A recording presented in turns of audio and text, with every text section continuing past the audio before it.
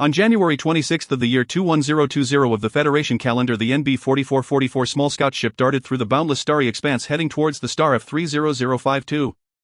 Inside the dormitory, a projector embedded in the metal walls was playing a three-dimensional hologram. A stunningly beautiful woman with golden hair and blue eyes with a curvaceous figure and scantily clad danced provocatively. Explosive music filled the entire dormitory. On the ceiling, neon lights flashed in a riot of brilliant colors. With a major battle looming, a group of soldiers were indulging in strong liquor, watching the dance and descending into a frenzy. A bunch of madmen. Feng cursed under his breath, his eardrums aching from the deafening music as he lay on his bunk. Come have a drink. We're about to go on a mission. Get hyped up so you can die with a little more flair, said Captain Liang Qingyong, waving a half-empty bottle towards Feng. Feng waved his hand, declining the invitation. With a battle imminent, he felt no excitement, nor did he wish to. Unlike the others who seemed ready to face death, he did not want to die. He had a wife at home waiting for his return. Unlike this bunch of crazy men before him who had no ties or worries. Everyone who volunteered for the Frontier Defense Force's scout ships was either fiercely ambitious or a desperado willing to risk their life for a shot at glory and fortune. The extremely high mortality rate coupled with the high intensity and frequency of missions drove the crew to the brink of madness. Feng was the exception. In this life, he was born on the F369 planet into an upper-middle-class family. His father was the fifth son of the Li family and the designated second-generation heir, while his mother also came from a notable lineage. When he was 5 or 6, he was betrothed to Jiang Chushua, the legitimate daughter of the Jiang family. But this happiness was not to last. At the age of 8, the transport convoy his parents were responsible for came under attack by the Winged clan. The Li family suffered heavy losses, falling to a middle-class status, and his parents perished in that accident. After reaching adulthood, his talent in martial arts and cultivation was mediocre at best. However, by leveraging his experience from 2 lives, he had managed to stand out in the struggle for the third-generation heir position. But trouble struck again. The Jiang family, having produced a promising young major who was rising through the ranks, had grown too big for their boots and now looked down on the Li family. Jiang Chushua, whose cultivation talent was exceptional, also looked down on him.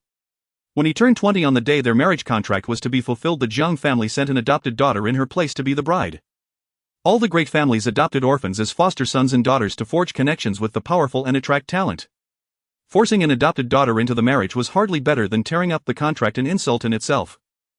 The Li family was humiliated but had no choice but to swallow their pride and endure it. Yet Feng actually considered it a blessing. He had met Jiang Chushua a few times and had not been impressed. On the other hand, the substitute bride, the adopted daughter Jiang Wanxin, was intelligent, clever, and empathetic. In just 1 month of being together, she became the solace his lonely soul had been searching for. He understood the consequences of only marrying a foster daughter of the Jiang family. He proactively resigned from all his positions in the Li family's transport company, gave up his claim to be the third-generation heir, and moved out of the Li family's manor. However, he had still underestimated the cruelty of internal family conflicts. Not long ago, he suddenly received a conscription notice. Someone had forged various documents, even a genetic verification, to sign him up for military service, specifically to apply for the scout ship of the Feng Frontier Defense Force. The mortality rate for the Feng Frontier Defense Force scout ships was a terrifying 99. He had barely managed to find happiness again after enduring the pain of losing his parents. He himself had no talent for martial arts or cultivation, so how could he be willing to die? But no matter how much he pleaded, his ruthless self-made grandfather Li Jinye refused to use his connections to cancel the enlistment. All because he had lost his value for a marriage alliance. Li Jinye's lifelong pursuit was to become the founder of a transstellar family. To achieve this dream, he was willing to sacrifice almost everything. Blood ties and the enormous contributions his parents had made to the Li family meant nothing. Anyone who couldn't create value for the future was not worth his time or resources. Only Jiang Wanxin secretly took out a loan of over $1 million. Combined with the savings of over $1 million they had built together, she bought him a second-tier gene serum to enhance his reaction speed.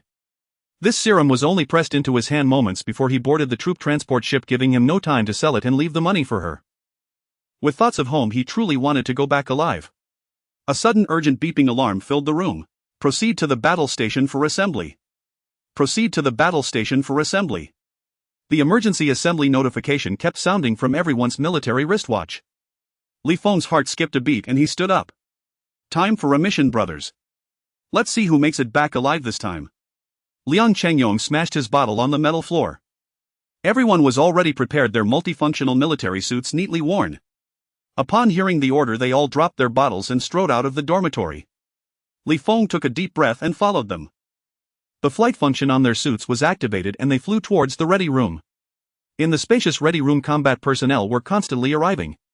70% were old, crazily excited veterans, while the other 30% were new recruits, also full of fervor. Only Feng was trying to keep calm, constantly telling himself not to rush to the front. He couldn't share the excitement of these desperados, he just wanted to go home alive. With a thought, his AI chip interpreted his brainwaves and opened a virtual screen on his military watch displaying a 3D scan from the scout ship. At this moment, the scout ship had arrived at the star system of F30052, only about 100 million kilometers from the life-sustaining planet ruled by the Wind Rat clan. It was still moving at light speed. In about 5 minutes, the scout ship neared the atmosphere and began to decelerate. It came to a halt about 100 kilometers from F30052. According to the scout ship's scanner, below was a gigantic castle spanning several dozen square kilometers. The battle station hatch will open shortly. Please prepare. Countdown 10-9-8. Although Feng was a new recruit, all Federation citizens had received virtual military training. He immediately activated his suit's combat mode. The green military suit rapidly expanded and extended, completely enveloping his body in just 3 seconds. The oxygen generation function was activated. Energy emission ports opened on the back of his hands, his chest, and his back. As the countdown ended, the massive hatch of the battle station slid open. Move out. A roar came from the mission commander, Battalion Commander Zhuang Yuanda, as he piloted a 10-meter-tall mech, the first to fly out of the battle station. 5 other mechs followed closely. Then came over 500 combat personnel in multifunctional suits. Feng was among them. The squad flew towards the giant castle below at supersonic speed. As the distance rapidly closed, the Wind Rat clan patrolling above the castle became aware of the intrusion. A massive swarm of wind rats surged out, rose into the air, and flew towards them. These wind rats were about a meter long. They were wingless but could fly. Their flying speeds varied by their level. They were densely packed, an awe-inspiring sight. The objective of this operation is to capture a level 27 Wind Rat clan leader. The operation time is only 10 minutes. Success or fail, we retreat at full speed immediately. Zhuang Yuanda's voice sounded again. Military merits are right in front of you. Act freely. The next second, the 6 mechs, including Zhuang Yuanda's, completely ignored the dense swarm of wind rats and accelerated towards the castle. Although the over 500 combat soldiers began to slow down, they showed no intention of gaining distance from the wind rat swarm. They're insane. Feng, who was trailing behind, felt his heartbeat race. He cursed inwardly that all these people were crazy. Although their multifunctional suits were made of special materials and had a small defense system enabling them to fight at a level 15 combat capability, they couldn't withstand multiple attacks from wind rats above level 10. Similarly, they couldn't withstand sustained attacks from wind rats below level 10 either. Facing such a dense and endless swarm of wind rats, the best strategy was to use speed and range advantage to stay at a distance and continuously fire. A direct charge was simply treating life and death as trivial. What's more, the data from the scout ship's scanner showed that among this group of wind rats there were plenty above level 10. But Feng didn't dare to leave the formation. If he didn't follow these madmen, he would die faster. As the wind rat swarm drew closer, the veterans, despite being within firing range, still hadn't opened fire. This was because the multifunctional suits had limited energy to ensure lightness. The closer the distance, the higher the hit rate.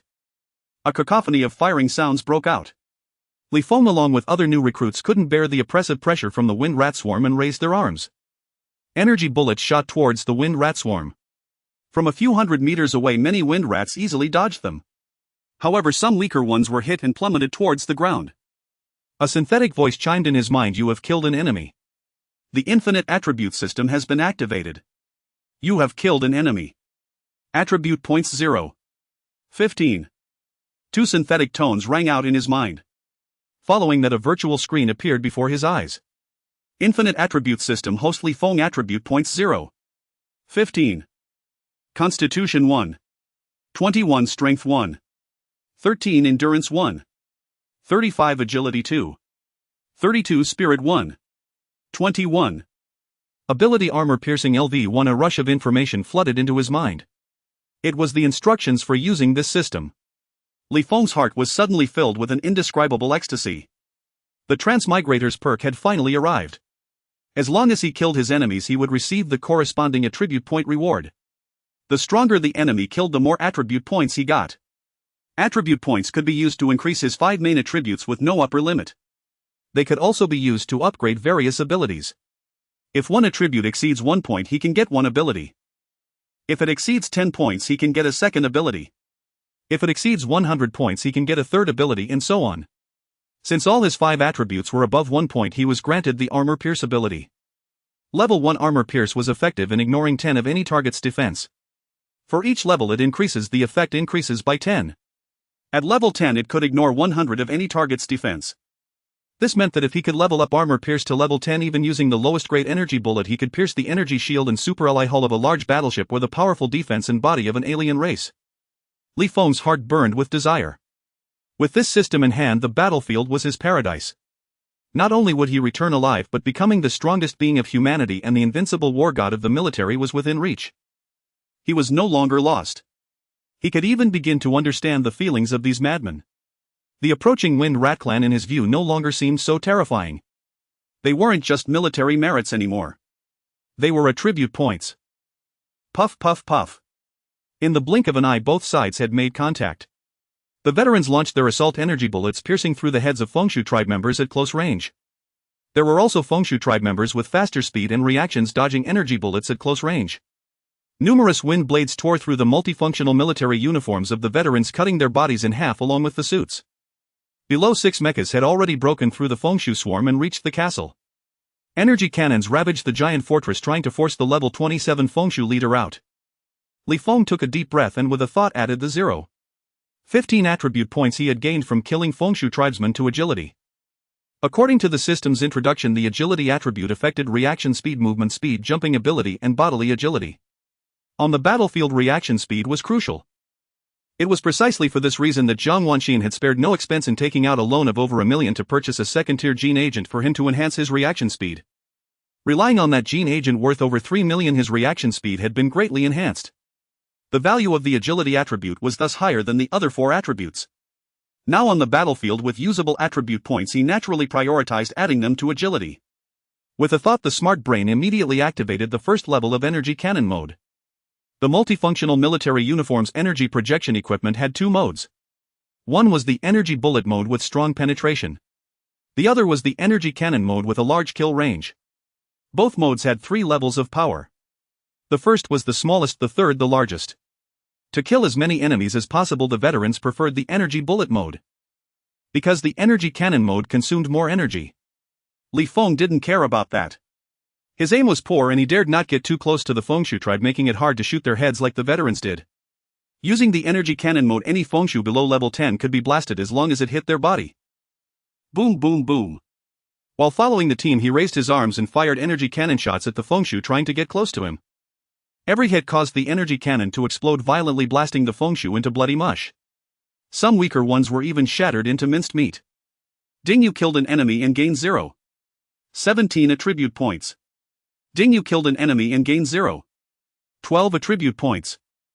Ding, you killed an enemy and gained 21 attribute points. System prompts echoed continuously in his mind. 98, 97, 96. Energy reserves were also dropping steadily. In an instant, Li Feng had followed the team through the dense, endless Fengshu swarm and entered the giant castle. There were fewer than 400 left out of over 500. They were completely surrounded by the Fengshu swarm. Every direction was filled with endless Fengshu pouring in. The veterans' eyes bloodshot took the initiative to charge into the densest areas. They all drew their melee weapons attached to their uniforms.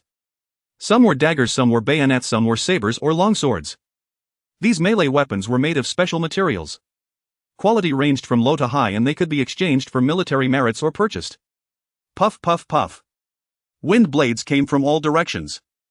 Even with his extremely fast reaction speed, Li Feng could only try to dodge the more powerful wind blades. Many weaker ones still kept slashing against his uniform. Although they were all blocked by the energy shield formed by the defense system, the energy reserves were depleting faster. His heartbeat continued to accelerate. He had no choice but to have the smart brain inject a microdose of sedative. He then glanced at the Fengshu distribution map provided by the smart brain and flew toward areas far from level 10 and above Fengshu. Energy cannon shots blasted at the surrounding Fengshu. Boom boom boom. Attribute points 12 attribute points 19 attribute points 13.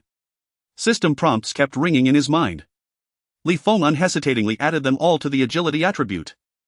Comrades around him kept falling. But the Fengshu tribe seemed endless.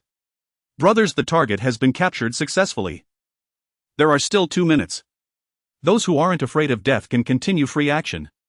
Those who are afraid regroup with the mechas. When the energy reserve of his multifunctional military uniform dropped to 15, Feng was hesitating whether to give up killing and focus entirely on dodging to minimize energy consumption from wind blade attacks. Then the voice of Battalion Commander Zhuang Yuanda sounded in the communicator. For Feng, it was a heavenly sound. He immediately pulled up the map to locate the positions of the 6 mechas comparable to level 25. The level 27 Fengshu was extremely powerful. Although the 6 mechas seemed invincible against ordinary Fengshu, they couldn't withstand the combined attack of the Fengshu leader and many level 10 Fengshu. In just 7 or 8 minutes 2 mechas had already been destroyed. He immediately flew towards the 4 mechas that had grouped together. Once within 100 meters of them, his sense of security instantly soared. These 4 mechas were equipped with over 100 energy emitters and had powerful smart brains with an intelligent firing system. Any enemy within 100 meters would be automatically attacked with energy bullets. They were true battlefield killing machines. Arriving beside one mecha, Feng continued to attack weaker Fengshu from a distance, harvesting attribute points as much as possible. At the same time, he pulled up the map to check. The over 500 combatants were now only slightly more than 200. Casualties were so heavy. Those crazy veterans were still charging into the Fengshu swarm. Only a few lucky new recruits who had escaped along with some less powerful veterans began to converge around the 4 mechas. Retreat! With the 10-minute countdown over, Zhuang Yuanda immediately gave the retreat order. 2 of the 4 mechas took off first to clear the path above. Feng and the other team members immediately instructed their smart brains to activate intelligent flight mode and set to automatically follow the 2 mechas clearing the way above. In the distance, the veterans still in the Fengshu swarm finally began charging towards the mechas. Some closed in quickly. Others were intercepted by powerful Fengshu. The 2 mechas responsible for rear guard did not go to rescue those intercepted veterans, nor did they wait too long. They soon ascended, staying behind to block the Fengshu from approaching. The 4 mechas had a maximum speed of 20000 km/h. But the multifunctional military uniform's limit was only the speed of sound, around 1200 km/h. The 4 mechas accelerated to the speed of sound and then did not increase further. Feng looked at the data and couldn't help clicking his tongue. No wonder the death rate of the Phrygian border defense reconnaissance ship was as high as 99. In this battle, 2 of the 6 mechas were lost. Of the over 500 combatants, only a little more than 160 returned successfully. He opened the system with a thought to check. Host Feng. Attribute points 3. 69. Physique 1. 21. Strength 1. 13. Endurance 1. 35. Agility 19. 55. Spirit 1. 21. Ability armor piercing level 1. Huge gains. Not only had agility skyrocketed to 19 points. Near the retreat, after he got close to the mechas, the attribute points gained from killing Fengshu were no longer added to agility. He still had 69 usable attribute points. A second-tier gene agent worth over 3 million had only increased his agility by about 1 point. But in this battle, the attribute points he obtained exceeded 20 points, equal to 20 bottles of second-tier gene agents. Warning, warning, a powerful enemy is approaching. According to calculations, your speed is insufficient to return to the ship. Please arrange an interception by the commander. Feng thought the battle was over. Yet unexpectedly, the alarm suddenly sounded wildly. Startled, he quickly pulled up the map. According to the scanning information from the reconnaissance ship Smart Brain, hundreds of kilometers away, a Fengshu whose specific level could not be scanned, suspected to be above level 40, was flying towards them at high speed. Mecha no. 3-second company, stay behind to intercept. Zhuang Yuanda voice immediately rang in everyone's ears. Damn, Grandpa is going to die here today. Really bad luck. I still have over 300 military merits unused. Who calls me dad? I'll transfer all the money in my account to him. The communicator was filled with curses. The mecha responsible for rearguard and the surviving 30-odd members of the second company all stopped and voluntarily flew towards the direction from which the high-level Fengshu was approaching. Orders were like a mountain. Each mission had rotating mechas and companies for rearguard. If you encountered it, you had to accept your bad luck.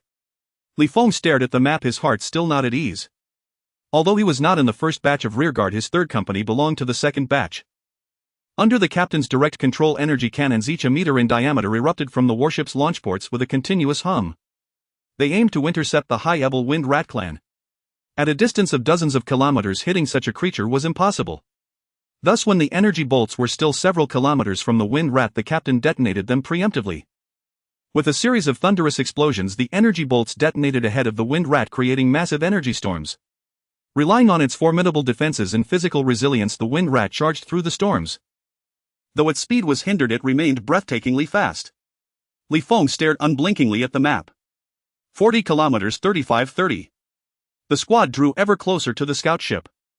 The wind rat also closed in relentlessly.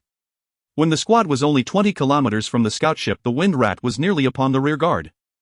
"Brothers, let me see if you've died miserably." The pilot of the third mech guided it backward toward the scout ship, but its speed was not great. The 30-plus members of the second squadron all halted. No longer caring about remaining energy reserves, they activated the third-level energy cannon mode. Based on the position shown on the map, they fired a volley of energy bolts blindly toward the wind rat's location. These bolts contained no detonation mechanisms. The wind rat dodged them with ease. Wind blades like flashes of lightning streaked through the air. Their speed was so immense that the three-dimensional map could not even display their presence in real time. In an instant, over 30 soldiers along with their multifunctional uniforms were sliced into fragments by the wind blades. Pools of blood drifted and spread among the clouds. The third mech continued accelerating backward toward the scout ship. Another barrage of energy bolts exploded from the scout ship with a thunderous roar. As the wind rat once again evaded the dense explosions and burst forth from the energy storm, the third mech reached its maximum acceleration. Under the pilot's control, the mech executed a sharp turn. It suddenly reversed course, hurtling toward the wind rat at top speed, guided by the scout ship's scan map. 10 kilometers 98. It arrived in an instant.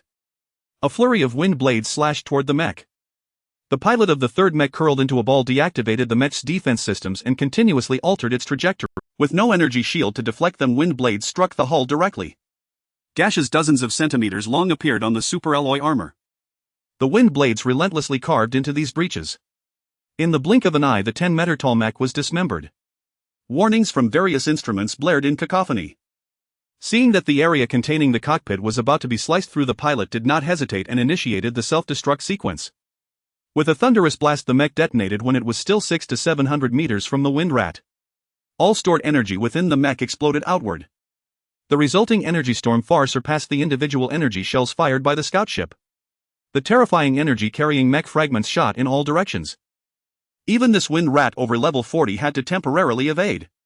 It retreated while dodging the rapidly expanding energy storm and debris. Just as the energy storm and fragments dissipated to a level no longer threatening it, another volley of energy bolts streaked from the scout ship. After barely evading and breaking free from the energy storms created by the explosions, the 3 mechs and 132 soldiers had successfully retreated into the scout ship. At the captain's command, the hangar bay doors sealed shut. The defense systems activated. A massive energy shield enveloped the small scout ship, which measured 120 meters in length and 40 meters in both width and height. Simultaneously, the scout ship began ascending and accelerating. The wind rat dodged a barrage of energy bullets and shells, then caught up to the still accelerating vessel. It unleashed a frenzy of wind blades against the energy shield. The scout ship's reserve energy slowly declined. 95. 27 95. 26 95. 25. Even at close range, the scout ship's energy bullets and shells could not threaten this wind rat above level 40. Yet it was equally powerless to breach the ship's energy shield quickly. Nor could it stop the scout ship from ascending and accelerating. Eventually, the scout ship's speed surpassed the wind rat's and the distance between them grew. Lucky it was just a wind rat over level 40. Zhuang Yuenda emerged from his mech. On one side of his mech, countless metal tentacles bound a wind rat that had been injected with anesthetic and lay unconscious. This was the mission's target, the level 27 wind rat chieftain. The others also deactivated their combat uniforms. What a rush! Alive again. Don't get cocky. Next time it's your third squadron's turn to cover the retreat. You might die during the mission itself or during the rearguard action. Brothers of the third squadron, since you're bound to die on the next mission, don't hoard your military merits and credits. Whoever treats me to a wild time, I'll call him dad every day until then. In the hangar bay, the survivors were rowdy and boisterous, showing no signs of post-ordeal exhaustion. Only Li Feng and a few rookies sat slumped on the floor. Physically unharmed, they were mentally drained. Good kid, Lucky. You actually survived. Squad leader Liang Changyong approached Li Feng with some surprise. Indeed, I was lucky. Li Feng smiled, his tense nerves slowly calming. I'm heading back first. Liang Changyong patted his shoulder and headed straight for the dormitory. The veterans also began to leave intermittently. After resting for 5 or 6 minutes, the hangar bay was empty and even the captured level 27 Wind Rat had been taken away for confinement. Only then did Li Feng return to the dormitory. Upon arrival, only 2 of his bunkmates were there. Including him, there were only 3. In this battle, 7 soldiers from his dormitory squad had perished. Liang Changyang and the other surviving bunkmate Wei Peng were drinking and celebrating wildly. They cared little for their own lives, let alone the deaths of their comrades. After this battle, though Li Feng still feared death, he had also caught a hint of that reckless spirit. He asked squad leader Liang for a bottle of liquor and without a second thought gulped it down. Before the alcohol powder could stimulate his brain, already mentally exhausted, he lay down on his bunk in his uniform cleanly and decisively. Putting on his headphones, he was soon fast asleep. When he woke, 5 or 6 hours had passed. The revelry was long over and his bunkmates were sleeping on the cold floor. Li Feng first checked his system. Then he called up the AI to check the scout ship's current position. The vessel was still en route back to base. It had already performed 5 space jumps. However, the small scout ship's space jump system had a maximum range of 100 light-years per jump. Moreover, after each jump it required an hour for system checks and cooling. It would take another 4 to 5 hours to reach the base. He instructed the AI to upload the combat footage from this battle to the scout ship's main computer. Feeling hungry, he ordered a portion of energy biscuits. Soon a service robot delivered the energy biscuits. One bite revealed them to be hard, dry, and astringent. Their only merit was that a small piece could sustain a person's energy needs for an entire day. On the scout ship, only synthetic compressed foods like energy bars, biscuits, and energy paste were available. Only officers of at least second lieutenant rank were permitted to bring extra food aboard. The liquor that Liang Changyang and others drank was merely a product of alcohol powder mixed with water. A pinch of the powder could produce a bottle of strong spirits. By pooling their money to ask a second lieutenant to bring a few kilograms aboard, it was enough to supply the entire crew for a month. After waiting just over 10 minutes, his military wristwatch received a notification. The combat footage he had submitted had been forwarded by the scout ship to the military base. Through AI analysis and calculation, the military merit points had been tallied. In this mission, Li Feng had slain a total of 112 Wind Rat tribe members. Based on their varying ranks, he earned 209 kill merit points. The calculation method was similar to the system's attribute evaluation, albeit multiplied tenfold. Additionally, for successfully completing the mission and capturing the level 27 Wind Rat tribe chieftain, he was allocated 30 contribution merit points. In total, he had accumulated 239 merit points. The Federation's military ranks comprised private, second lieutenant, first lieutenant, captain, major lieutenant, colonel, colonel, major, general, lieutenant, general, and general. Each of these ranks had 9 stars. A new recruit was a 0-star private. Accumulating 100 merit points would promote one to a 1-star private, while 900 merit points would achieve a 9-star private. Accumulating 1,000 merit points would elevate one to a 1-star second lieutenant and 9,000 merit points to a 9-star second lieutenant. By this logic, 100 billion merit points were required to become a 1-star general and 900 billion to reach the pinnacle as a 9-star general.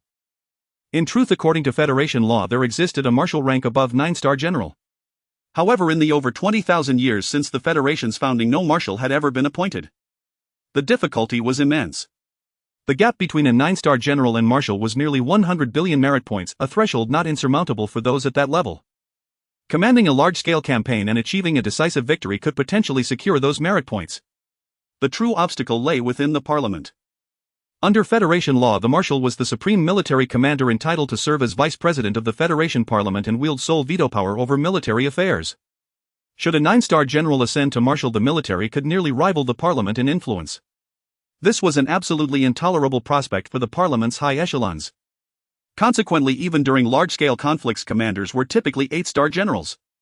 Once reaching the 9-star general level, they were inevitably elevated and sidelined by the parliament. No wonder 99% of the military high command hail from the F-sector frontier defense forces. Scout ships are a haven for ambitious schemers and desperate outlaws. Li Feng sighed inwardly. With 239 points from this battle, he had advanced from a 0-star private to a 2-star private, all within just half a month of enlistment. In non-combat zones, unless one encountered a rebellion, promotion relied solely on seniority. Privates advanced 1 star per year, second lieutenants 1 star every 3 years, and first lieutenants 1 star every 5 years. Even with exceptional ability and standing out, one could never rise beyond the rank of captain in a lifetime. A 2-star private's salary increased from 5,000 to 7,000 per month. Beyond this, merit points could be directly exchanged for Federation currency and various items without affecting the cumulative total. The exchange rate was roughly 1 merit point for 100 Federation credits. 239 merit points equated to 23900 Federation credits. After a brief calculation, Feng decided to first acquire a melee weapon. Enhancing his strength was paramount. With his mind made up, he changed into a spare uniform and left the dormitory. He sent his battle-worn uniform for maintenance, then headed to the training room. It housed virtual training pods where he could test which weapon suited him best and hone his combat skills.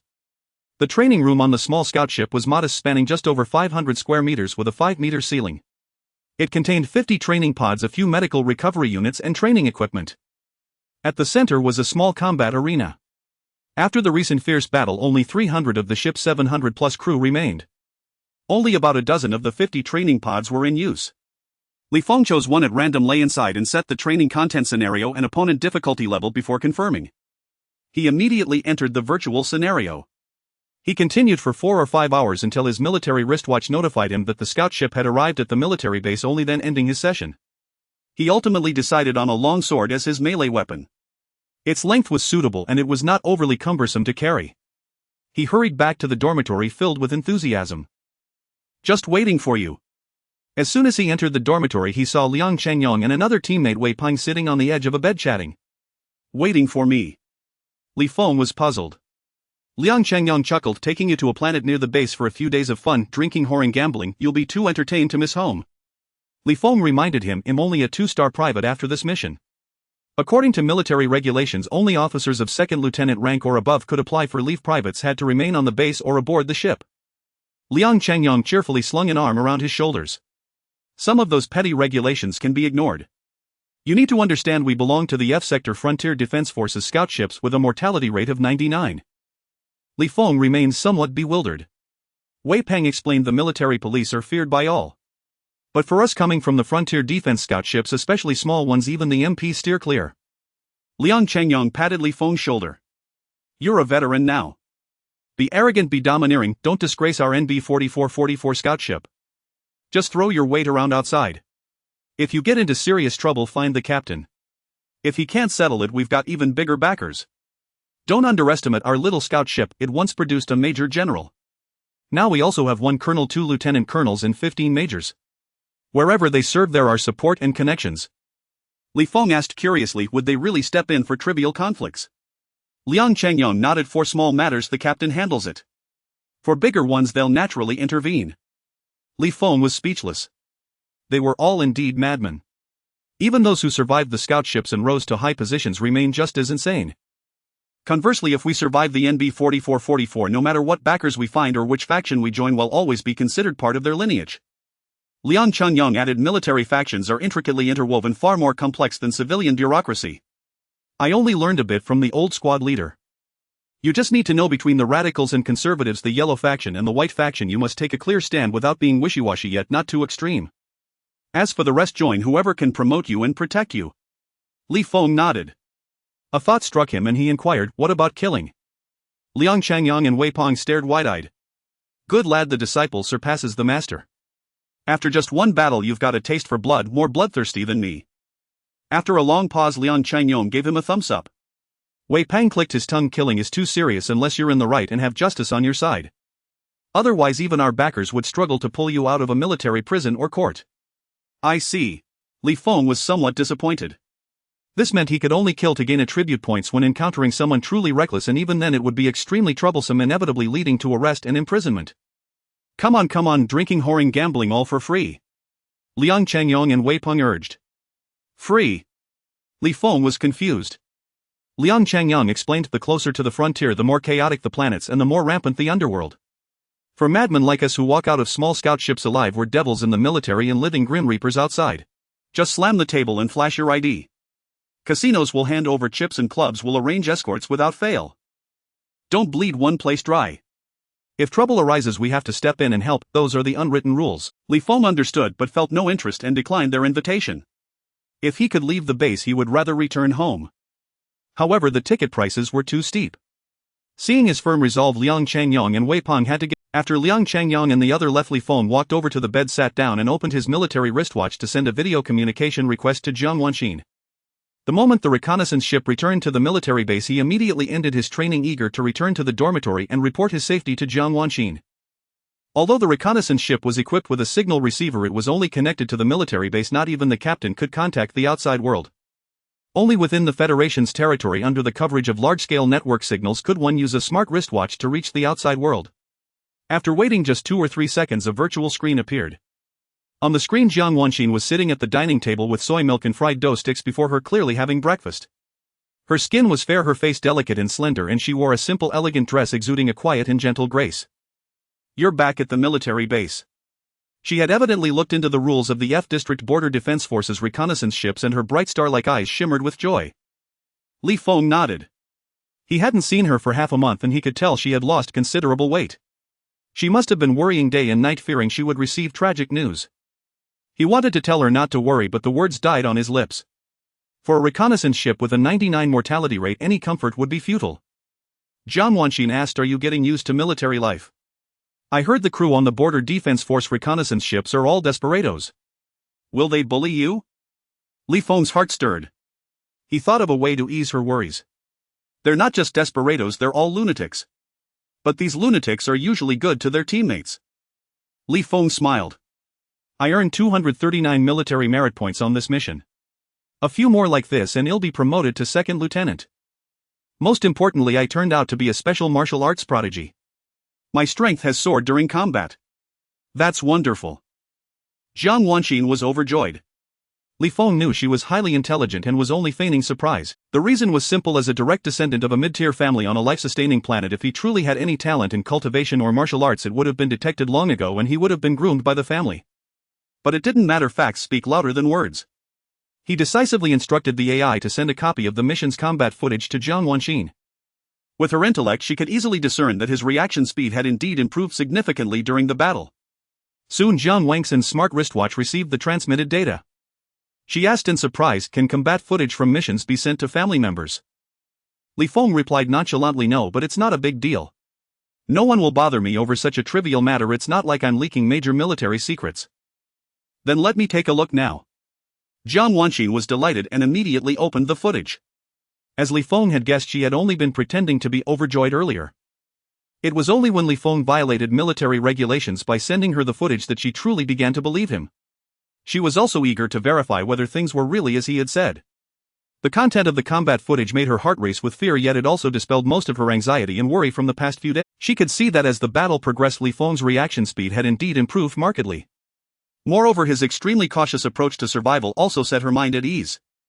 She exclaimed with joy, "So if you complete 3 or 4 more missions, you'll have a chance to be promoted to second lieutenant and qualify for a transfer out of the reconnaissance ship?" "Yes." Li Feng nodded. He didn't actually want to leave the reconnaissance ship, but there was no need to tell her that now. "That's wonderful." Jiang Wanxin finally saw hope that Li Feng could return alive, and the crushing weight on her heart was lifted by more than half. Unable to hold back any longer, tears involuntarily streamed down her face. As an adopted daughter of the Jiang family, she had been taught from a young age that to repay their nurturing she must sacrifice her dignity and preferences, becoming a tool for the family to curry favor with the powerful and recruit talents. From a young age she lived in fear and anxiety about the future.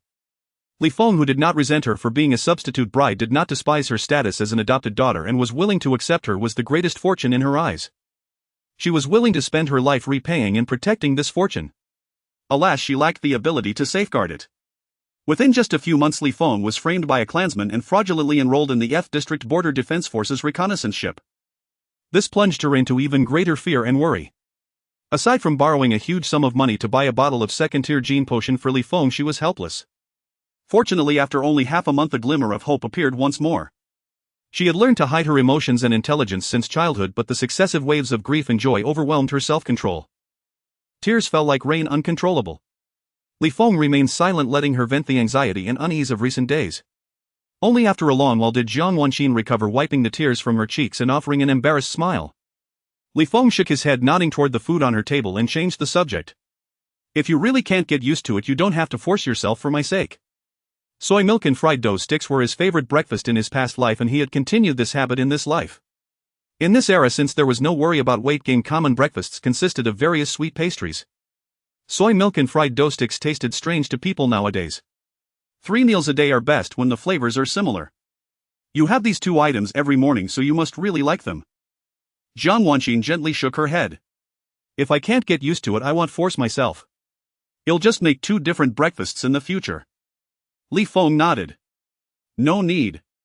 Try switching to a flavor you like. Jiang Wanxin was taken aback. As she looked into Li Feng's eyes, it seemed as though countless stars were twinkling within them. Li Feng asked, "How are things on your end?" Jiang Wanxin nodded. "Even though I've lost my value as a tool to avoid discouraging the other adopted children, my position in the Jiang family's subsidiary company hasn't been affected. Besides, I have good talent in cultivation. Now that I don't have to fear the Jiang family finding out, I no longer need to hide and avoid training. Once I reach level 5, I can even take on a part-time job as an apothecary. My income will gradually surpass my salary, and I can even leave the Jiang family entirely." Li Feng said confidently, "Don't worry too much about the loan. I can pay it off quickly." Jiang Wanxin responded with a smile. The two began chatting about trivial daily matters. It wasn't until over an hour later that Jiang Wanxin suddenly transferred 3,000 federal credits to him and he realized what had happened. This kind of interstellar video communication cost over 10 credits per minute.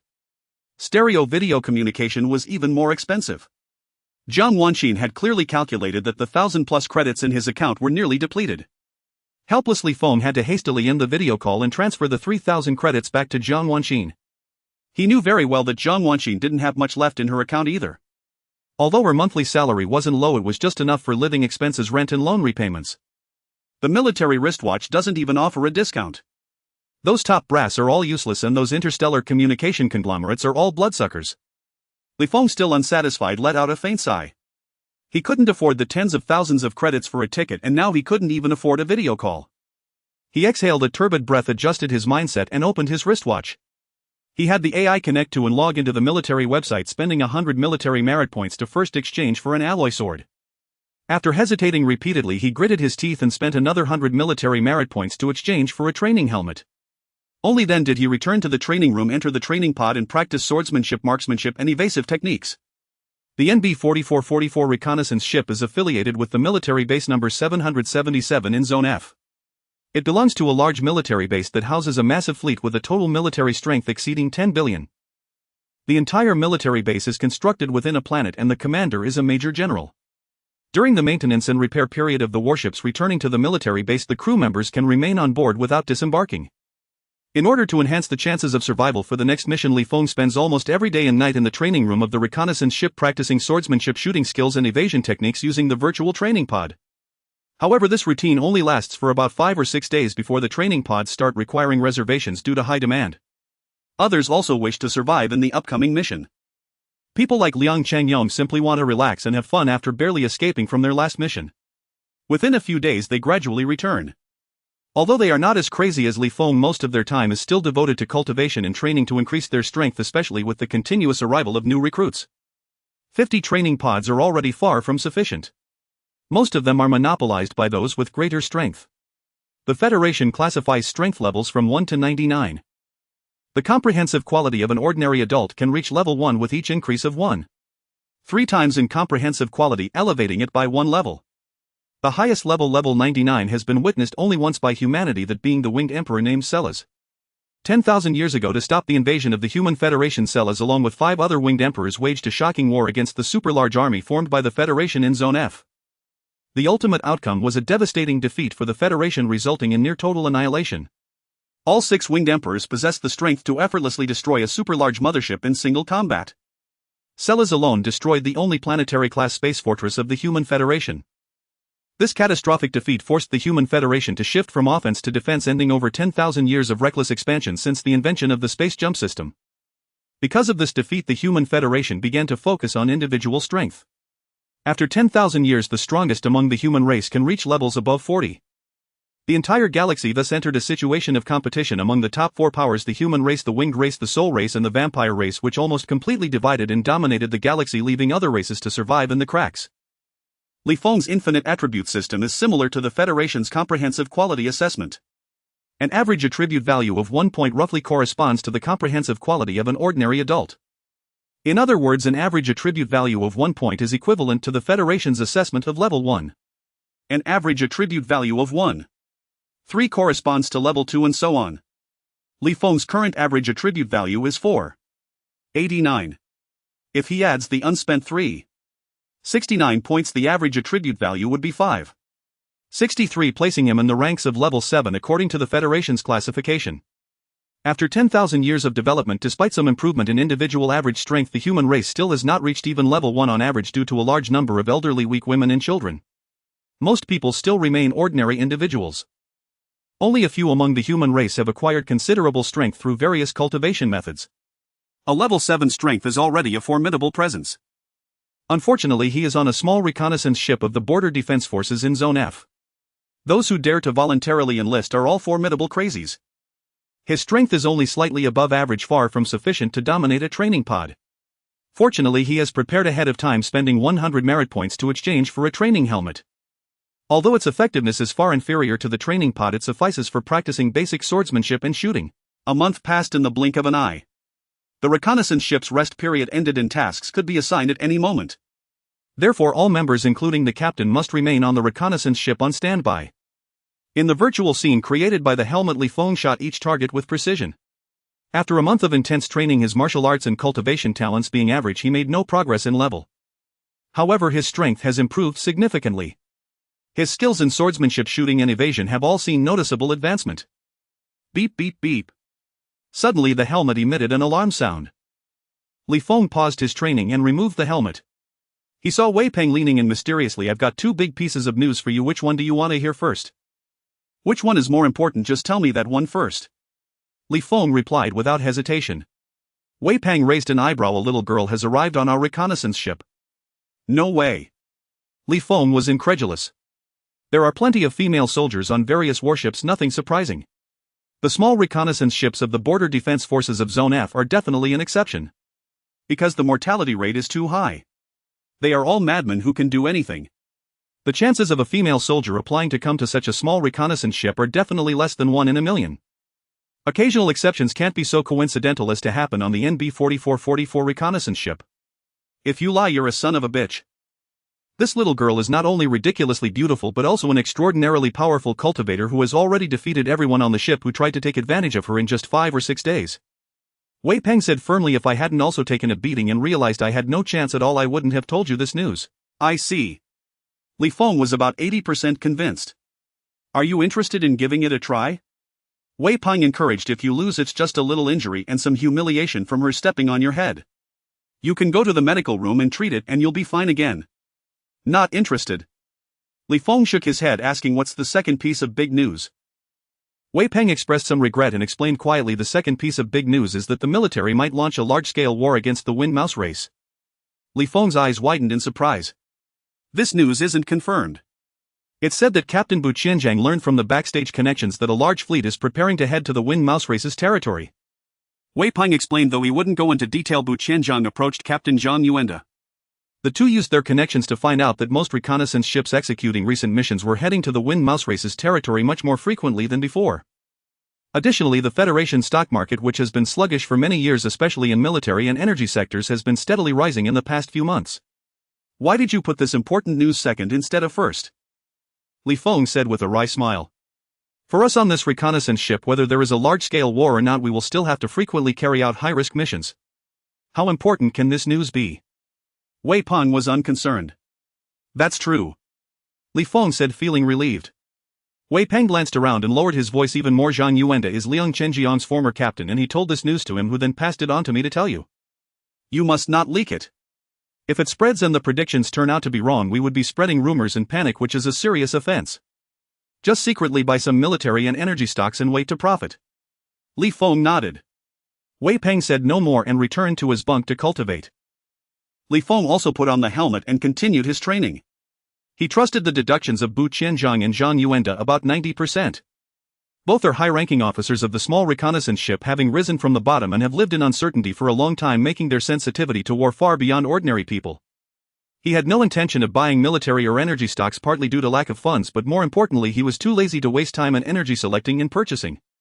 In his eyes, a large-scale war against the Wind Mouse race might mean opportunities to gain more attribute points and merit points.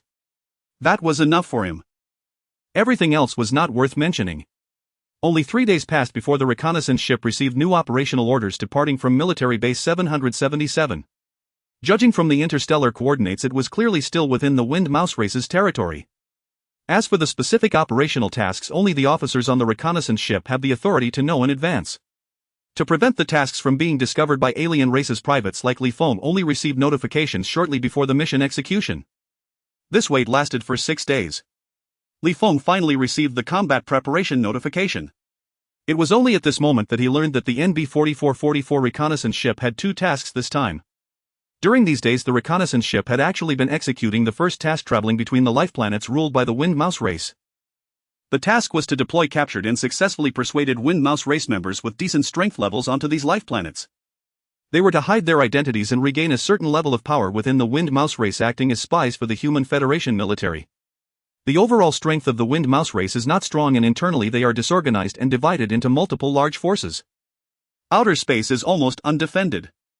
Unlike the 4 major dominant races, the human race, winged race, vampire race and soul race, who have deployed reconnaissance and patrols in outer space.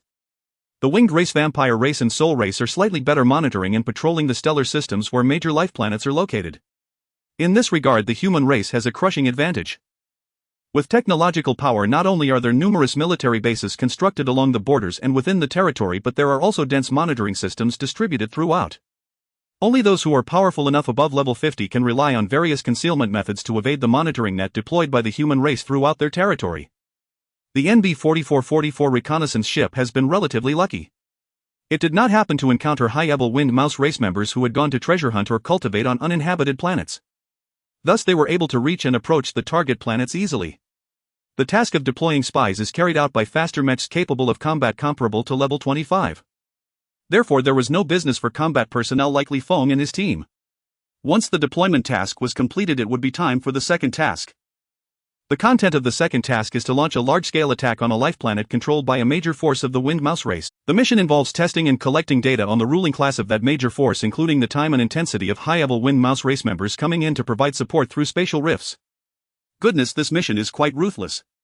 Li Feng was not the only one to receive the notification. Many new recruits failed to realize the peril of this mission. Wei Peng immediately recognized it and turned to Li Feng, teasingly asking, "Do you regret not joining me and Liang Changyang to have some fun last time?" "A bit," Li Feng honestly admitted. This task was too extreme. In the last mission, they only encountered high-level Wind Mouse race members while escaping back to the reconnaissance ship. They sacrificed a mech, and over 30 combat personnel were responsible for covering the retreat, allowing the rest to narrowly escape. This time all combat personnel would be scattered to launch attacks within a certain range. Just this alone made the chances of survival low. Not to mention they would need to wait for high-level Wind Mouse race members to appear before beginning their retreat. How could they even retreat then? If they encounter Wind Mouse race members above level 50, the reconnaissance ship wouldn't stand a chance to escape. If they meet those above level 40, not a single mech, even those reaching speeds of up to 20,000 kilometers per hour, would escape. "Brothers, I've saved up quite a bit of alcohol powder. While we have time, let's drink it all at once," Wei Peng shouted enthusiastically to the new recruits. The new recruits felt something ominous in his tone, but all shouted excitedly in response. Those who dared to volunteer for the border defense forces in Zone F, even if they were new recruits, were still wild. Li Feng paid no heed to the frenzy of the crowd, merely pocketing some energy biscuits.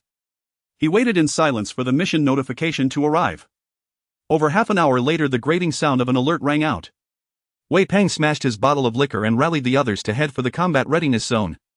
The potent brew mixed from alcohol powder brought a swift intoxication that faded just as quickly. By the time they reached the combat readiness zone, everyone had returned to normal. Li Feng found an empty seat and sat down. Scanning the area, he spotted the young girl Wei Peng had mentioned. She was indeed strikingly beautiful, appearing to be only 18 or 19 years old. Beyond her exquisite features, she exuded an innate air of confidence and elegance. Her deep bright eyes held a subtle, barely perceptible pride and composure. Sensing Li Feng's gaze, Gu Lingxi suddenly turned to look back at him. As if trying to discern something from his face, she stared without any hint of evasion. Li Feng was puzzled, unable to fathom why this girl was looking at him with such an expression. He didn't dwell on it much. Shifting his gaze away, he quietly pondered how to best utilize his attribute points. Not only were there the 369 unused attribute points, but also those gained from killing Wind Rat Clan members once the action began. The mission's risks were too great, he had to plan ahead. After much deliberation, he ultimately decided to prioritize agility. Constitution and endurance came next, followed by spirit and strength. Having made up his mind, Li Feng didn't hesitate and allocated all available attribute points to agility. Infinite Attribute System. Host Li Feng. Attribute points 0. Constitution 1. 21. Strength 1. 13. Endurance 1. 35. Agility 23. 24. Spirit 1. 21. Ability armor piercing level 1. An agility of 23. 24 boosted his speed to a maximum of over 200 meters per second. His reaction speed was also vastly improved, ensuring that even when facing high-level Wind Rat Clan members he wouldn't be instantly killed before he could react.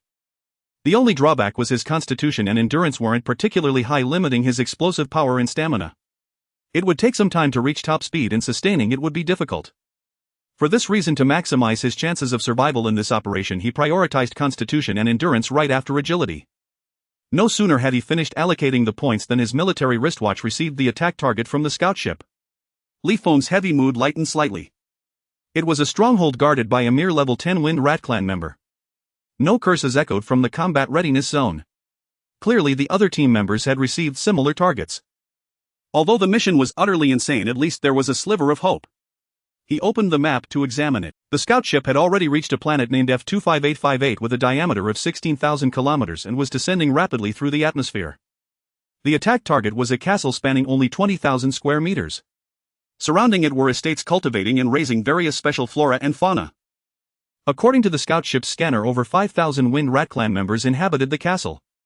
The leader was only level 10, most were ordinary members and few were above level 5. However, although the Wind Rat Clan wasn't a particularly powerful race, their average level reached 2 and every adult possessed strength above level 3. The announcement sounded: the combat readiness zone hatch will open shortly, please prepare. Countdown 10-9-8. Li Feng immediately activated the combat mode of his multifunctional military uniform. The green uniform began to expand and extend, enveloping his entire body. Energy emission ports opened across its surface. In this state, as long as one's reaction speed wasn't too slow, they could unleash power comparable to level 15. Brothers, this mission is risky. Good luck to everyone. As the massive hatch of the combat readiness zone opened, Battalion Commander Zhuang Yuenda was the first to pilot his mech, flying towards his assigned target. 5 other mechs followed closely, each piloted by a company commander. Li Feng's former squad leader Liang Qingyong was among them. With his promotion to the rank of second lieutenant, Liang Qingyong had successfully entered the upper echelons of scout ship NB 4444, becoming the commander of the 3rd company. The squad leader for Li Feng's team was now Wei Peng, who had participated in 3 operations and had higher military merit. Over 500 combat personnel followed, flying out of the hatch. Li Feng immediately activated the intelligent flight mode, letting the AI navigate him to the predetermined target area based on commands. He then instructed the AI to pull up the map again to study the terrain around the mission objective. In just a few minutes he arrived at the designated location, a mere dozen kilometers from the target castle below. The dispersal plan had been executed successfully. After waiting a few more minutes, the team members assigned to targets in slightly more distant areas also reached their destinations. Although a few members encountered moderately powerful Wind Rat Clan members along the way. Thanks to the information provided by the scout ship's scanner, they easily avoided them. As the countdown for the assault ended, Li Feng immediately flew at full speed towards the castle below. 9 kilometers, 8 kilometers, 7 kilometers. When he was still 4 or 5 kilometers away, the Wind Rat Clan patrolling above the castle spotted him and raised the alarm. Instantly, Wind Rat Clan members began pouring out of the castle. Li Feng halted, immediately raising his arms. As these patrolling Wind Rats closed within 100 meters, he fired energy bullets at them. Ding, you killed an enemy, gained attribute points 0. 19. Ding, you killed an enemy, gained attribute points 0. 21. After a month of intense training, his marksmanship had reached an extremely precise level.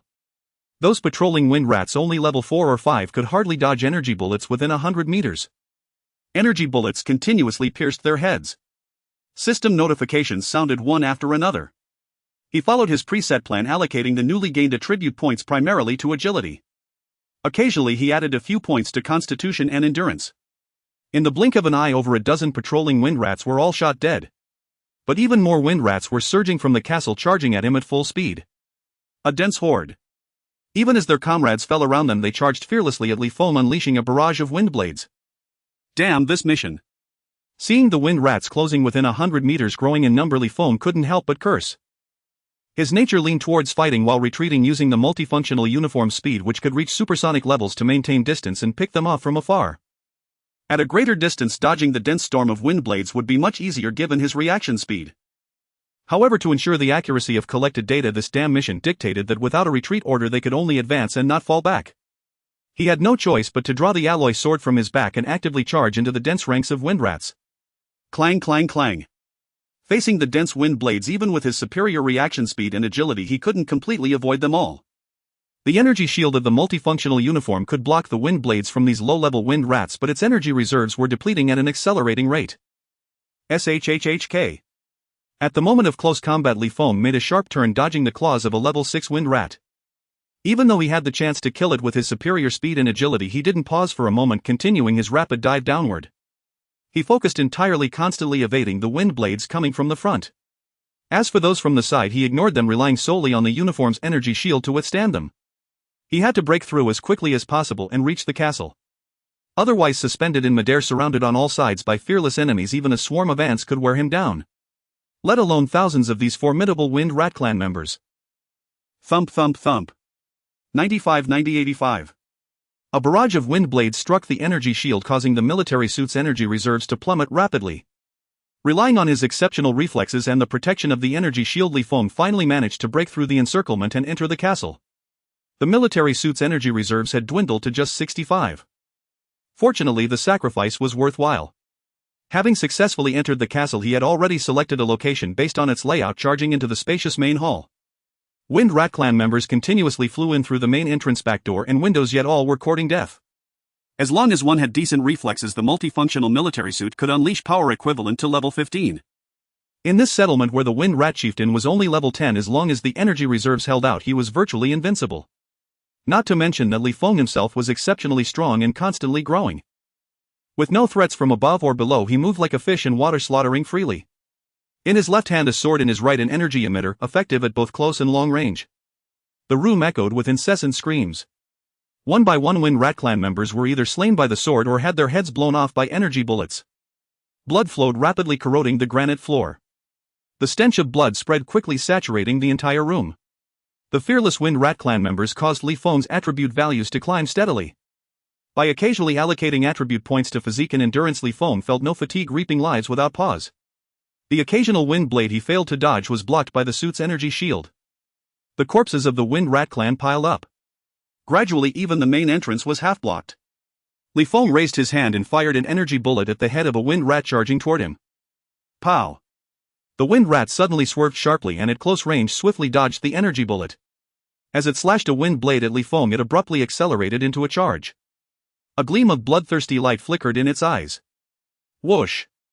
Contrary to its expectations, Feng executed a sharp turn, ignoring a wind blade attack from behind while evading its strike, and swung his sword toward it. Intending to catch Feng off guard, it was instead caught off guard itself.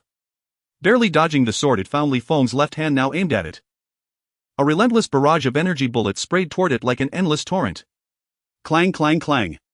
Pow pow pow. An energy shield instantly materialized around the wind rat.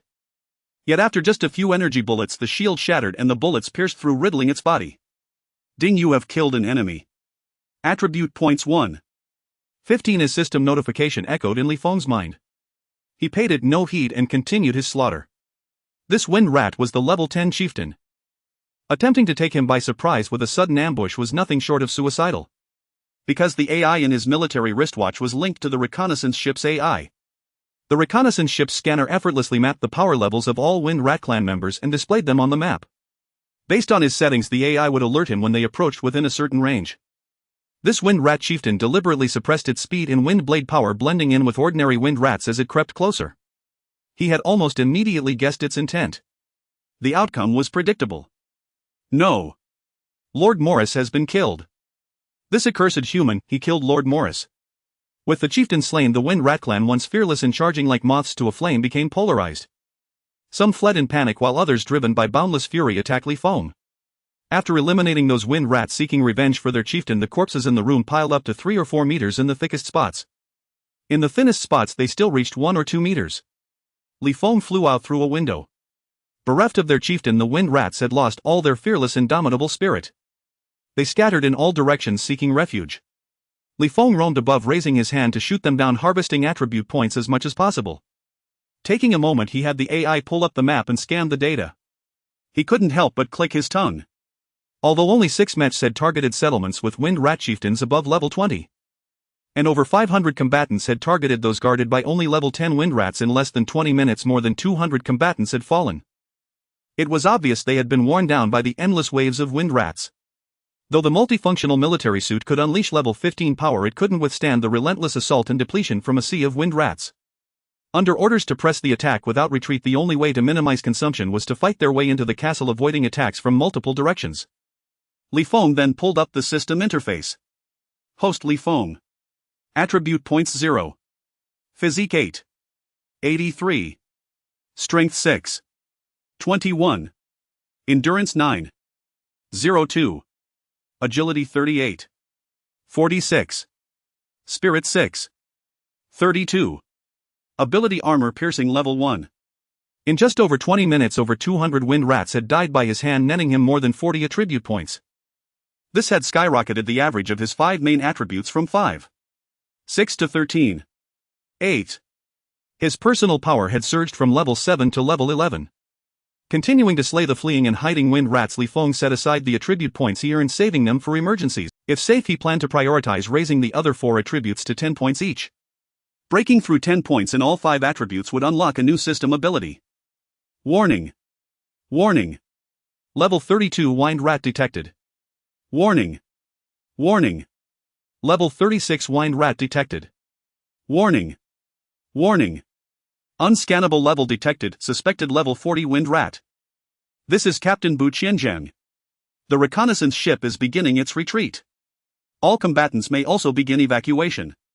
Evacuation methods and routes are at your discretion. If the reconnaissance ship is not destroyed, it will return to re-establish contact with you. If it is destroyed, Base 777 has no rescue plan in place. Good luck, brothers. The scattered and hidden wind rats were hard to kill, and Feng had only accumulated 6 available attribute points when the AI and Captain Bu Qianjiang's voices rang in his ears. He checked the energy reserves, still a decent 52. He immediately flew toward the rolling mountain range 100 kilometers to the south. At speeds of 100, 200, 300 kilometers per hour. The multifunctional military suit accelerated continuously, diving downward. Before reaching its maximum, he arrived above a boundless plain south of the castle. Feng descended unhesitatingly, deactivating the flight function, and continued sprinting south. With an agility of 38. 46, his top speed had reached nearly 400 meters per second. This was even faster than the military suit's maximum speed. With few obstacles and decent physique and endurance, relying on his own speed for evacuation was effective and conserved energy. As he sprinted, he opened the map. The reconnaissance ship had begun to ascend, accelerating steadily. One of the 6 mechs had been entangled by a level 30-something wind rat. The other 5 chose different paths. Some shot into the sky, accelerating recklessly. Others flew toward nearby forests or mountains. The same went for the 300-plus combatants. With the high-level wind rats appearing, their primary targets were the ascending reconnaissance ship and the 6 mechs. They had no time to bother with the combatants for now. This was their best chance to escape. They could flee into outer space or head for forests and mountains. Each option had its pros and cons. Outer space was vast, and the wind rats lacked enough high-level members to search extensively. Fear of an ambush by warships also discouraged them from dispatching large search parties. If they reached space and the reconnaissance ship wasn't destroyed, they'd be almost safe. The downside was that the military suit's top speed was just over 1200 kilometers per hour, requiring at least 2 hours to escape the atmosphere. Even a level 15 or 16 wind rat could spot them, let alone a level 30-something one. Death would be certain. Fleeing to forests or mountains had the advantage of using the high-level wind rat's focus on the ship and mechs to quickly find hiding spots. The downside was that if a high-level wind rat personally searched, escape would be impossible. Regardless of species, once power broke through level 20, they underwent a life-level evolution, gaining extrasensory perception beyond the 5 senses. The higher the level, the larger the perception range. Within that range, even hiding underground wouldn't evade detection. Feng chose the latter. He gambled that those level 30 or 40 wind rats wouldn't waste their cultivation time searching for a few human soldiers. A distance of over 100 kilometers was covered in just 5 or 6 minutes. Feng entered the undulating mountain range, slowing his pace as he wove through the forest. I wonder if the reconnaissance ship managed to escape, he murmured, exhaling a faint sigh. He looked up toward the sky. Towering trees with dense foliage completely blocked his view. A minute ago, his military wristwatch had lost contact with the reconnaissance ship. This meant that either the ship had successfully accelerated to light speed, shaken off its pursuers and escaped hundreds of light years away using its space jump system, or that the Wind Rat clan, whose specific level the scanner couldn't determine, was above level 50 and had already destroyed the reconnaissance ship. He naturally hoped for the former. But for now, whether it was the former or the latter, the key was whether he could successfully hide and evade the pursuit. Losing contact with the reconnaissance ship meant he could no longer access its real-time scanning data and maps. He couldn't know the distribution or even the strength levels of the Wind Rat clan. It was almost like being rendered blind on this alien planet. He could only hope for the best. He remained in combat mode but shut down his defense system. As he continued forward, he found some leaves and crushed them. He smeared the juice over his body to reduce the chances of being spotted by the superior vision of high-level wind rats. As for a high-level wind rat passing nearby, no amount of effort would matter. It was impossible to evade their perception. "I've escaped the atmosphere. Anyone else made it?" After more than 10 minutes, the voice of the second squadron leader came through the public channel of the communicator. Though the reconnaissance ship's signal was lost, the communication devices built into the mechas and multifunctional military uniforms still allowed everyone to communicate. However, the range was only 1,000,000 kilometers. "I made it out too." The voice of Liang Qingyang, the third squadron leader, quickly followed. But after that there was no other sound. Without a doubt, including Zhuang Yuanda, the other 4 mechas had all failed to escape the pursuit of high-level wind rats. "How many brothers are still alive?" The second squadron leader's voice rang out again. "Me," Li Feng casually replied. "I found a cave to hide in. I'll leave it to fate. I'm still alive too." Voices of other team members kept sounding. The total number was still close to 300.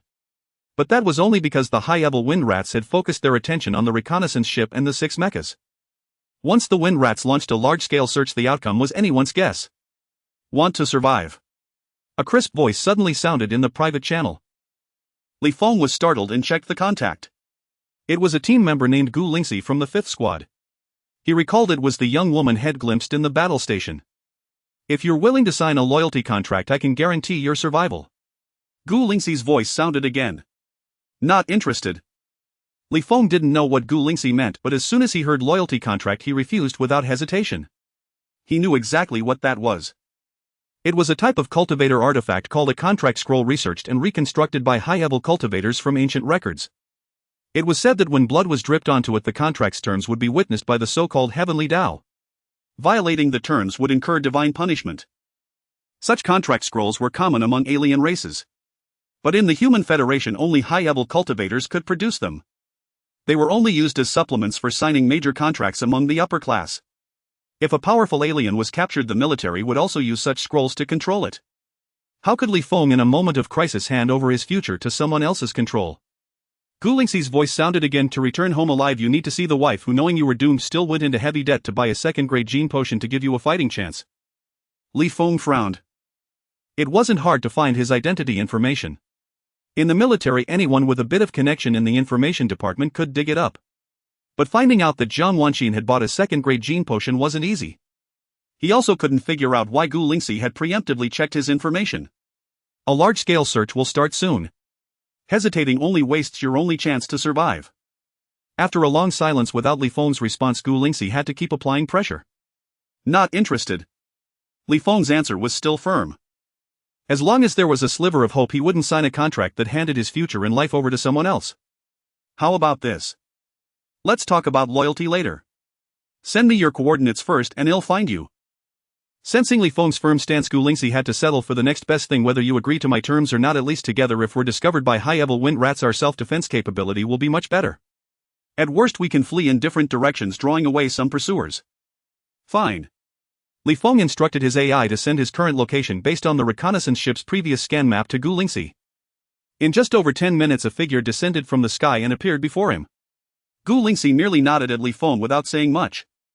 The glove of her multifunctional military uniform on her right hand began to retract. A slender, fair right hand was revealed. On her ring finger she wore a bronze-colored ring. A surge of energy flowed into the ring. In her hand, a black metal box materialized out of thin air. The box was rectangular, about 10 centimeters long, 5 centimeters wide and 3 centimeters thick. After linking it to her military wristwatch's AI, she controlled it to open the box from the middle. Tens of thousands of microdrones smaller than ants flew out from the box and rapidly dispersed in all directions. "Are these micro-surveillance devices?" Li Feng's face lit up with joy. Gu Lingxi didn't answer but instructed her AI to share the connected device with Li Feng's AI. The next second Li Feng received real-time maps and data from the microdrones. As he expected, these weren't just ordinary microsurveillance devices, they were top-tier ones. Their surveillance range covered 1,000 kilometers in radius and they could scan biological traces and energy levels. Creatures below level 20 were completely exposed. For creatures above level 20, unless they had means to shield against scanners, only their exact strength level remained undetected. This thing must cost several hundred million, right? Li Feng couldn't help but marvel. Either micro or top tier alone would start at tens of millions. Meeting both criteria was an astronomical price. He glanced at the ring on Gu Lingxi's ring finger. He guessed it was a legendary storage-type treasure exclusive to high-level humans and aliens. Its value was ridiculously high. Gu Lingxi asked, "I'm providing this micro-surveillance device. If we're discovered by high-level wind rats, you'll handle the interception and rearguard action." "Deal." Li Feng replied without hesitation.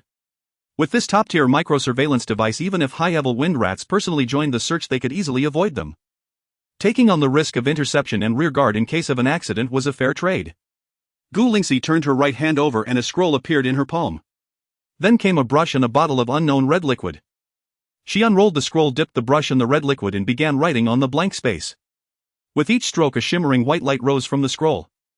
After finishing, she handed the scroll to Li Feng. "Drip a drop of your blood into it." The content stated that Gu Lingxi would provide the microsurveillance device.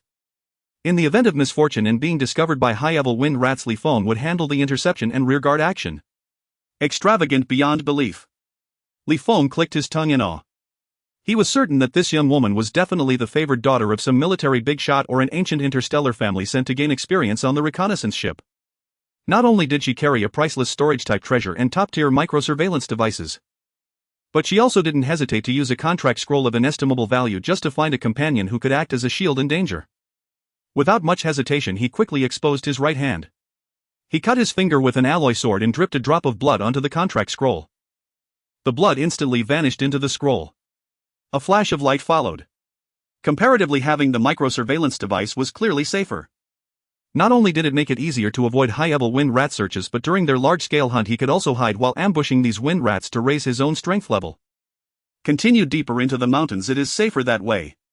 Gu Lingxi neatly stored the contract scroll and tossed 2 translucent stones, each measuring 10 centimeters in length and 5 centimeters in width and height, to Li Feng. Li Feng examined them closely. They were energy stones, also known as spirit stones among cultivators and source stones among supernatural beings. They are a boundless source of energy that pervades the entire galaxy. Not only do various instruments and devices of the Human Federation primarily utilize this energy, but cultivators from the yellow race, supernatural beings from the white race, and even beings from other races rely on this energy for their cultivation. One of these stones is worth over 100,000. If the energy reserves of a multifunctional combat suit are exhausted, it can be quickly replaced with these stones. Li Feng pocketed the 2 energy stones and immediately activated the flying function to catch up with Gu Lingxi. He couldn't help but ask, "Did you not notify the other combat personnel to converge? Remember, everything that happens today must remain confidential, not a word must leak out." Gu Lingxi said calmly, "If we successfully return to the reconnaissance ship or military base, I need your combat footage sent to me first. I will have someone edit it before you report back." Li Feng understood Gu Lingxi's intention. Coming from a direct lineage of his family, he was aware of the brutality of internal family conflicts. For the F District Border Defense Army's reconnaissance ship, the most dangerous tasks are undoubtedly the ones fraught with peril. Gu Lingxi was likely a direct descendant carefully nurtured by an ancient family. For her, the greatest risk lies in being within the territory controlled by a foreign race with little defensive power in the vicinity. Once her identity is leaked, she risks not only threats from foreign races but also the likelihood of ambushes arranged by family competitors. "Why did you choose me as a shield and even want me to pledge loyalty to you?" Li Feng showed a puzzled expression. Gu Lingxi retorted, "What level of strength can you currently achieve?" Li Feng was too lazy to respond. Gu Lingxi said discontentedly, "What kind of attitude is this?" "The attitude of having endured you for a long time." Li Feng, holding onto a golden thigh, was indifferent to any military bigwigs or ancient families. He complained, "Every question I ask is met with avoidance or vague responses that leave me guessing." Gu Lingxi fell silent and silently flew toward the center of the mountains. After a long time she slowly said, "The education I received from a young age is that as someone in a higher position I must leverage the significant advantage of my status to overlook everything and always maintain control over the high ground and initiative.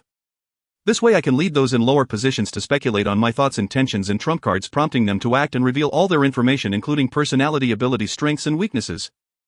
Li Feng had nothing to say. He was too lazy to ask further. Even if Gu Lingxi did not speak, he could probably guess a little. It was simply that Gu Lingxi had decided to use the NB-4444 reconnaissance ship as a training ground, sending someone to carefully study all the members' data and even their combat footage. Perhaps through his data and the footage from their first battle she discovered that he had no cultivation or martial arts talent, having only consumed a vial of second-tier gene medicine, yet he grew stronger with every fight. She must have obtained some unknown opportunity resulting in a significant boost in his strength. According to his estimation, Gu Lingxi likely had enough strength to pay attention to his data during the attack. She knew that within less than 20 minutes he had slain over 200 Wind Mouse clan members, significantly enhancing his strength. There was a high likelihood that his potential still had considerable room for improvement. Of course, there was another crucial reason. He had people he cared about. To ensure Jiang Wangxin's safety, he dared not leak Gu Lingxi's identity for personal gain. It was precisely for this reason that Gu Lingxi chose him as a shield and initially intended to coerce and entice him to serve as her subordinate. Gu Lingxi's voice suddenly rang out, "Pledge loyalty to me and I will offer you an annual salary of 1 billion. Li Feng ignored her. The environment really has a significant impact. This attitude completely contradicts the information provided in her profile. Gu Lingxi couldn't help but grumble in her heart. The two fell into silence once again. On the public channel, the counting voices initiated by the two squad leaders occasionally echoed.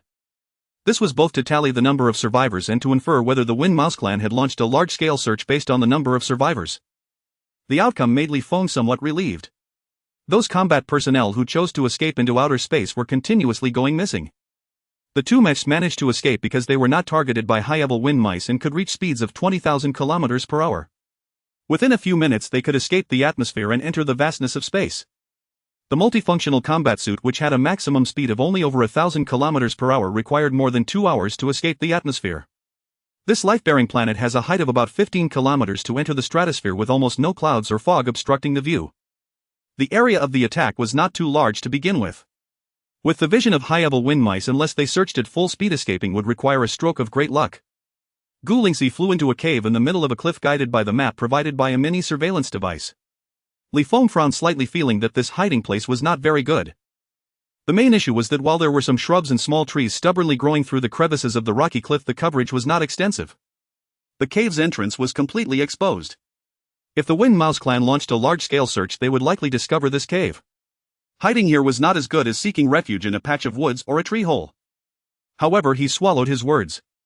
Gu Lingxi was clearly not foolish. She couldn't possibly be unaware of the cave's significant flaw.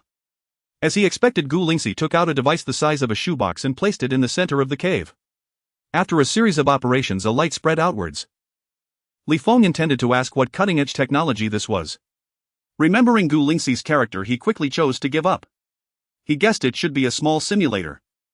It could simulate the current environment. It might even possess the powerful ability to shield perception. Only in this way could the cave's significant flaw be completely eliminated. Soon Gu Lingxi took out an intelligent robot responsible for tidying up and cleaning a multifunctional single bed, a high-end audio system and an aroma diffuser. Li Feng had nothing to say. It was no surprise that someone from a prominent family could be so particular even when fleeing. Stay in the cave, do not go out, and do not make any noise to disturb me. Keep a close watch on the map sent by the mini surveillance device. If any high-level wind mice enter the monitoring range, notify me immediately. Gu Lingxi instructed Li Feng and then sat cross-legged on the single bed.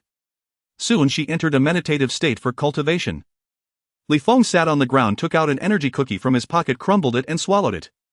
He then brought up the map scanned by the mini drone and closely monitored the movements within the surveillance range. He steadily awaited the large-scale search by the Wind Mouse clan. With the mini surveillance device monitoring the surrounding area for 1,000 kilometers and the simulator capable of shielding perception, he felt reassured. The large-scale search by the Wind Mouse clan was clearly the best opportunity for him to go out hunting and accumulate attribute and military merit points. As for Gu Lingxi's prohibition against going out, he simply dismissed it. The two were merely in a cooperative relationship, not a subordinate one.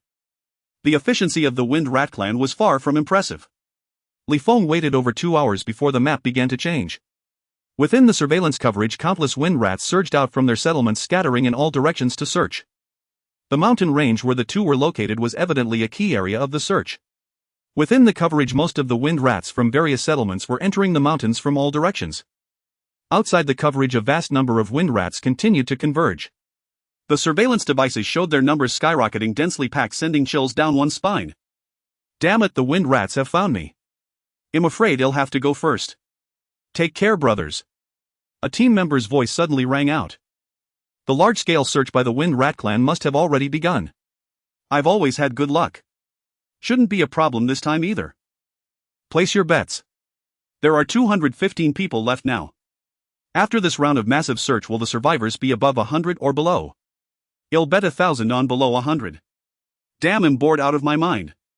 If I'd known this would happen, I'd have brought a player along. You two bastards in the mechas have already escaped. Sing a few songs for us. The public channel began to buzz with activity. There was no trace of fear or tension. They were all lunatics who took life and death lightly and never backed down from a fight. However, only Feng was truly excited. As the dense swarm of wind rats kept converging on the mountains, he even felt a hint of exhilaration. After waiting another half hour, the public channel was filled with farewells from teammates.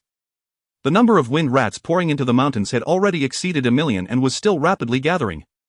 Feng could no longer contain himself. He confirmed that no wind rats were flying above the cliff. He swiftly flew out of the cave. Glancing back, just as he had expected, the cave entrance had turned into a rock wall, seamlessly blending with the surroundings, showing no trace of a flaw. Beep beep beep.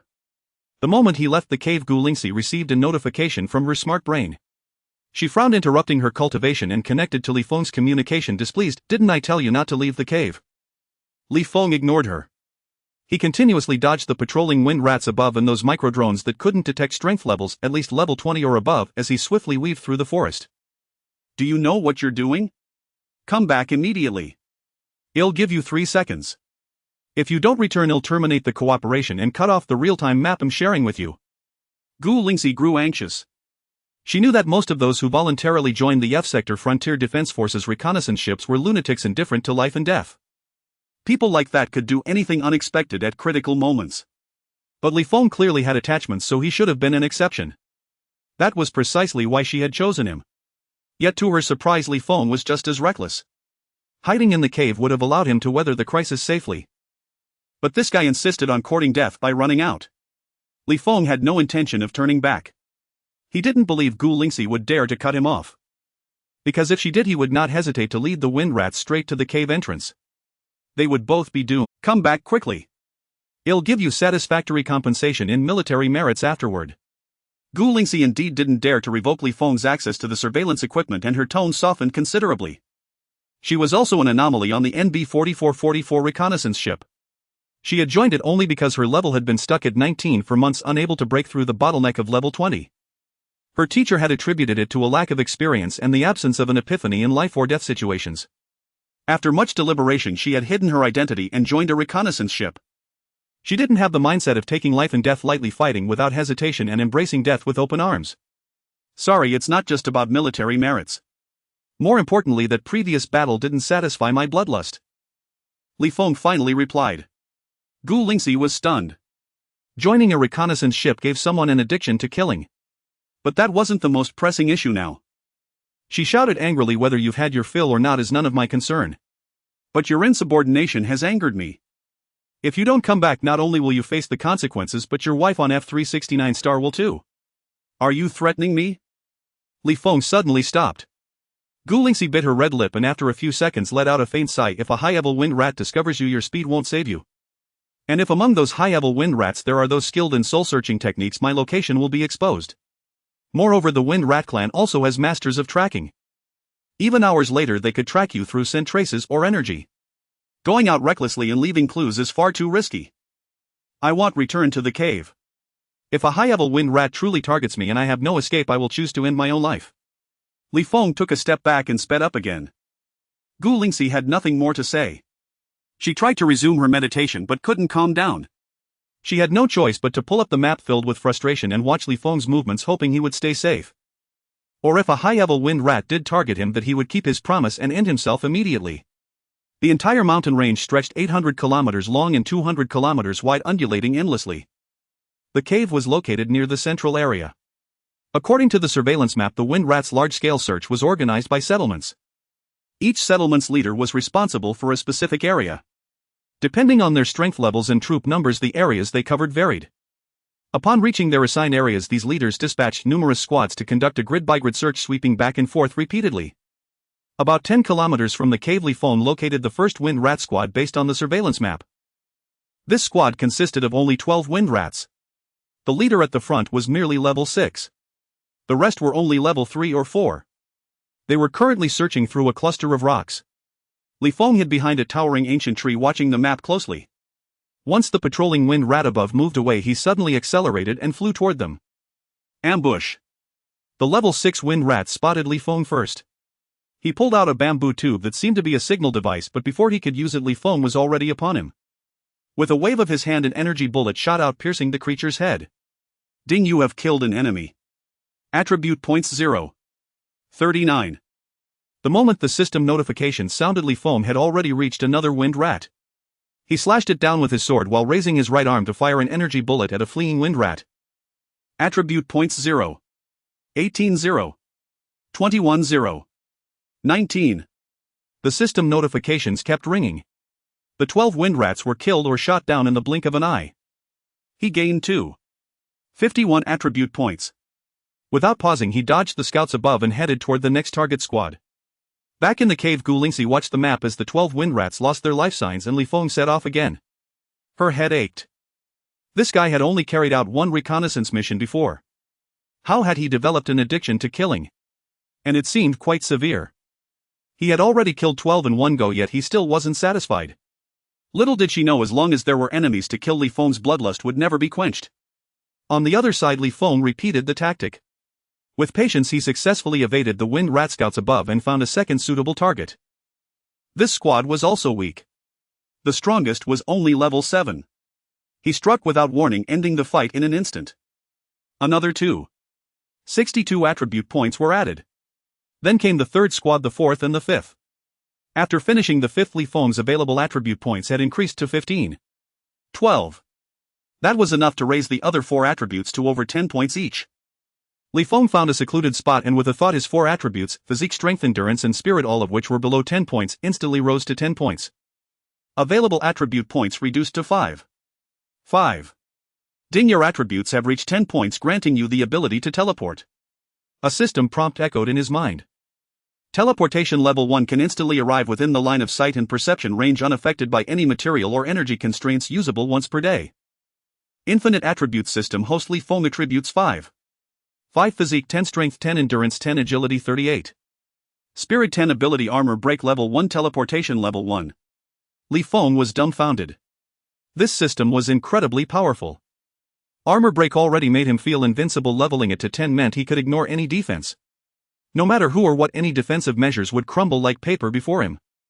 Teleportation was even more explosive. Being able to arrive instantaneously within line of sight and perception range wasn't that rare. The weak human Federation was not lacking in Esper or Cultivator with teleportation abilities. What truly made it incredible was the lack of time restrictions and being unaffected by any material or energy. With just a few more levels paired with armor break, it would be a nightmare for his enemies. Against a strong foe or when trapped, it was a divine escape technique. With this ability unleashed, he could take off at any moment. He took a deep breath. He worked hard to calm himself down. His focus returned to reality. Instead of continuing to search for the Wind Rat Clan team, he avoided the Wind Rat Clan members over level 20 and the scouts in the air, steadily advancing towards the western mountains. Not too foolish, realizing that the Wind Rat Clan he had killed earlier would soon be discovered, potentially attracting a large number of Wind Rat Clan members over level 20 to come and hunt him down. In the cave, Gulingsi saw Feng stealthily heading west and felt a bit more at ease. After a moment's hesitation, she still expressed dissatisfaction. You've already killed 60 or 70 wind rats, it's time to satisfy your craving for blood. This is just the beginning. Feng replied nonchalantly.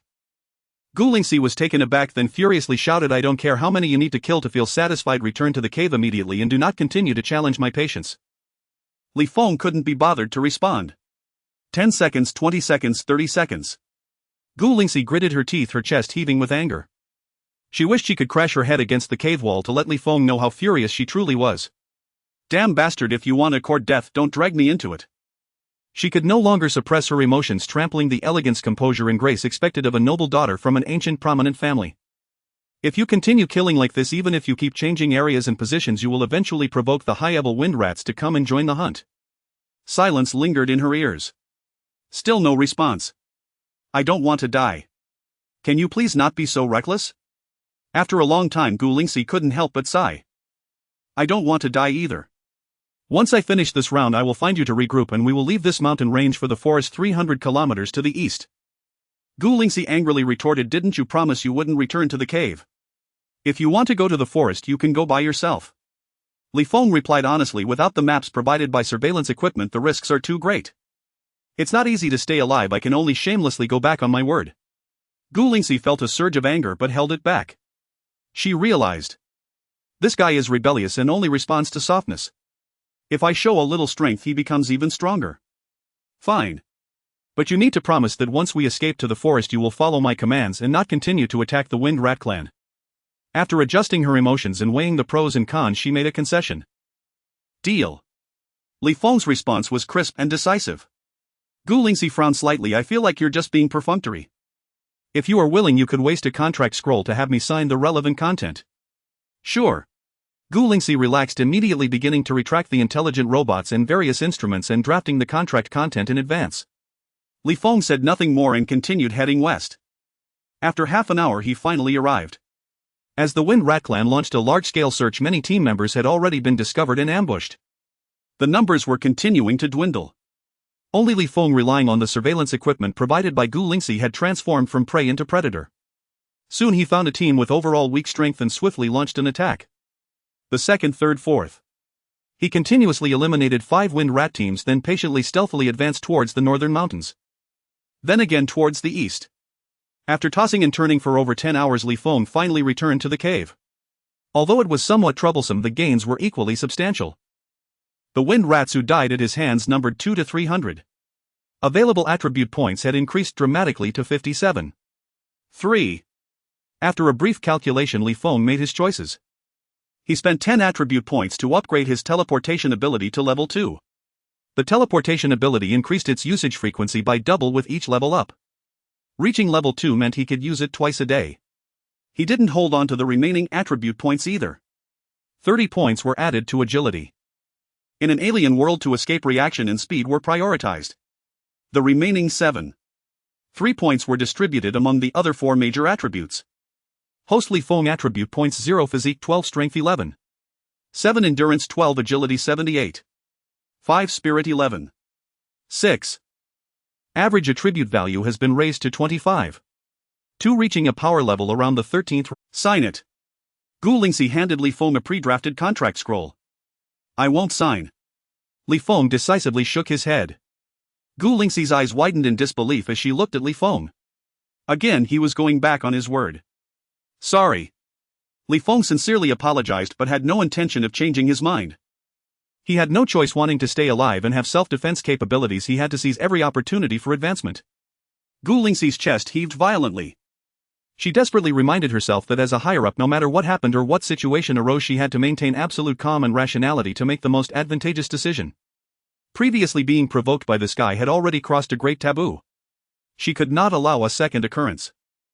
You bastard repeatedly challenge my limits, defy my orders. Do you believe I'll just kill you right now? She ultimately lost her composure again, shouting at Li Feng. Li Feng drew the alloy sword from his back.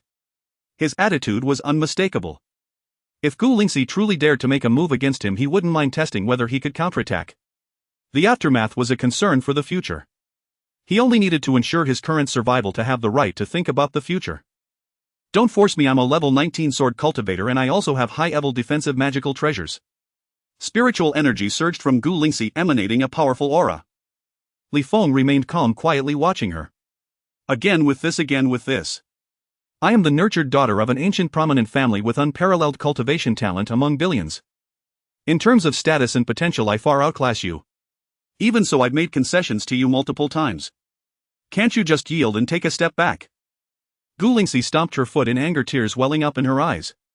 She had never encountered such a madman before. Clearly, in terms of status, strength and power, she was at an absolute disadvantage, yet he dared to be so tough. Under normal circumstances she would have killed Li Feng 1,000 times over. But here on this alien planet with her strength, she had no absolute confidence to break through the multifunctional military suit's energy shield and kill Li Feng in one blow. If Li Feng activated the energy cannon, the resulting loud noise would surely attract a massive number of Wind Rats. She didn't want to die. She also needed a companion who could act as a shield against high-level wind rats, buying her time. Next time for sure, Li Feng calmly promised. Gu Lingxi sighed, took out 2 necklaces and threw one at Li Feng. This is a mini simulator. When connected to a military watch's intelligent brain, it can activate a simulation function that mimics the image, actions and language of various alien races. Only touch or perception abilities can distinguish the real from the fake. The duration is only about a day. When the energy runs out, you need to find the opportunity and time to replace the spirit stones inside. Good stuff. Li Feng couldn't help but exclaim.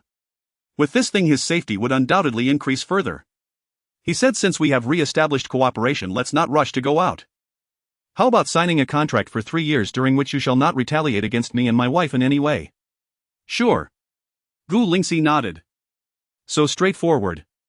Li Feng looked doubtful. Believe it or not, Gu Lingxi took out a new contract scroll and weakly filled in the contents.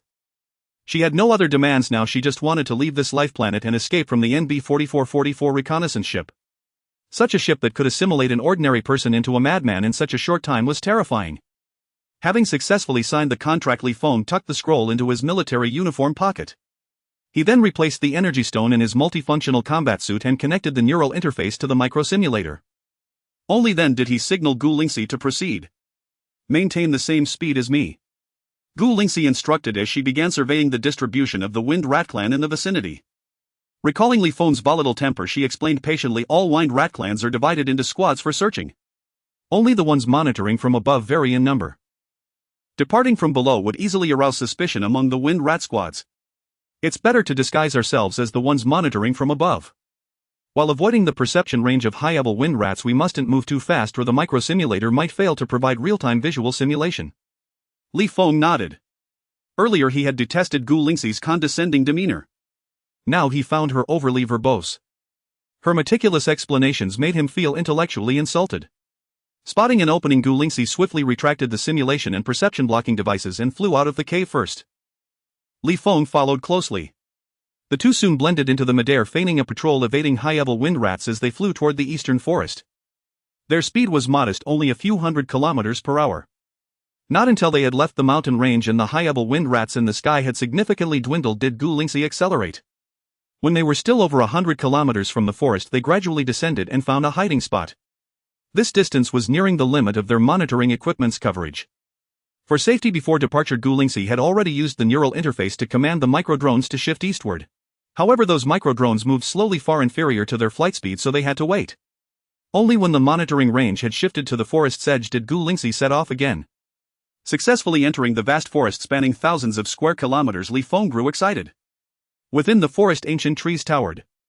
The dense foliage ensured no fear of being spotted by wind rats above. Ambushing wind rat squads here was undoubtedly faster and safer than in the mountains. Find a tree hollow and hide. I'll come back for you after I make a round. Li Feng looked at Gu Lingxi. I'll go with you. Gu Lingxi shook her head and added an explanation: tree hollows are cramped and uncomfortable. She withheld another reason. She planned to switch to a more normal reconnaissance ship upon return to train and experience life and death epiphanies. But using connections to change ships could attract unwanted attention and bring hidden dangers. It was better to accumulate 1,000 merit points and be promoted to second lieutenant. A second lieutenant, the lowest officer rank, had the qualification to apply for a transfer. Moreover, a second lieutenant could at least serve as a squadron leader with many subordinates. In situations like this, needing a shield, he could directly command his men. No need to worry, as this time, after much deliberation, he ended up with an unreliable madman. Fine. Unaware of Gu Lingxi's intricate schemes, Li Feng readily agreed. His thoughts were simple. Relying on Gu Lingxi's monitoring devices to hunt wind rats, sharing part of the prey with her, was a gesture of reciprocity. He quickly selected a weaker squad. The two approached rapidly. 20 meters away, Li Feng was about to signal Gu Lingxi to strike, when he saw Gu Lingxi wave her hand. The long sword on her back flew from its scabbard like a silvery lightning bolt, darting swiftly through the forest. In an instant, the sword reached its target, piercing the heads of wind rats one after another. 12 wind rats fell dead in the blink of an eye. While seeking suitable targets, Li Feng reminded, next time don't kill them all by accident. Leave half for me. Gu Lingxi retorted, it's every man for himself. Why should I leave you half? Li Feng frowned. Then let's each take a few areas and regroup after the kills. I'll stick with you. Gu Lingxi felt vindicated, regaining some face. Li Feng smiled and said no more. He continued toward his second chosen target. 100 meters away he suddenly accelerated, moving through the trees at a breathtaking speed. In an instant he was upon them. With a longsword in his right hand and an energy emitter in his left, he slaughtered all dozen-plus wind rats in mere breaths. 100 meters away, Gu Lingxi's mouth hung open wide enough to hold an egg. Why was he so fast? How could he be this fast? She knew Li Feng's power level must have risen significantly. Before the mission began, she had chosen him as a shield, monitoring his movements and data all along. At level 7 he couldn't have killed over 200 wind rats in 20 minutes. But she never expected his improvement to be so staggering. Especially his speed. Even with her talent and status, it seemed beyond comprehension. Can you calm down? Li Feng appeared before her. Why is your speed so extreme? Gu Lingxi asked incredulously. Sorry, I can't disclose that. Li Feng shook his head. His actual level was only 13, far below Gu Lingxi's 19 as a sword cultivator. But his agility was as high as 78. 5, making his speed comparable to level 17. In this forest he might even be faster than Gu Lingxi at level 19. Because extreme agility granted not only speed but also lightning-fast reflexes.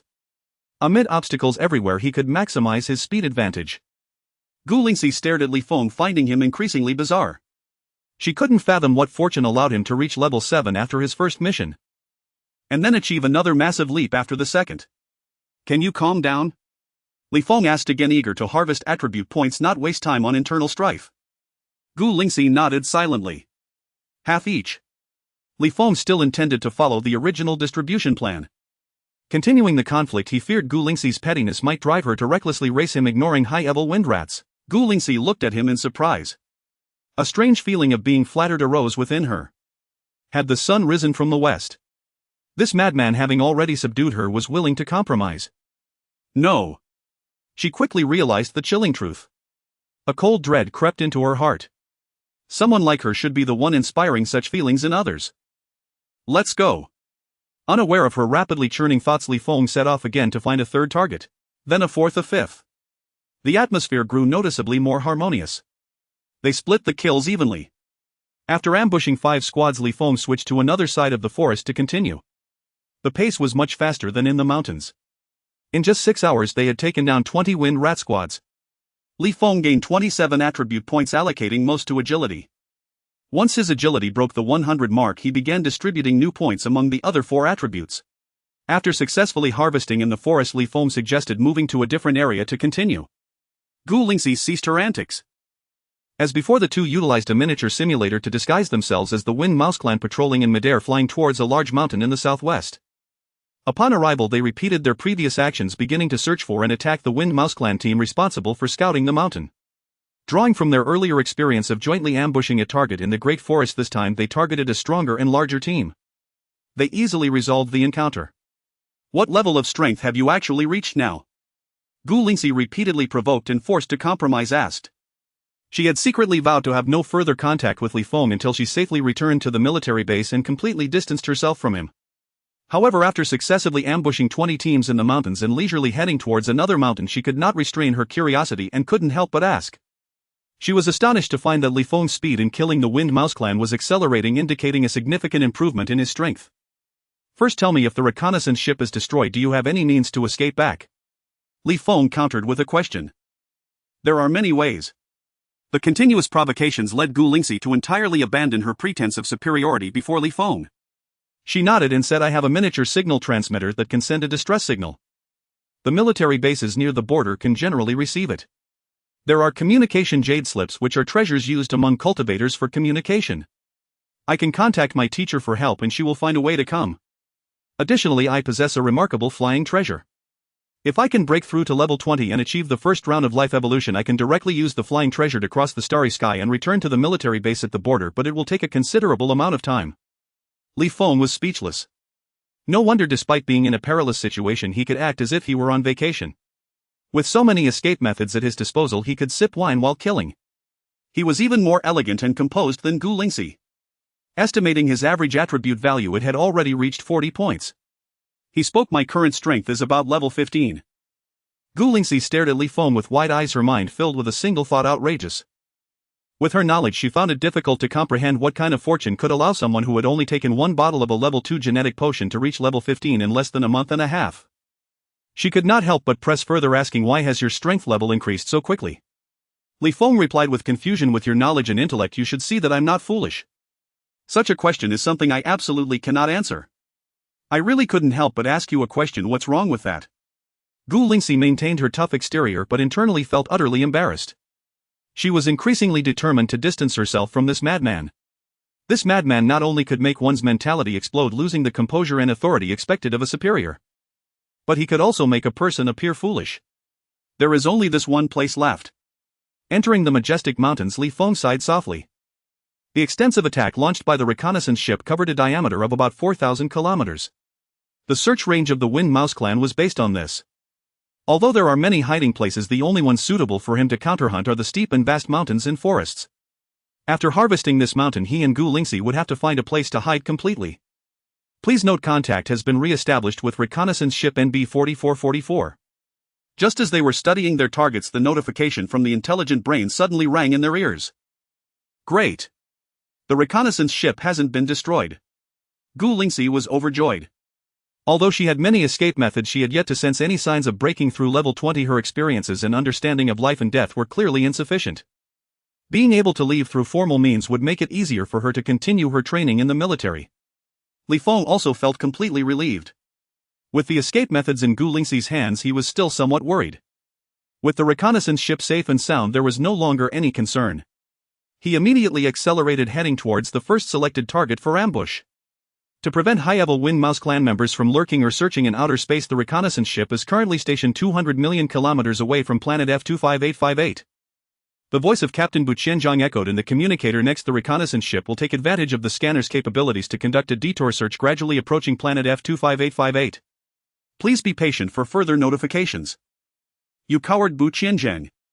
It took you over a day to dare to return. Damn it, is this how I escape a disaster? Don't celebrate too early. Even if there are no high-level Wind Mouse clan ambushes in outer space, the reconnaissance ship will at least need a day to complete the risk search and inspection before reaching planet F25858. The Wind Mouse clan is still conducting extensive searches and there remains a risk of being found. So boring. Brothers in the control room, can someone send over some videos to pass the time? The public channel became lively once again. Including two mechs, there were only 52 survivors left, which included him and Gu Lingxi. Moreover, this number might not even hold until the end, because the reconnaissance ship could only send signals to planet F25858. The scanner still could not scan planet F25858. This meant that the combat personnel were still in the dark, completely unaware of the distribution of the Wind Mouse clan and the locations of the high-level members. Li Feng focused on rushing to the location of the first ambush target. There were a total of 25 Wind Mouse clan members, the strongest of whom had reached level 8. Silently approaching within 50 meters, the two launched their attack together.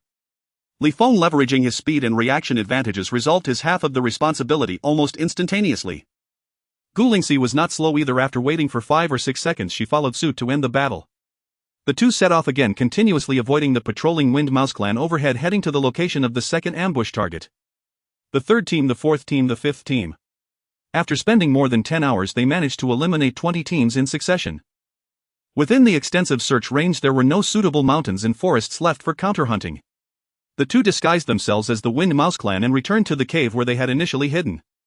After arranging everything, Gu Lingxi sat on the bed and focused on her cultivation. Li Feng found a dry spot to sit down and called up the system to check. Host Li Feng. Attribute values 0. Physique 40. Strength 39. Endurance 41. Agility 100. Spirit 39. Ability armor piercing level 2, teleportation level 2. This mission was undoubtedly a bountiful harvest for him. Not only had his average attribute value risen to 51. 8, barely stepping into level 16, but he had also gained the ability to teleport, which had reached level 2. Moreover, he also spent an additional 10 attribute points to upgrade his armor piercing ability to level 2. Level 2 armor piercing can ignore 20 of the target's defenses.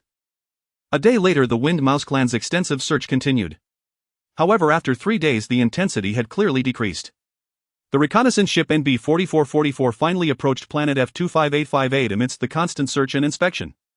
The scanner on the reconnaissance ship was significantly more powerful than Gu Lingxi's monitoring equipment. According to the scanning results, only one Wind Mouse clan member at level 35 and over 30 members above level 20 were involved in the extensive search. Those high-level Wind Mouse clan members who had come to support through the spatial rift had evidently already left. Captain Bu Qianzhang quickly formulated an evacuation plan. Based on the map provided by the scanner, the team members avoided the searching Wind Mouse clan and gathered outside the extensive search range. Then, under the cover of the reconnaissance ship and the two mechs, they would choose an opportunity to evacuate. The evacuation proceeded smoothly. With the maps provided by the scout ship's scanners, everyone easily avoided the monitoring and search parties of the Wind Rat clan gathering beyond the range of large-scale searches. The two mechs that had fled into outer space returned to provide cover and rearguard support. The scout ship also descended to an altitude of only about 100 kilometers. At this point, the crisis was completely resolved. Even if discovered at this moment, it would take at least 20 minutes for the level 35 Wind Rat to report and for higher-level Wind Rats to arrive through the spatial rift. At an altitude of over 100 kilometers, the flight speed of the multifunctional military uniform could cover the distance in 5 to 6 minutes. With only one level 35 Wind Rat, the scout ship alone could easily suppress it. Not to mention the two mechs comparable to level 25 providing cover and rearguard support. Over 10 minutes later, including the two mechs, 47 survivors successfully returned to the scout ship's combat readiness zone. Over 500 combatants had suffered losses exceeding 90%. The scout ship did not linger, continuously ascending and accelerating, moving away from this living planet. Good lad, congratulations on surviving once again. Liang Changyong jumped down from the mech and greeted Li Feng. Same to you. Li Feng replied with a smile. Lucky break, Wei Peng died in battle. With just 2 missions under your belt, you can already be promoted to squad leader. Liang Changyong clicked his tongue in admiration. Li Feng smiled but did not answer. He was not just being promoted to squad leader, the position of squadron leader was almost certain as well. The odds of becoming a battalion leader exceeded 80%. By his estimate, he had earned at least 2,000 military merits from this mission. Combined with the merits from his first mission, his rank could reach second lieutenant with 2 stars. The last mission on scout ship NB 4444 had already been devastatingly costly.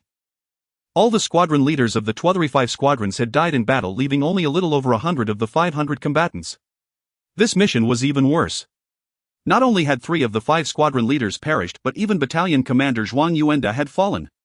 Of the 500 combatants, fewer than 50 survived. Both Liang Changyong and the other surviving squadron leader from the 2nd Squadron were newly appointed. At the start of their appointments, both were only first lieutenant with 1 star. In this mission, although they could earn significant military merits from the initial task of deploying the Wind Rat clan spy, the combined total would hardly be enough to reach second lieutenant with 2 stars. For an internal promotion to battalion leader, Li Feng with the highest rank would undoubtedly be above them. The reason the odds were only 80% was that if a third lieutenant with 3 or more stars apply for a transfer here, it would steal his battalion leader position. He could only rely on luck. Li Feng was still eager to be promoted to battalion leader. A higher military rank meant greater freedom. On a small scout ship, the battalion leader was already the second-in-command, possessing the status to influence Captain Bu Qianzhang's decisions. During combat missions, he even had command authority. With this identity, he could harvest more attribute points and military merits during missions. I'm heading back. Liang Changyong patted Li Feng on the shoulder and left the combat readiness zone. Li Feng also left, returning to his dormitory. Every mission's end brought a sense of change and loss. After the last mission, only he, Liang Changyong, and Wei Peng remained from his dormitory. But this time, after waiting a few minutes, no one entered. Of the 10 team members, only he was left. After a brief moment of stunned silence, he dispelled the loneliness and melancholy in his heart, adjusted his mindset, and instructed the AI to compile the battle footage. Instead of reporting it, he first sent it to Gu Lingxi as agreed. Soon Gu Lingxi sent a video communication request. When Li Feng answered, she asked, "Still need to wait until we reach the military base and can contact the outside world before I can find someone to modify this battle video. It'll take a few hours then, will that be a problem?" "No problem." Li Feng was unconcerned, it only meant a slight delay in knowing his military merits. Gu Lingxi asked again, "Are you forgetting something?" "No, I'm not." Li Feng shook his head. Gu Lingxi reminded him, "Think again." "I'm tired. Let's leave it at that." Li Feng abruptly ended the video communication. He knew Gu Lingxi was waiting for him to voluntarily return the mini-simulator. Such a life-saving treasure was more important than face. He took off his military uniform and changed into a spare one. He headed to the training room, entered the virtual training pod, and practiced swordsmanship and marksmanship. Compared to the training helmet he had exchanged for 100 military merits, the training pod allowed him to set various scenarios, environments, and enemies.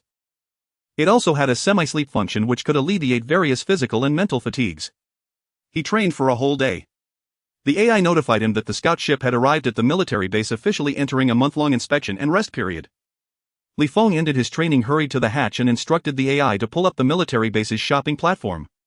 With his remaining 13 military merits he exchanged for a high-end fruit basket. "Brothers, I'm taking you out for some fun, food, drink, women, gambling, all on me. Anyone in?" Liang Chenjian's voice rang out in the squadron channel. Me. Count me in. In. Except for Li Feng, who declined. The remaining 7 members of the 3rd Squadron all responded.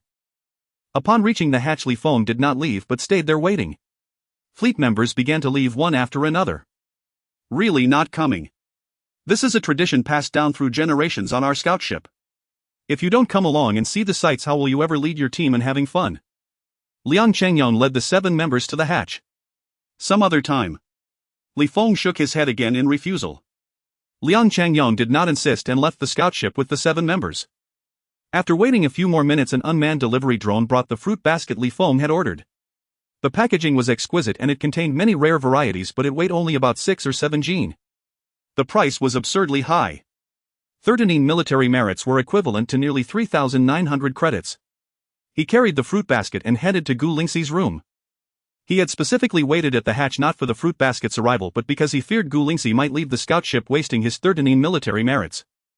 He made his way to the female soldiers' dormitory and rang the doorbell. Inside, Gu Lingxi was cultivating. Scout ship NB 4444 had only one female soldier. The entire dormitory was hers alone, making it even more spacious than the private rooms of some officers. Hearing the doorbell, she felt a flicker of confusion. She interrupted her cultivation and instructed the AI to display the outside image. Seeing Li Feng standing at the door with a fruit basket, she grew even more puzzled, unable to fathom why he had come. To kill her and seize her treasures. She dismissed the thought. This guy, though a lunatic, was clearly a clever one. He knew her identity and had shown no hint of covetousness even on an alien planet, let alone now that they were back at the military base. After a moment's hesitation, she retrieved a small defensive device about 50 centimeters in size, setting it to automatically activate an energy shield if anyone approached within a meter. This put her somewhat at ease. She also had defensive artifacts refined by high-level cultivators. With the small defensive device, she had a double layer of protection. Even a high-level alien attack could be temporarily withstood. Gu Lingxi then instructed the AI to open the door. "I bought some fruit for you, specialties from alien planets, every piece carefully selected and top-notch." Li Feng walked in with a smile, shaking the fruit basket at Gu Lingxi. In an instant, a long sword appeared in Gu Lingxi's hand. She stood up abruptly, staring at Li Feng with full vigilance. The person before her was definitely not the real Li Feng. Most likely a high-level alien had infiltrated the scout ship, attempting to control the vessel by dominating all crew members.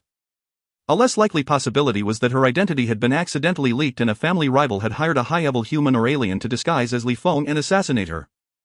In any case, she would never believe that Li Feng, that kill-crazy lunatic, would come to bring her fruit. The reason was simple. On the alien planet, she had overwhelming advantages in status, power and strength, along with top-tier life-saving equipment. An ordinary lunatic, whether to save his own skin or to latch onto her powerful figure, would have groveled and obeyed, more submissive than a dog. But Li Feng, no matter how she threatened or intimidated him, had always suppressed her forcefully. He had broken her defenses twice, leaving her stripped of decision-making and leadership despite her overwhelming advantages. How could such a person, once the threat to his life was gone, suddenly act like a sycophantic merchant or politician coming to curry favor? She even firmly believed that if Li Feng wanted to kill her and take her treasures, he would act directly, not carry a fruit basket to first confuse her and lower her guard. "You're not suspecting that I'm trying to get close to you deliberately to launch a sneak attack, are you?" Seeing Gu Lingxi on high alert, like facing a formidable foe, Li Feng was caught between laughter and tears. "Even if I coveted the treasures and instruments on you and wanted to kill you for them, wouldn't it be safer to make a move on an alien planet?" Gu Lingxi remained silent, still staring intently at Li Feng. "After all, we've been through life and death situations together. Why hold such a grudge? I came only to sign a mutually beneficial cooperation contract with you." Li Feng couldn't fathom why Gu Lingxi was taking this attitude. After all, she was a core member of a major clan, meticulously groomed and possibly even the clan's heir. Not only was her potential extraordinary, but her intellect and temperament must also be exceptional. Logically, since she had already signed a contract forbidding retaliation against him and knew his power level could skyrocket.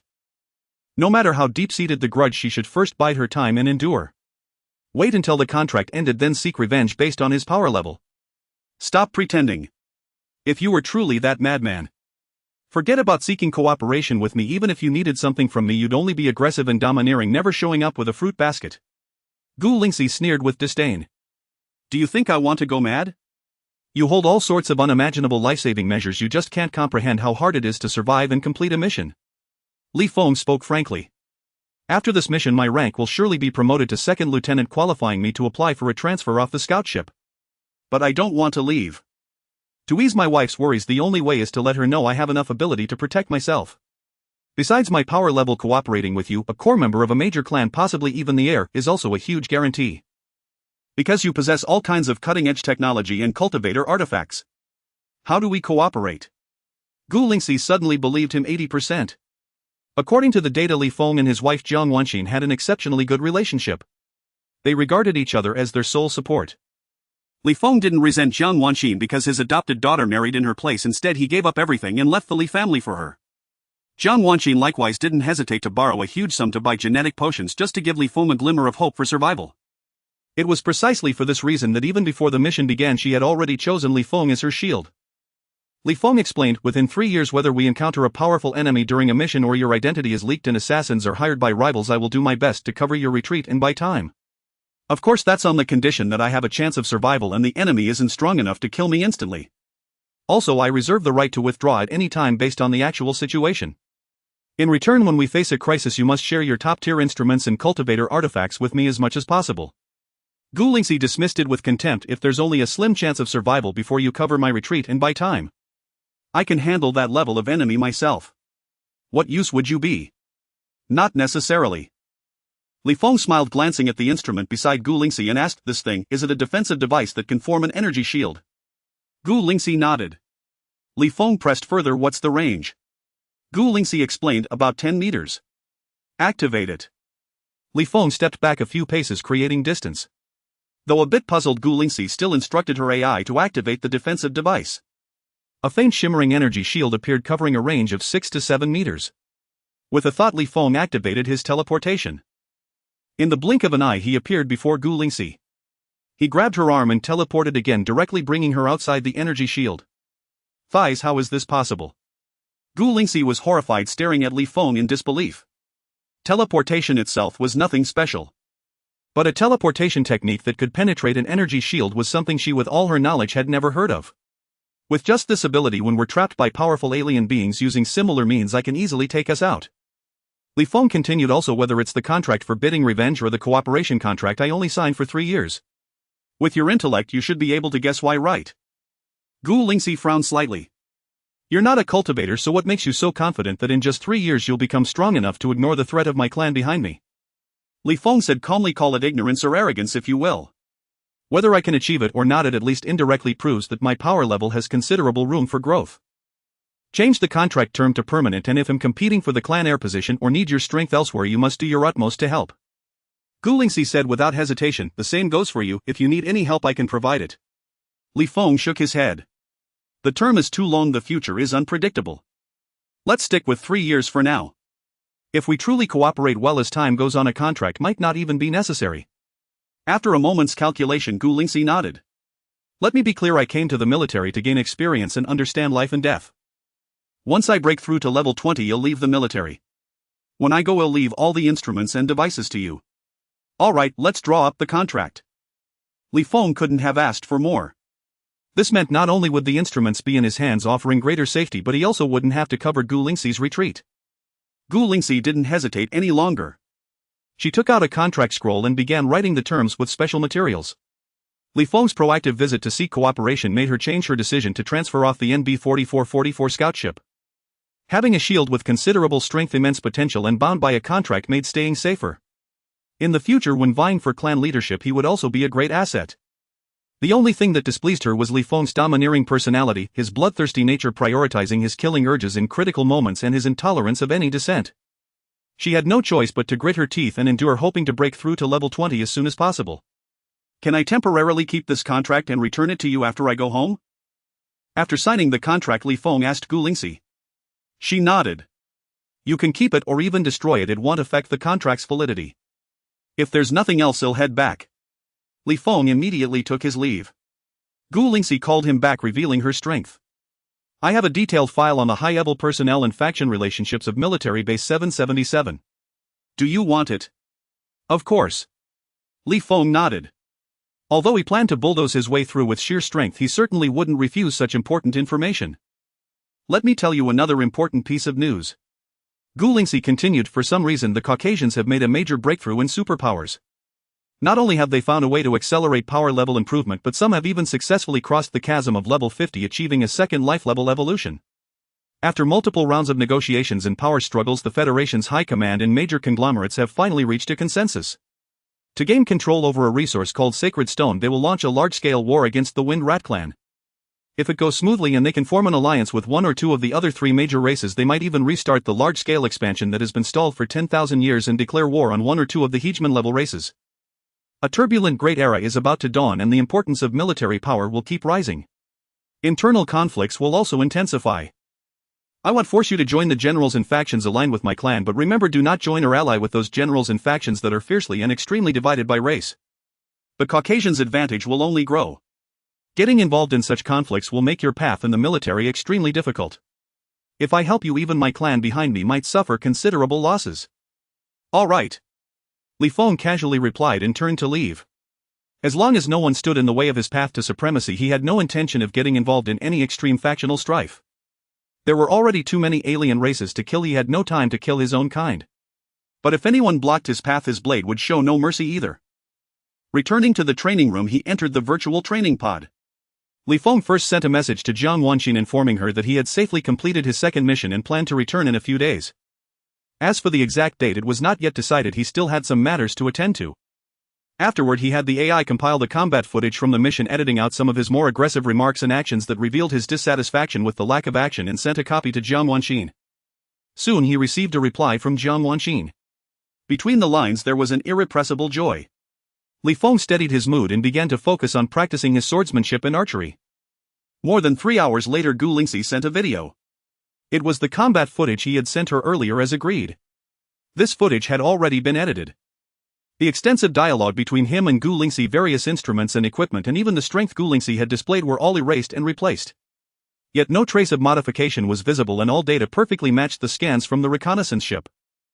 Li Feng did not mind and simply had the AI submit the video. As long as it did not affect his military merit points, they could edit it however they wished.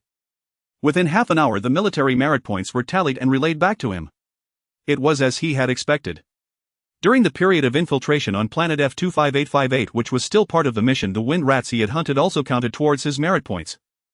In this mission, the first operation to deploy the wind rat mole yielded no combat, so the bulk of the merit went to Captain Bu Qianzhang and the 6 mechs. The smaller portion was divided among the operators. As for combat personnel, each received only 10 merit points. In the second operation, he had killed over 1,200 wind rats. Depending on the varying strength levels of these wind rats, the merit points earned amounted to 2,360. Additionally, with the reconnaissance ship successfully completing its mission, he as a combatant could claim another 120 merit points. That meant he had earned a total of 2,490 merit points from this mission. Combined with the 239 points from his first mission, the total came to 2,729 points. This single mission allowed him to leap 9 ranks, elevating his military rank to second lieutenant. However, the significant promotion in rank primarily brought a substantial increase in status, benefits, and welfare. What Li Feng cared about more was whether he could be promoted to battalion commander. This was also why he planned to stay a few more days. The reconnaissance ship of the F Sector Frontier Defense Force. More precisely, it was the NB-4444 small independent reconnaissance ship of the 777th large military base under the F Sector Frontier Defense Force. Someone who could rise from private to lieutenant in such a place possessed strength and potential far surpassing low-ranking officers of the same level, making them highly valuable for recruitment and cultivation. Even more so, he had been in the military for less than 2 months and had only executed 2 missions before being promoted to second lieutenant. His demonstrated strength had also reached level 16. His only drawback was that he was not a cultivator whose upper limit could reach over level 40. But based on his other qualifications alone, he was eligible to choose his own patron and pledge loyalty to a field officer. A major would certainly welcome him with open arms. A colonel or lieutenant colonel would also regard him as a key protege. He could also wait for field officers seeking to recruit him to make the first move. Li Feng's plan was to wait and see. This way he could maintain the initiative. As for what kind of patron to seek, he was indifferent. As long as they could ensure his smooth appointment as battalion commander and eventually allow him to succeed or replace Bu Qianzhang as the captain of the NB-4444 reconnaissance ship. Beep beep beep. Only 2 hours after the merit points were tallied, Li Feng's military wristwatch signaled an incoming communication request. He paused his practice to check. It was a voice communication request from Captain Bu Qianzhang. He immediately accepted. Bu Qianzhang's voice quickly came through. Li Feng, where are you? Li Feng explained, I'm in the training room practicing archery. Bu Qianzhang asked curiously, why not go find some entertainment to unwind? Li Feng laughed, not bored yet. Bu Qianzhang was also someone who had risen from the bottom rungs of the reconnaissance ship through strength and intelligence. After a brief exchange of pleasantries, he wasted no time and got straight to the point. Now that you've stepped into the officer ranks, it's about time you found a faction to align with. Our NB-4444 independent reconnaissance ship is directly under the Intelligence Department's reconnaissance division of the base. We have no direct superior and enjoy a high degree of autonomy. But conversely, if trouble arises, no senior officer will shield you. Moreover, Colonel Dennis, the head of the reconnaissance division, has an extremely tight grip on the division. While he won't deliberately suppress you, promotions, transfers, welfare benefits and mission assignments all tend to favor white officers. If you ever want to transfer out of the reconnaissance ship and rely on this top boss to secure a promising or lucrative position, it's almost impossible. He paused, waiting for Li Feng to indicate he understood before continuing. Colonel Jiang, the fleet commander of the 7th Fleet, has a high regard for your potential and strength. If you're willing, he'll take you to meet him. Not to mention, if you later want to leave the reconnaissance ship, you can choose any large, medium or small vessel and any top-tier position within your rank. Even if there's no vacancy, one will be created for you. Li Feng did not give an answer. Instead, he asked with a smile, Captain, can I take over from Zhuang Yuenda and become battalion commander this time? This? Bu Qianzhang shook his head, no. Why? Li Feng asked, surprised. Bu Qianzhang cursed in frustration, I delayed this long before contacting you because of this matter. Some bastard officer from the reconnaissance division contacted me asking if I had any objections to a white battalion commander, several white company commanders, and a batch of new recruits being parachuted into the NB-4444. If he dared to discuss this with me face to face, I swear I'd stab that bastard to death. Isn't it obvious? The whites are overstepping, trying to seize control of the NB-4444. The NB-4444 reconnaissance ship since its inception has endured hundreds of total annihilations and reconstructions, yet it has always been under the control of us yellow race. But no matter how much I've agitated with Lieutenant Colonel Liang, the deputy head of the reconnaissance division, he can't give me an explanation. But don't worry. I've already sent word to the field officers who once served on the NB-4444. They won't stand idly by and will raise hell at all costs. Besides, if those bastards dare to send people here, he'll find a way to get rid of them all. After the next mission, I guarantee you'll be promoted to battalion commander. Li Feng frowned deeply. He asked, can Colonel Jiang guarantee my promotion to battalion commander this time? Even Lieutenant Colonel Liang has no sway. Bu Qianzhang shook his head, it's manageable under normal circumstances, but this situation is too unusual. Our small independent reconnaissance ship has a simple structure, a remarkably glorious history and record, and every officer who has served here feels a strong sense of belonging. Coupled with the fact that we frequently execute high-risk missions independently, there has never been an attempt by any faction to infiltrate and seize power. In that case, he'll see how things develop before deciding. Li Feng neither refused nor agreed. Bu Qianzhang was unaware of the reason, but Li Feng, piecing together the crucial information from Gu Lingxi, could guess what was happening. The white race had achieved a major breakthrough in psionic abilities and was beginning to vie for more military authority. Though the NB-4444 was a small independent reconnaissance ship, it was a crucible that forged strong military leaders. If a large-scale racial war were to erupt across the galaxy, these officers who had survived countless brushes with death on reconnaissance ships were destined to shine brilliantly in the future. It was a battleground for seizing military power. The NB-4444 had suffered devastating losses in this mission, with less than a tenth of its crew surviving and even its second-in-command killed in action, making it a perfect opportunity for infiltration. With Bu Qianzhang still as captain, if a large number of white soldiers boarded the NB-4444, they would undoubtedly be well prepared. Bu Qianzhang might not be able to eliminate them all within the bounds of the rules. Li Feng still felt that securing the position of battalion commander first to gain some decision-making power was the top priority. All right. If any officer offers better conditions, as long as they are not a Caucasian officer, feel free to agree without worrying about my thoughts. Bu Qianzhang paid no mind to Li Feng's polite rejection and explained, we who have climbed up from the bottom of the NB-4444 are a unique faction in ourselves. Including those officers who have been away for a long time, it is the same. Li Feng nodded. I understand. Captain Liang discussed these matters with me last time. All right, you observe for now and I will stir things up at the reconnaissance department. Bu Qianzhang ended the call. Li Feng felt somewhat troubled. The struggle for military power has already involved a game among the top echelons of the military. Since concessions have been made on the NB-4444 reconnaissance ship, let alone a small second lieutenant like him. Even those officers who have left the NB-4444 ship probably cannot turn the tide. With the influence of Gu Lingxi's family behind her, perhaps adjustments can be made through exchanges of benefits. However, Gu Lingxi cannot expose her identity and cannot help him. For now, he can only take one step at a time. Adjusting his mindset, he resumed practicing his swordsmanship, archery, and evasion skills. Just 3 or 4 hours later, he received a strange call. Upon answering, the other party claimed to be a communications officer from the military law department and asked if he had time to come over. He asked the other party to check with this lieutenant colonel if they could guarantee him the position of battalion commander. Over an hour later, another major personally sent a communication request. Li Feng's only condition was to secure the position of battalion commander.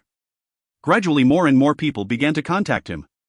The outcome was always the same: those who knew some inside information could only ask Li Feng to consider again. Those who were unaware readily agreed. However, afterwards there was no further communication. The notice for his promotion to second lieutenant arrived the next day. The relevant procedures could be handled online. 2 new sets of multifunctional officer uniforms were delivered by intelligent robots. Compared to the multifunctional uniforms of privates, the officer uniforms had little change, only slight variations in style and added minor functions. They could still only exert around level 15 of power. The position of battalion commander gradually seemed more elusive. For 3 or 4 consecutive days, even the officers who wanted to recruit him were decreasing. Li Feng was too lazy to wait any longer. Let things unfold as they may. Anyone who dares to obstruct him will face dire consequences. He does not believe that with Bu Qianzhang the decision-making captain and the hidden strength of Gu Lingxi plus himself. What kind of demons and monsters could board the NB-4444 reconnaissance ship possessing the ability and confidence to seize power and flip the situation back on them? He instructed the AI to display the route from the military base to the F-369 planet. Although still in the F-zone, it required a detour to a nearby life planet before heading to the F-369 planet. Last time he cursed the high-ranking military and communication giants, and this time Li Feng had no choice but to curse the high-ranking military and the interstellar transport giants again. Within the F-zone, it was only 3500 light-years apart. The cheapest ticket for the trip cost at least 35,000. A private earns 5,000 a month, and each additional star raises the salary by 1,000. Upon advancing to second lieutenant, each additional star increases the salary by 3,000. As a second lieutenant, he only made 20,000 a month. If it weren't for the military merit points, risking his life for a month wouldn't even cover a ticket home. Li Feng directly converted all his military merit points into federal currency. With an additional 7,000 from last month's salary, he totaled 300,000. He instructed the AI to purchase the nearest ticket and sent the time to Jiang Wanxin. He quickly received a reply from Jiang Wanxin saying she would take time off to pick him up at the space station. After practicing mecha operations for over an hour, Li Feng left the reconnaissance ship, activated the flight function, and arrived at the transport area according to the route provided by the AI. Various large and small transport ships were everywhere. There were only a few civilian manned transport ships, and they were all small. After finding the spaceship he was to board, as Li Feng was about to check his ticket, a middle-aged man in a major's uniform with a sturdy build blocked his way. Li Feng asked, "Is there something? When meeting an officer, why don't you salute?" The burly major's voice was like thunder, exuding an imposing presence. "I'm not in the habit." Li Feng asked again, "Is there something? Let me teach you the rules first." The burly major stepped forward, surprisingly quick as lightning, and slapped towards Li Feng's face. Bang! Li Feng's reaction and speed were even faster, directly landing a punch squarely on his cheek. The massive figure was sent flying. This person was clearly a defensive martial artist of considerable level. Even after taking a heavy blow, he could leap up as if nothing had happened. "Wait. I'm here to deliver a message and recruit you." Seeing Li Feng rushing over quickly, he hurriedly raised his hand to stop him. However, Li Feng did not stop. Regardless of his intentions, if he dared to strike first, he should not blame him for being rude. Boom! In the blink of an eye, he reached close and landed another heavy punch on the burly major's face, knocking him down to the ground. Boom, boom, boom. Before the burly major could rise again, Li Feng's fists fell upon him like a rainstorm. "Stop!" The patrol team in combat mode rushed over upon hearing the commotion. Li Feng swiftly had the AI pull up his identity information. NB-4444 Small Independent Reconnaissance Ship Second Lieutenant. The patrol team members turned and left. A second lieutenant assaulting a major officer regardless of justification was a serious violation in the military. However, the crazies that emerged from a small independent reconnaissance ship were another matter. Even a regular private among them could do anything. Furthermore, they had their backers. Let alone a second lieutenant. The patrol team had no authority to intervene, and even those from the military law department did not dare to. As long as there were no fatalities, those of lower rank would consider themselves unlucky. Those of higher rank would gather video evidence to seek out their backers for justice. Feng had come with a tight schedule and was soon to arrive at the departure time for the manned transport ship. After giving the burly major a few more punches, feeling it was almost to the limit before inflicting serious injury, he stopped. Damn. How ruthless. I'm a level 15 martial artist, yet I got beaten like a grandson. The burly major staggered to his feet, ignoring the warnings about concussions and fractured nasal bones from the AI. He tried to open his swollen eyes to find Feng. He could only see that Feng had already boarded the manned transport ship after passing the electronic ticket check. He spat blood. Looking around, he wanted to find someone he didn't like to beat up and vent his anger from earlier. Arriving at the common area, Feng found his seat and took off his backpack. He instructed the AI to display the shopping platform for F369, studied for a moment and gritted his teeth, spending over 20,000. He ordered a multifunctional mattress and a few bottles of vitality potions. Only then did he take out the training helmet from his backpack and put it on. Beep beep beep. Just as he set the practice content, a video communication request from an unfamiliar number came through on his military wristwatch. He adjusted the screen size and connected the communication. In front of him appeared an image measuring 20 centimeters square. To his surprise, the person in the image was the burly major he had just beaten. Feng frowned slightly. Don't disconnect the communication, that was just a test. The burly major grinned widely, revealing a mouth with 3 missing teeth. Let me reintroduce myself, Ho Jianda, 5-star major captain of the Di-658 large destroyer. Feng remained silent, waiting for him to continue. Ho Jianda continued, I have a few questions for you, please answer them promptly. First, why do you want to be promoted to battalion commander of the NB 4444 reconnaissance ship? Feng's heart moved and he replied, to have greater freedom. Ho Jianda's second question followed quickly, what step do you hope to reach in the military? Without hesitation, Feng replied, Federal Marshal. Ho Jianda's previously narrowed eyes widened slightly. Are you insane? A mere second lieutenant with ambitions bigger than those of a general.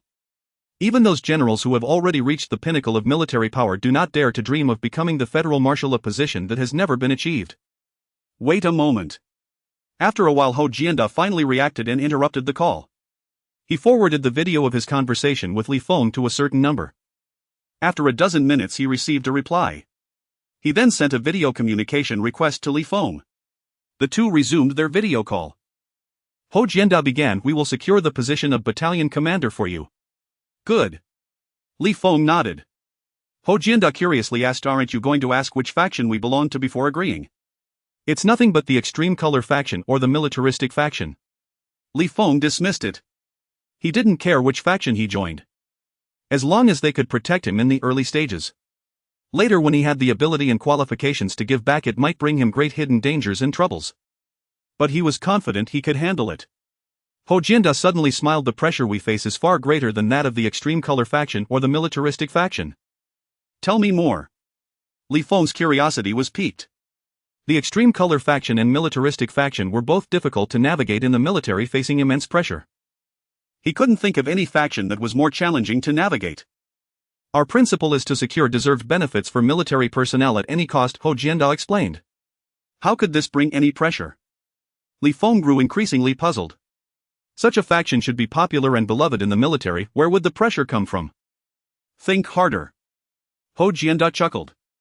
The chief tested many people. There were 3 rounds each with a perfect score of 100.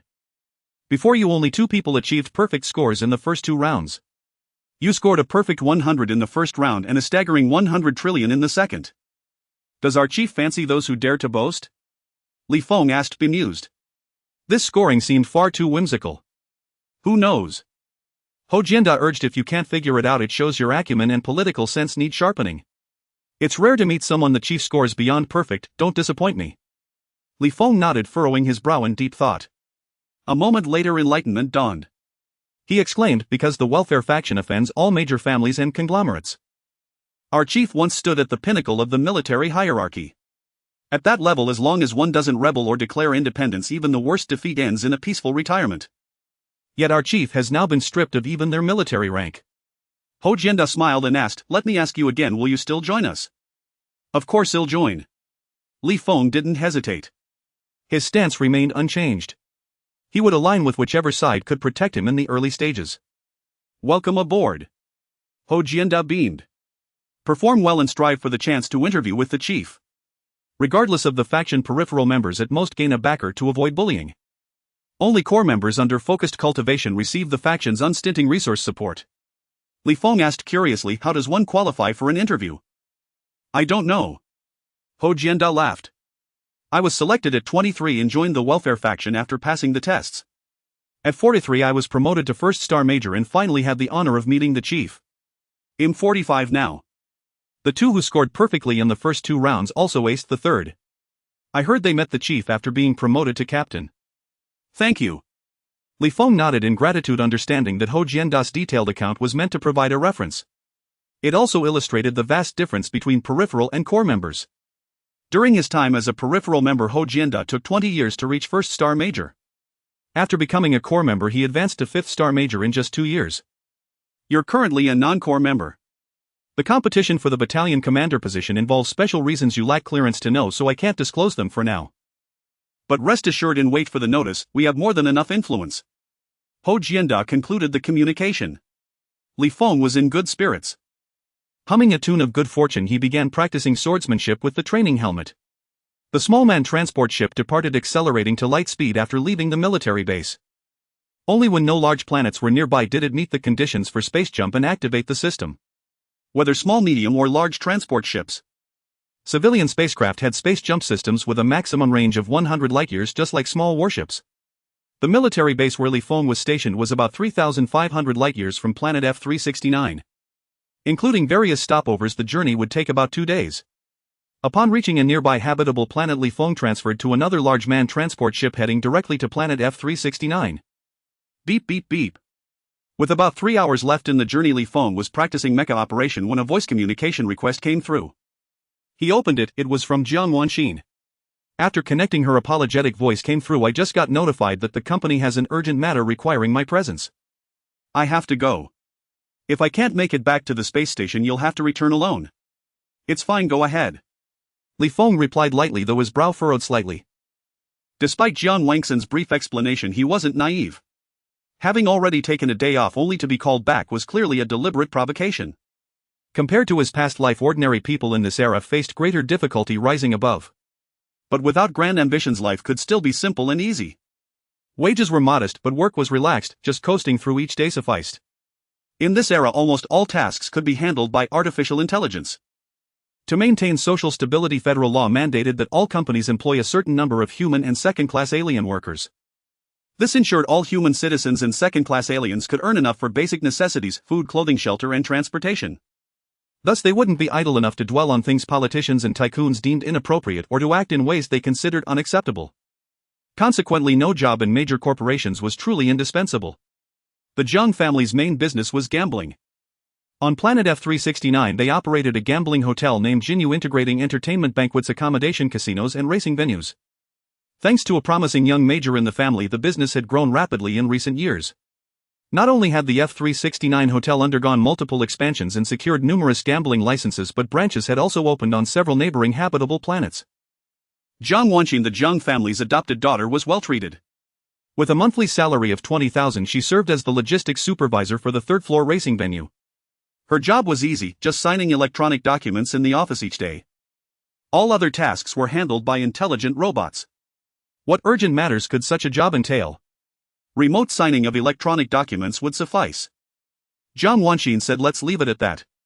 I'll finish things as quickly as possible." "All right," Li Feng replied, ending the communication. He didn't dwell on it and continued practicing mecha control. Whoever was targeting her would become clear in a few hours. With his current strength, connections, and resources on planet F-369, there was nothing a good punch couldn't solve. If there was, he could activate his combat uniform's battle mode. But even then, it was still just for intimidation at this stage. Federal calendar, March 12th. In less than 2 months, Li Feng had returned to planet F-369. Exiting the large man transport ship, he boarded a small one from the space station to the landing platform in Duolin City. Each habitable planet had different rotation and revolution periods, so day lengths and year durations varied. However, dates and times were based on the human homeworld Blue Star. Having already received Jiang Wangxin's message that she couldn't make it, Li Feng left the landing platform and had his AI apply for a flight route. Instead of returning to their rented home, he flew toward the Jinyu gambling hotel. Along the way, countless bizarrely shaped skyscrapers hundreds of stories high were everywhere. A myriad of colorful flying vehicles weaved among them. In the Human Federation, the closer a habitable planet was to the border, the greater the risk of alien attacks. Conversely, the population was smaller. Planet F-369, though 3 to 4,000 light-years from the border, still fell within the F sector and was somewhat affected. The entire habitable planet, including second-class alien citizens, had a population of about 90 billion, slightly below the average of 100 billion. The vast majority of these 90+ billion people lived in Duolin City. Outside the city were various factories, plantations, farms, and villas. The Jinyu Casino Hotel spanned an area of 200,000 square meters, towering 55 stories high. It seemed that the young major of the Jiang family was truly a man of boundless promise and remarkable potential.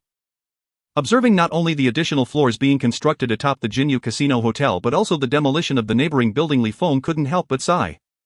Since humanity entered the era of rapid interstellar expansion, the Federation military had enjoyed a glorious period lasting 10,000 years. Though perpetually suppressed by the Federation Parliament during its zenith, the military high command had forcefully pushed the peerage system into the Supreme Council chamber on multiple occasions. Some high-ranking officers even dared to propose the enfeoffment of territories. Yet following the catastrophic and appalling defeat against the winged race, the Human Federation abandoned expansion, shifting from offense to defense. The military then sank into a 10th-year-long slump. As the number of high-ranking officers, particularly admirals, dwindled drastically, their voice in the parliament was continually weakened and their influence plummeted.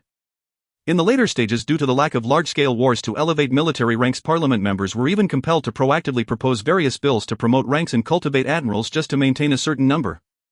If the top brass were in such a state, the situation for the middle and lower echelons was naturally even more dire. Their various benefits and welfare had been slashed to the bone. A major's rank qualified one to captain a large warship commanding over 100,000 troops. In the military, this was already the threshold of senior officer status, a position of no small standing. However, on major life-sustaining planets, their influence was not substantial.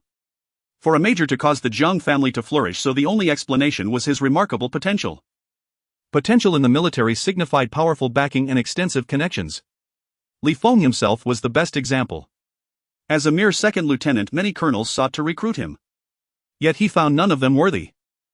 In an era where the Caucasian faction was gaining ascendancy, only a person or faction with the power and audacity to intervene in the racial conflict at Military Base 777 and reclaim his captain position for him was worthy of his allegiance. Conversely, without his immense potential, the leader of that welfare faction would never have expended such vast resources to help him regain his captaincy. Similarly, if he still considered himself a member of the Li family, once he became acquainted with the high-ranking officers of the welfare faction, he could effortlessly elevate the Li family to new heights. There was bound to be some senior officer with connections in officialdom or commerce in this region who could boost the Li family's transportation business. Entering the third floor, Li Feng asked for directions and made his way to the office area. The entire Jinyu Casino Hotel was divided into two sections. The upper section primarily housed ancillary businesses such as accommodation, dining, entertainment, and banquets. The lower section was dedicated to gambling-related operations. It boasted a wide array of lotteries, casinos, and racecourses. The third floor was home to over 20 venues of various sizes, mainly hosting arena duels predominantly for those at level 5. The combatants were mostly alien slaves and various beasts, with a minority being second-class aliens and very few humans. Revenue came mainly from tickets, betting commissions, and off-site pay-per-view. As Li Feng walked along, he saw few spectators and many venues were vacant, hosting no duels. The primary reason was that level 5 arena fights lacked excitement. The second reason was that the Jinyu Casino Hotel did not possess a license for deathmatches, so the duels at various levels were not sufficiently bloody. Planet F-369 only had 3 licenses for hosting deathmatches, all firmly held by those interstellar gambling giants. Not just deathmatch licenses but also various non-limit licenses, cross-planetary on-demand viewing, and betting qualifications. These were the true gold mines, generating immense daily profits. Compared to those titans, the Jinyu Casino Hotel was merely doing well among local gambling companies. It could get by comfortably on the leftovers, even having the capacity to expand its business to neighboring planets. Arriving at the office area as he was a family member of an employee, no alarms sounded and no robotic security approached to question him. Li Feng searched for the logistics manager's office. He paused as he passed the logistics warehouse. To his surprise, he found Jiang Wanxin inside organizing various goods. In the light, her silhouette was like a newly bloomed flower, delicate and frail. Her slender nimble hands struggled to move boxes of goods that seemed mismatched for her stature. Crystalline beads of sweat continuously slid down her fair delicate forehead. Her originally serene and flawless face now bore an unmistakable expression of exhaustion and anxiety. Wanxin. Li Feng called out. Jiang Wangxin's body stiffened slightly as she spun her head sharply towards him at the door. The fatigue and worry on her face vanished, replaced by boundless joy in her eyes. Li Feng asked, "Who's targeting you?" Knowing his presence meant he had already guessed the reason Jiang Wanxin didn't conceal it. She said lightly, "It's not really deliberate targeting.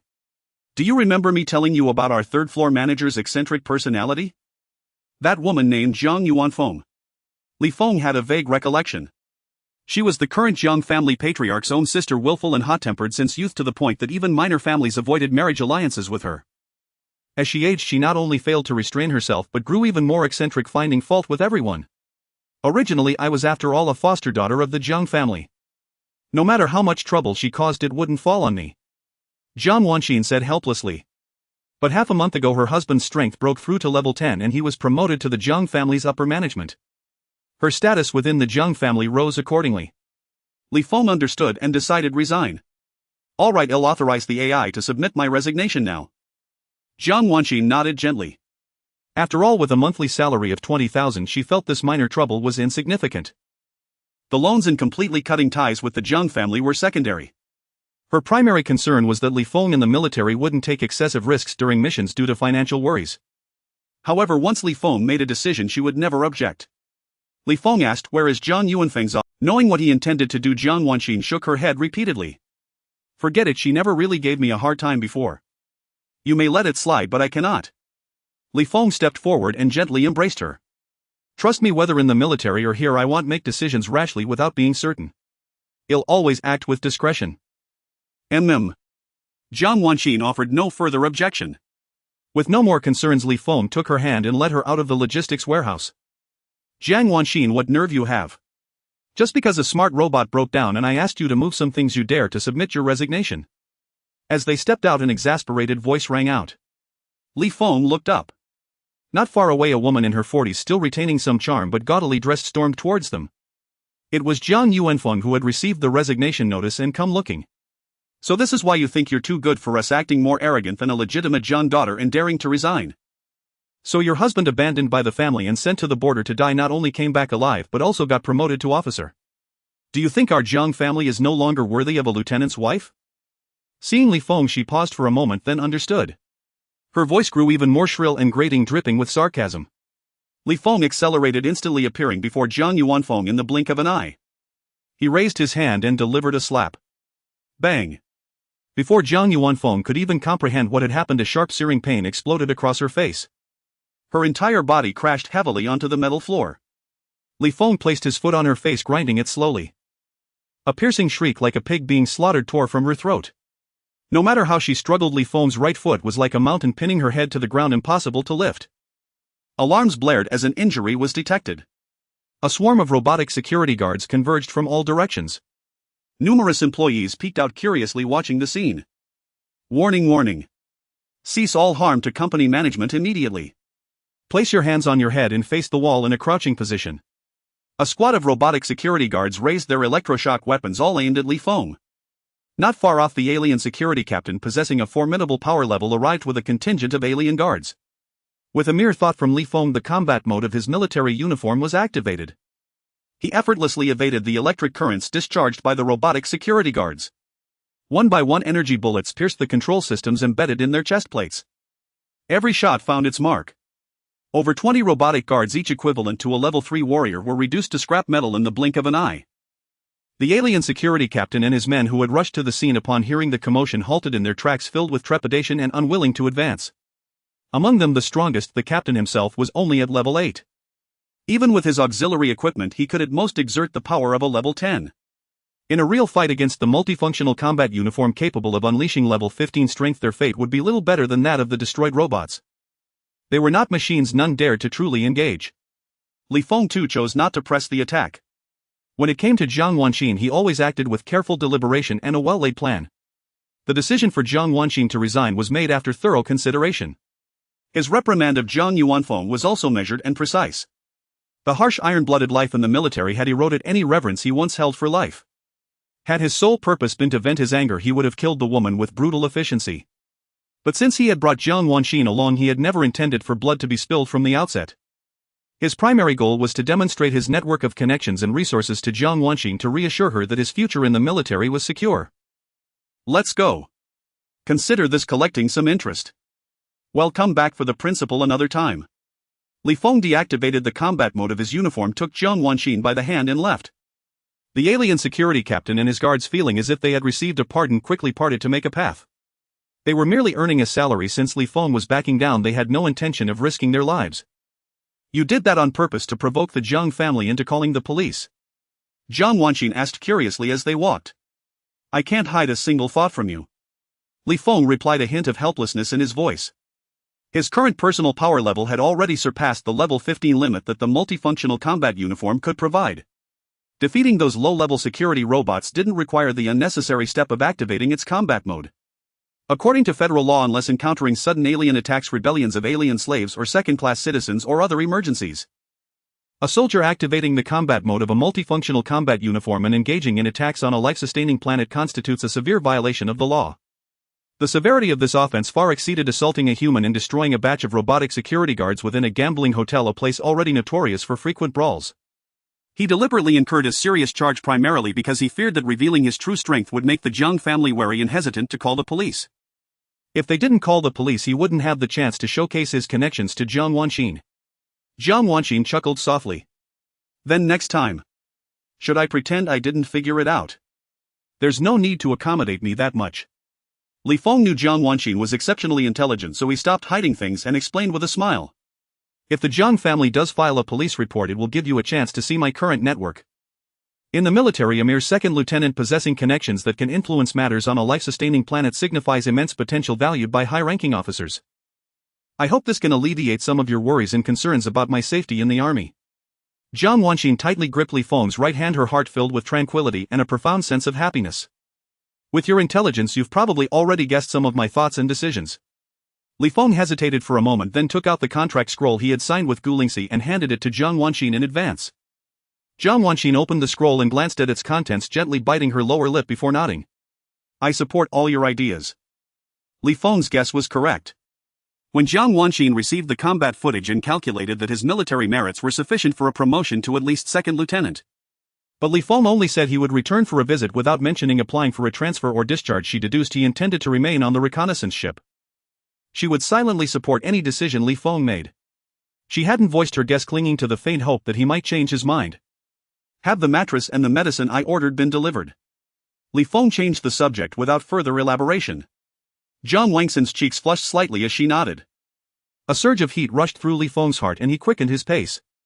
Upon exiting the Jinyu gambling hotel, he immediately instructed his AI to apply for a route home, then wrapped his arm around Jiang Wanxin and activated the intelligent flight mode. The apartment he and Jiang Wanxin rented was not far from the Jinyu gambling hotel. It was a small one-bedroom unit. It lacked intelligent robots and had few smart home features. Yet the monthly rent was 3,000 credits.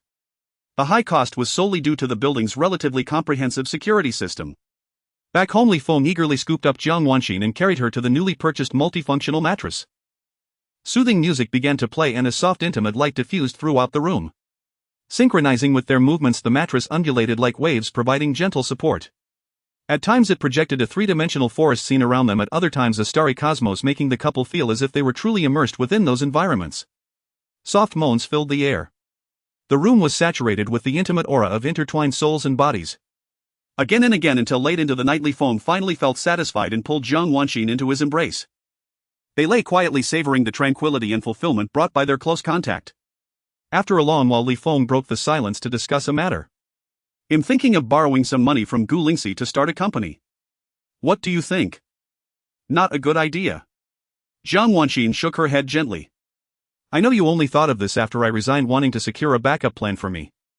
Before this, you didn't want to get too entangled with her, nor did you want to owe her a favor, fearing it might cloud your judgment in unexpected situations. But it's really not necessary. I'm already a level 3 fire element cultivator. After 2 more levels, I can find a decent job at a military enterprise. You've reached level 3 already. That was fast. I thought you wanted to be an alchemist. Why are you thinking about military enterprises now? Li Feng was quite surprised. He remembered Jiang Wanxin mentioning that she had discovered her considerable talent for cultivation when she was young. However, as an adopted daughter, the more outstanding she appeared, the harder it became to control her own destiny. She had always been afraid to cultivate, hiding her talent and remaining stuck at the peak of level 1.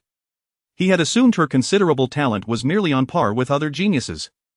He never expected her talent to be so profound that she could break through from the peak of level 1 to level 3 in less than 2 months without any auxiliary cultivation materials. I made that decision after I received your combat footage and guessed you were determined to stay on the reconnaissance ship. I thought that if I could learn to forge cold weapons and cultivator artifacts, it might be of some help to you. Jiang Wanxin hesitated, knowing that many of her thoughts and plans were equally transparent to Li Feng. In the end, she chose to be honest. But there were still things she kept from him. She didn't tell him that her talent in water elemental arts far surpassed her talent in fire elemental arts. The reason she abandoned water arts to specialize in fire arts was simply because fire element cultivators earn significantly more than those of other elements. Li Feng suggested, given the rate I'm improving, I won't be lacking in cold weapons or artifacts in the future. Just follow your own preferences when making decisions. I understand. Jiang Wanxin nodded. How about we try some difficult poses? Li Feng proposed again, his hands beginning to wander restlessly. Ring ring ring. Just as Jiang Wanxin began to acquiesce and respond to his advances, the doorbell rang at the most inopportune moment.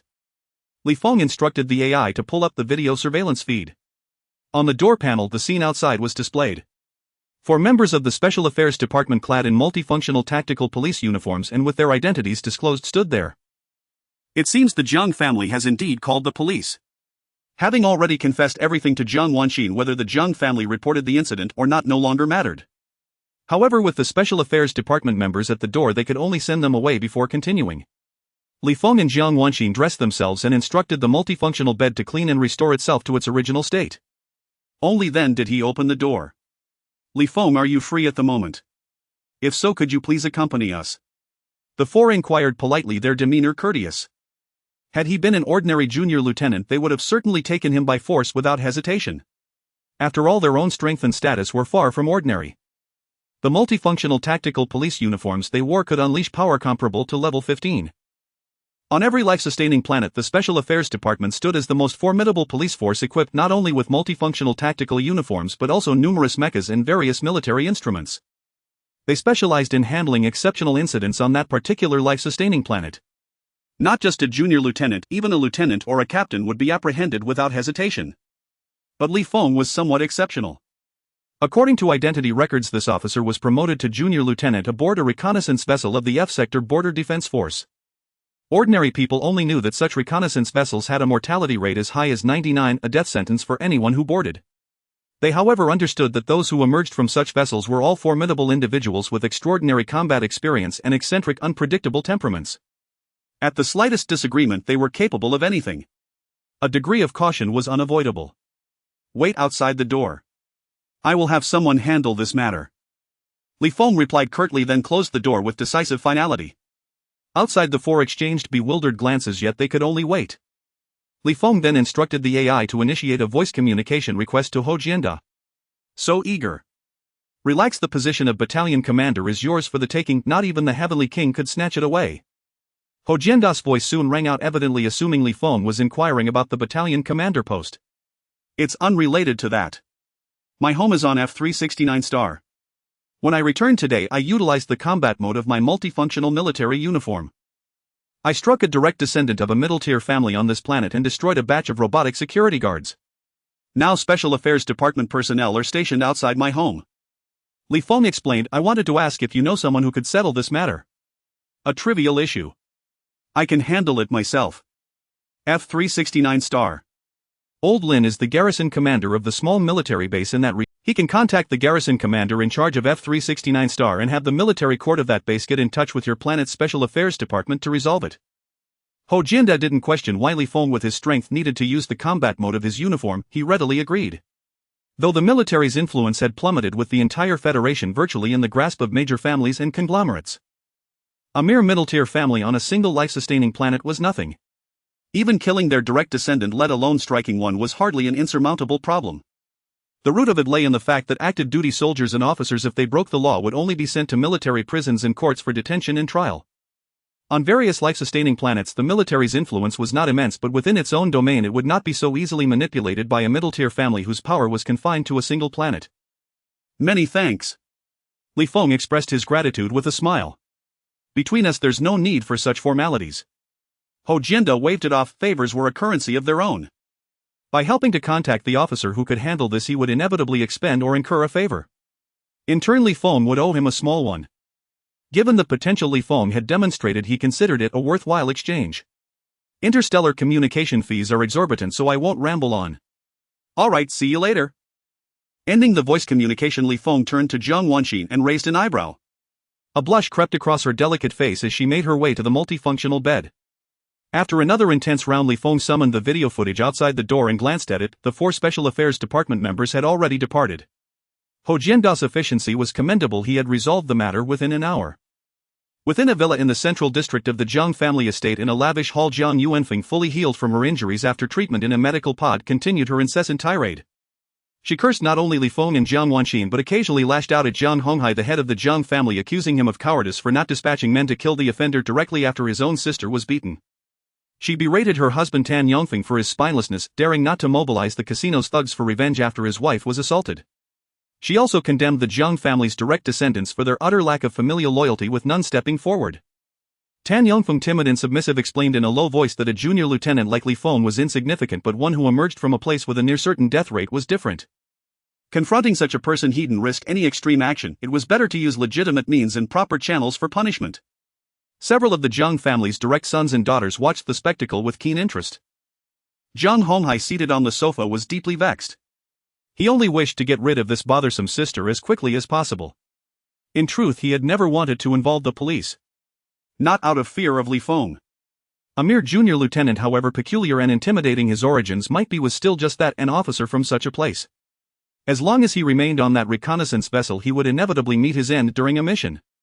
If he had merely served on that vessel for a month or two before requesting a transfer and possessed no significant martial or cultivation talent, then he was utterly unremarkable and not worth mentioning. His reluctance to involve the police stemmed partly from a lifelong dislike for his sister. There was no sibling affection between them, only a trace of disgust. Another reason was that Zhang Wanxin, as an adopted daughter of the Zhang family, was nominally his child as well. Having lost her value as a tool to curry favor with the powerful or wealthy, she was now of little use. Yet targeting her rashly might easily provoke discontent among the other adopted children. His ultimate decision to call the police was primarily out of consideration for Tan Yongfeng, a brother-in-law with considerable intelligence and capability, already part of the Zhang family's upper echelons. Moreover, in the gambling industry, reputation was paramount. Li Feng had assaulted a Zhang family direct descendant at the Jinyu Casino Hotel and destroyed over 20 robotic security guards. Failing to have him locked away in a military prison for 30 to 50 years, never to rise again, would only make the Zhang family appear weak and easily bullied. Beep beep beep. Finally, amidst Jiang Yuanfeng's incessant noise, Zhang Honghai received a video communication request from a familiar major at the small military base. He quickly rose to his feet. Zhang Yuanfeng, not entirely foolish, hastily fell silent. A warm smile spread across Zhang Honghai's face as he accepted the video call. A middle-aged man in a major's uniform appeared on the screen. Zhang Honghai spoke. "Major Liang, I'll need you to coordinate with the military court to ensure he gets a sentence of 30 to 50 years. The necessary expenses will be transferred to your account shortly." Major Liang, however, shook his head. "I'm afraid this will disappoint you, President Zhang.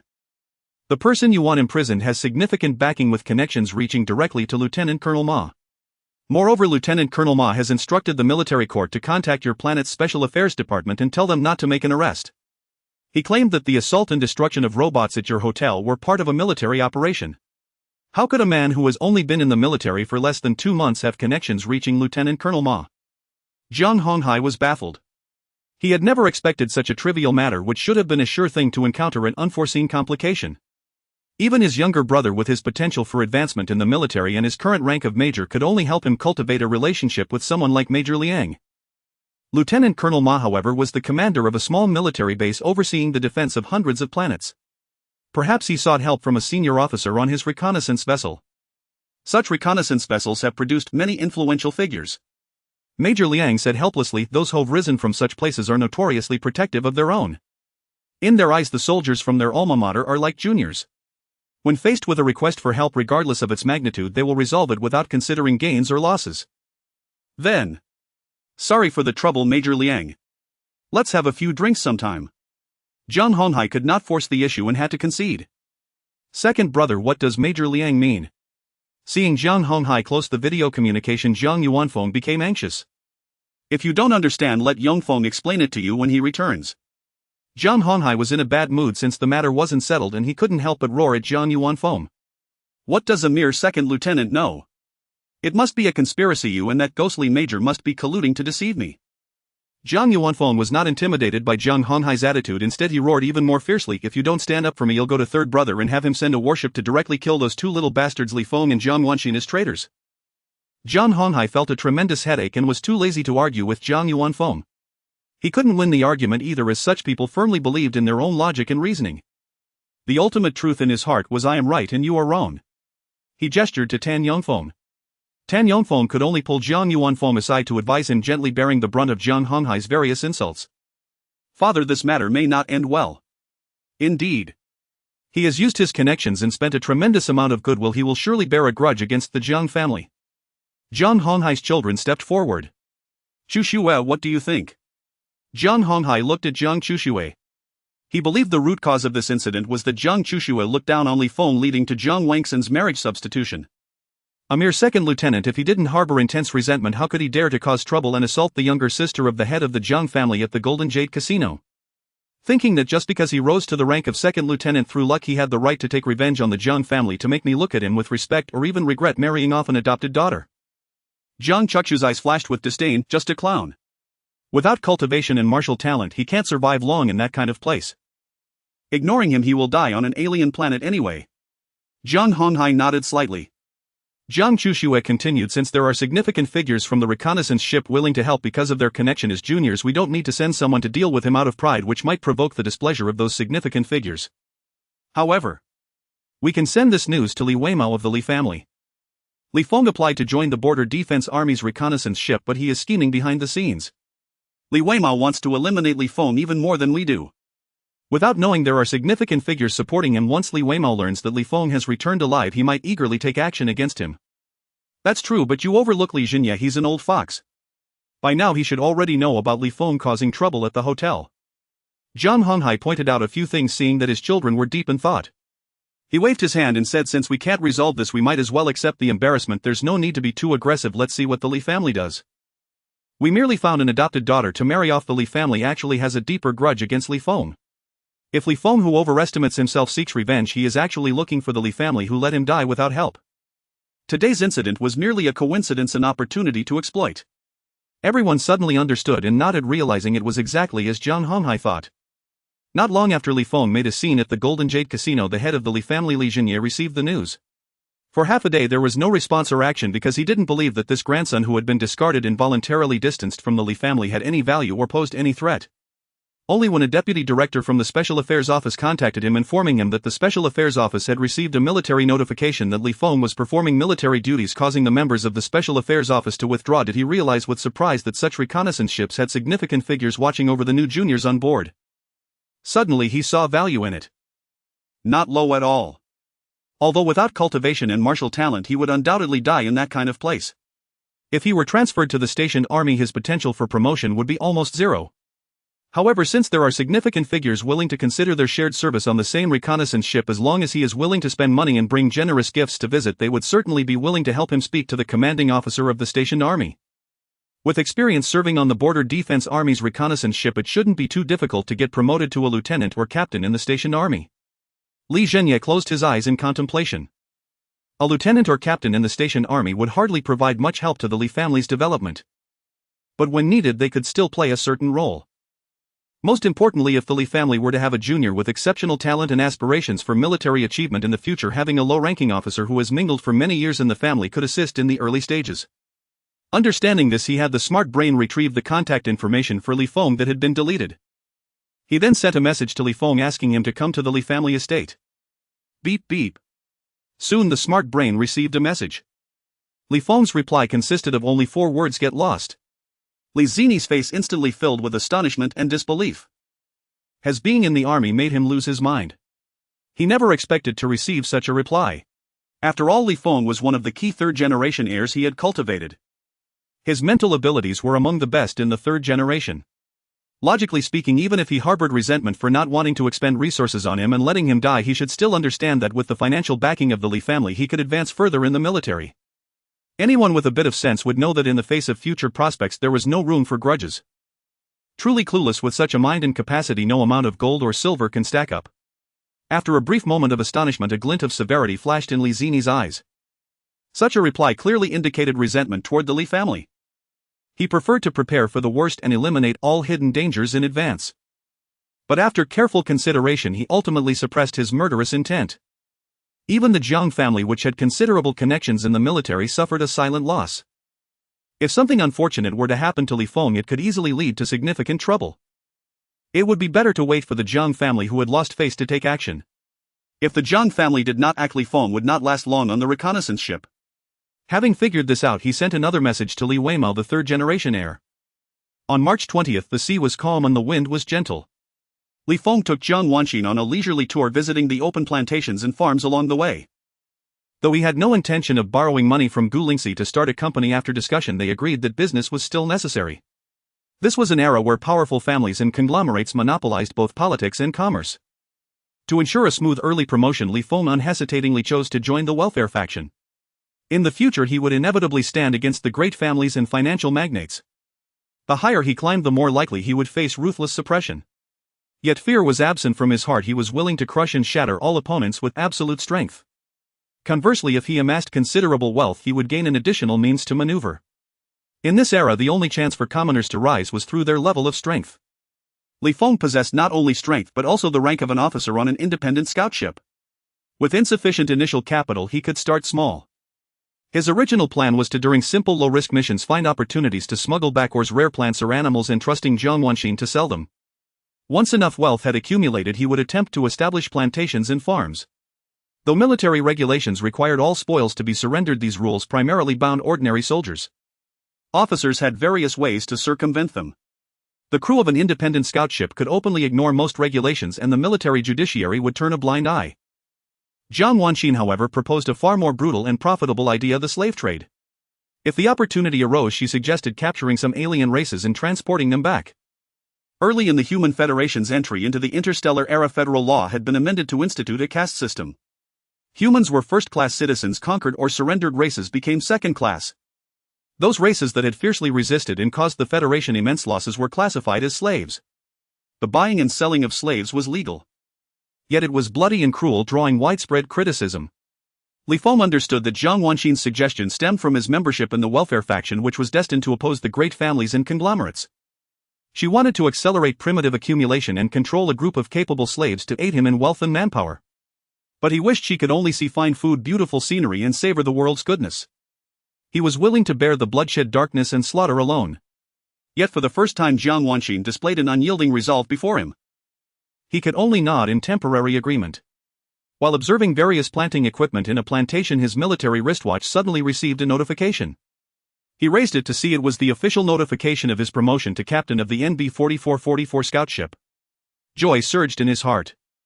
With the captaincy secured, he would become the second in command on the NB 4444, second only to Bu Qianzhang, wielding immense authority. This was an enormous stroke of luck. Only by controlling operational authority could he make the most advantageous arrangements based on mission content and his own strength. Just over an hour later, as Li Feng and Jiang Wanxin were celebrating at home, the ship captain Bu Qianzhang sent a voice communication request. "Good lad, quiet as a mouse, yet you've latched onto a golden thigh." As soon as it connected, Bu Qianzhang's astonished voice rang out. "The business of the whites trying to seize control of our scout ship has been in an uproar these past few days. Many of those senior officers, even those transferred to garrison forces, rushed back to make a scene. The hot-tempered ones even activated combat mode. Seriously injured guards stormed the command center and demanded an explanation from the lieutenant general. In the end, every single one of them was thrown into the military prison." Li Feng's eyes widened. That fierce and violent. How could they not be furious? Bu Qianzhang sighed. "You've only been on the scout ship for a month or two, you don't have deep feelings for it. For those seniors, the NB 4444 is their birthplace, their youthful recklessness the witness to countless brushes with death and the cradle of their dreams. If it becomes a ship full of whites, it's akin to the collapse of their faith." "That's true." Putting himself in their shoes, Li Feng imagined the NB 4444, which had witnessed his own two near-death experiences, turned into a vessel of whites. If he wanted to return to reminisce, he would be blocked, and even if he got in with a crowd of whites loitering and staring menacingly, he could never recapture the memories and feelings of the past. He would feel a murderous urge. Bu Qianzhang lamented, dozens of senior officers imprisoned at once, yet the situation remains unchanged. Clearly the base's high command has reached some compromise and consensus we don't know about. I never thought despite the overwhelming trend you could still turn the tables and secure the captaincy. Without a major general-level superior stepping in and offering enough benefits to satisfy the white generals, it's impossible to disrupt the already reached compromise and consensus. This matter is a bit complicated, I can't disclose it. Li Feng shook his head and asked, the list of incoming squadron leaders and new recruits should be out by now, right? It's already out. As captain, you have the authority to check it. Bu Qianzhang declared murderously. 2 squadron leaders, 28 platoon leaders plus new recruits, 325 whites in total. No matter how much I asked around, I couldn't find out their strength levels. But it doesn't matter. I'm the ship captain, you're the captain, and 3 squadron leaders are our people. I refuse to believe that with decision-making power in our hands we can't kill these bastards. Li Feng warned they dare to board the scout ship, so they must have something to rely on. We can't be careless. Bu Qianzhang acknowledged and asked, when are you coming back? I want to find an excuse to test their strength level. Besides, as the second in command of the scout ship, you're obliged to accompany me to the military prison to persuade those seniors to admit their mistakes and back down instead of continuing to resist and making things impossible to resolve. If they admit fault now, take a few major demerits, and with their backers stepping in, there's still room for negotiation. Others can't persuade them, but as the current first and second officers of the scout ship, even the most hot-tempered among them will give us face. As long as we step in and promise to defend the scout ship, convincing them to admit fault won't be hard. The earliest I can return is the beginning of next month. Without much hesitation, Li Feng rejected Bu Qianzhang's proposal. He didn't want those seniors to be stripped of everything, and he also wanted to learn the strength levels and trump cards of the whites. But none of that was as important as staying home with his wife. You irresponsible bastard. Bu Qianzhang couldn't help but curse. Handle it first. Explain the reason to those seniors for me. When I get back, I'll visit each one in prison or contact them to apologize. Fine. Damn it, you're a married man, why are you going to die on a scout ship? Bu Qianzhang had no choice but to compromise. On April 3, Li Feng boarded a large personnel transport ship. Returning to the military base via Shuttle 5, he entered a reconnaissance vessel. Despite his mental preparation, he still felt as though he had stepped into the wrong place. Along the way, white soldiers came and went incessantly. He found this deeply unsettling. The root of his discomfort lay in the long-standing conflict over skin color. The invention of the space jump system allowed humanity, once confined to a remote corner and on the verge of collapse due to ever-tightening resources, to break through its bottleneck and officially enter the interstellar age.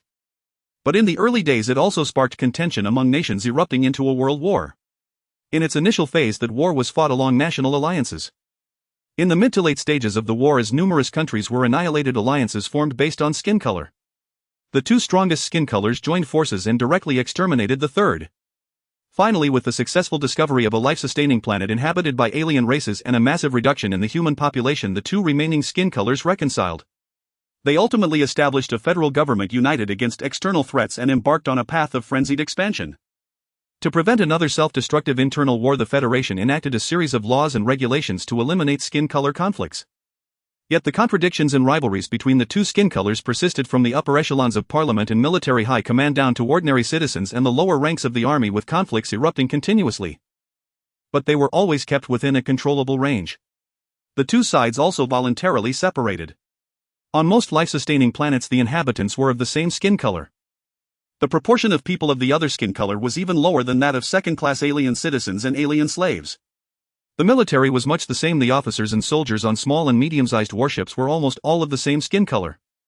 Only on large warships could one see people of both skin colors working together.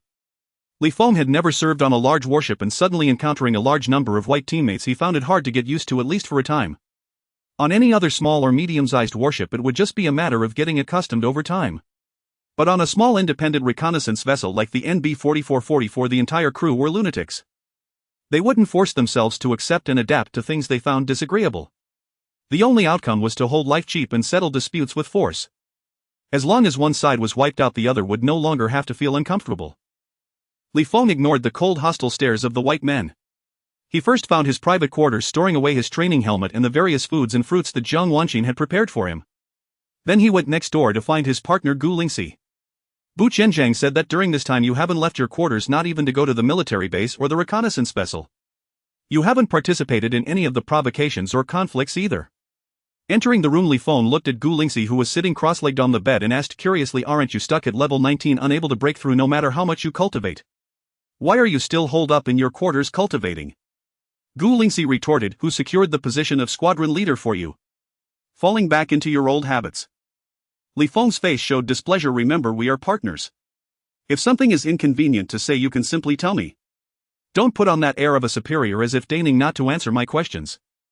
Gu Lingxi said helplessly, "On the path of cultivation, if you don't advance, you regress. Only through diligent and hard training can one achieve success naturally when the opportunity for a breakthrough arrives." The welfare faction. Li Feng also explained the answer to her question.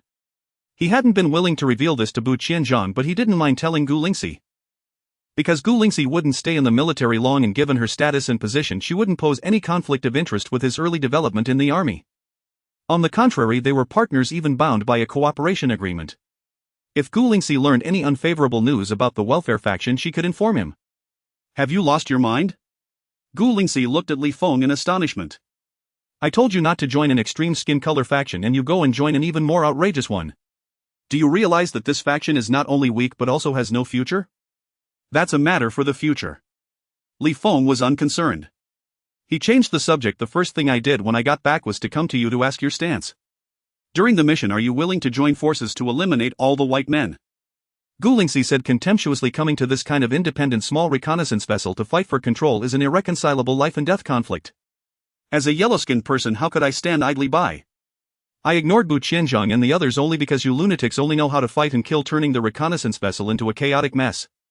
It's brainless. What's the use of brawling in this kind of life-and-death conflict constrained by military regulations? Within the rules, the key to victory is to formulate a plan for a fatal blow based on the mission and finish them all off in one go. All other trivial matters are meaningless." Good. Li Feng felt relieved.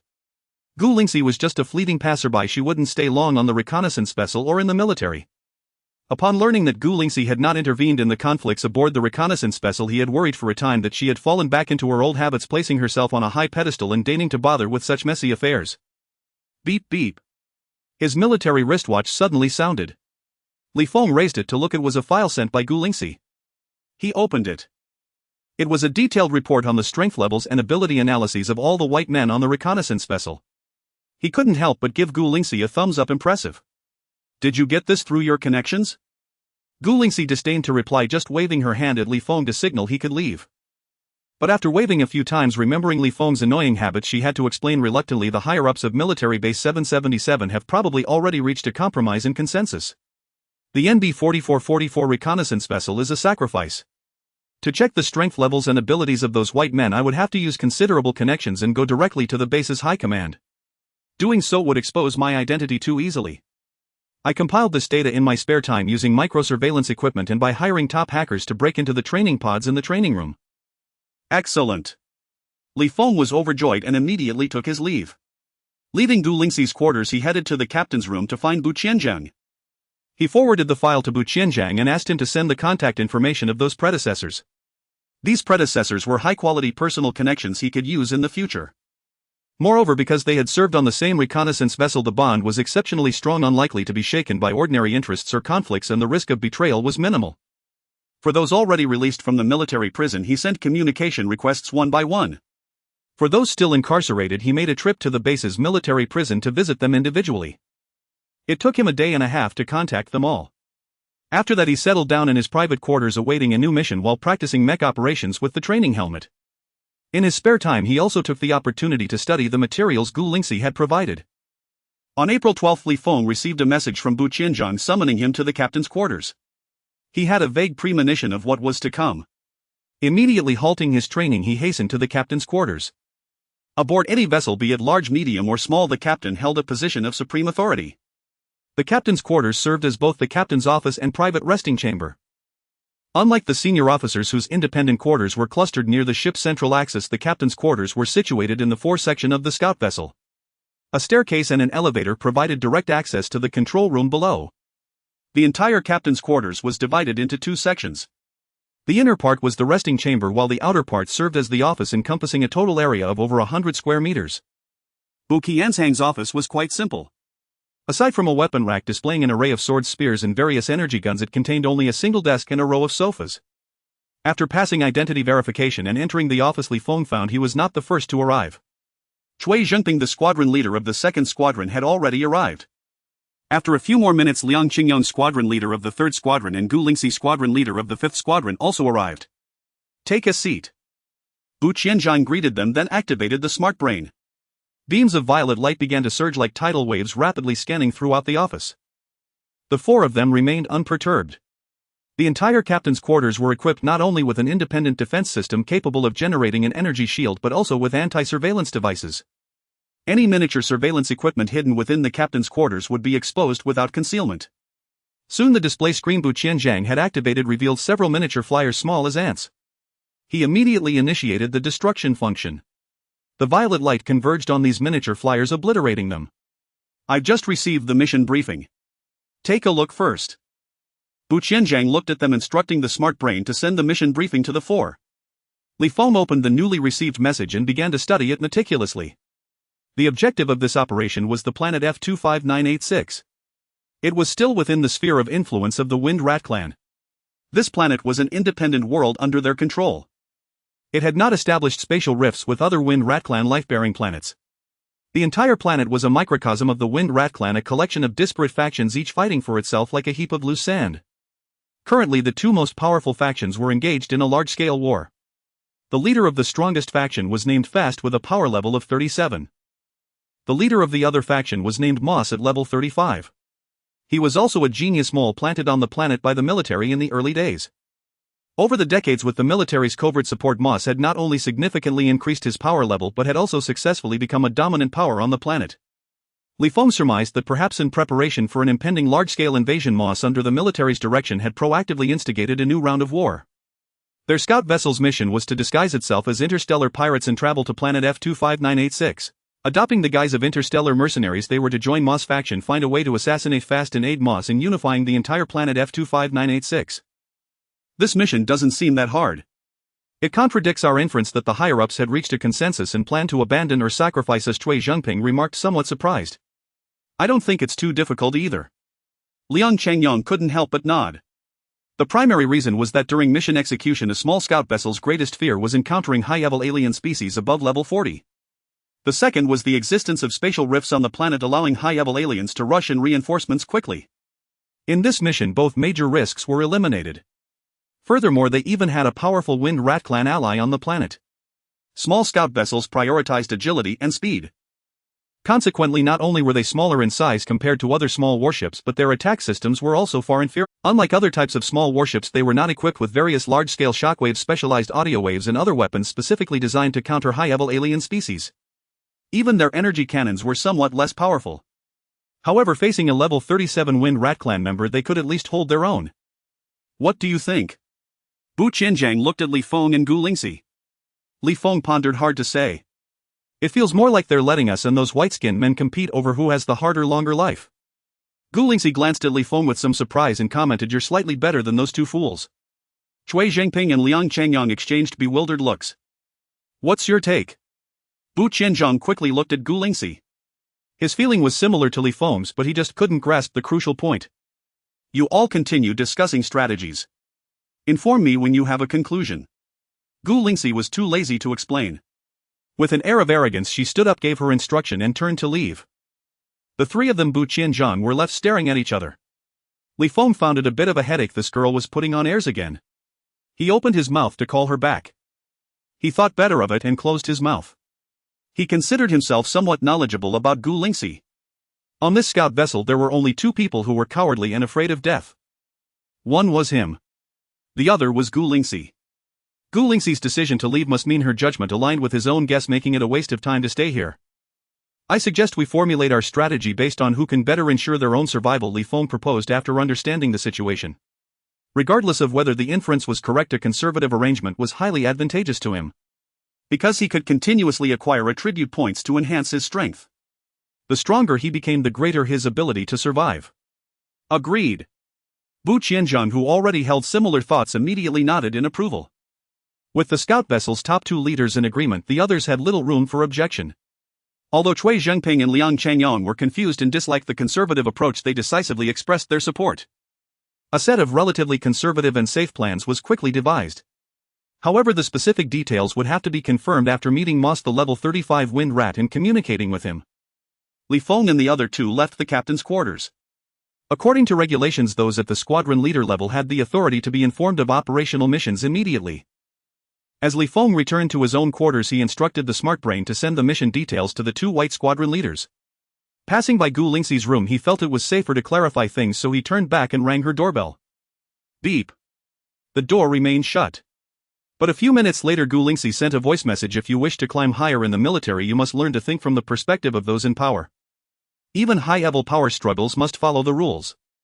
Even if they've reached a consensus to tacitly cede control of scout vessel NB 4444 to the whites, it must be done within the framework of regulations. They cannot simply agree outright. Otherwise, they could simply assign a mission leading to total annihilation for the scout vessel or forcibly transfer all survivors of the previous mission to other ships.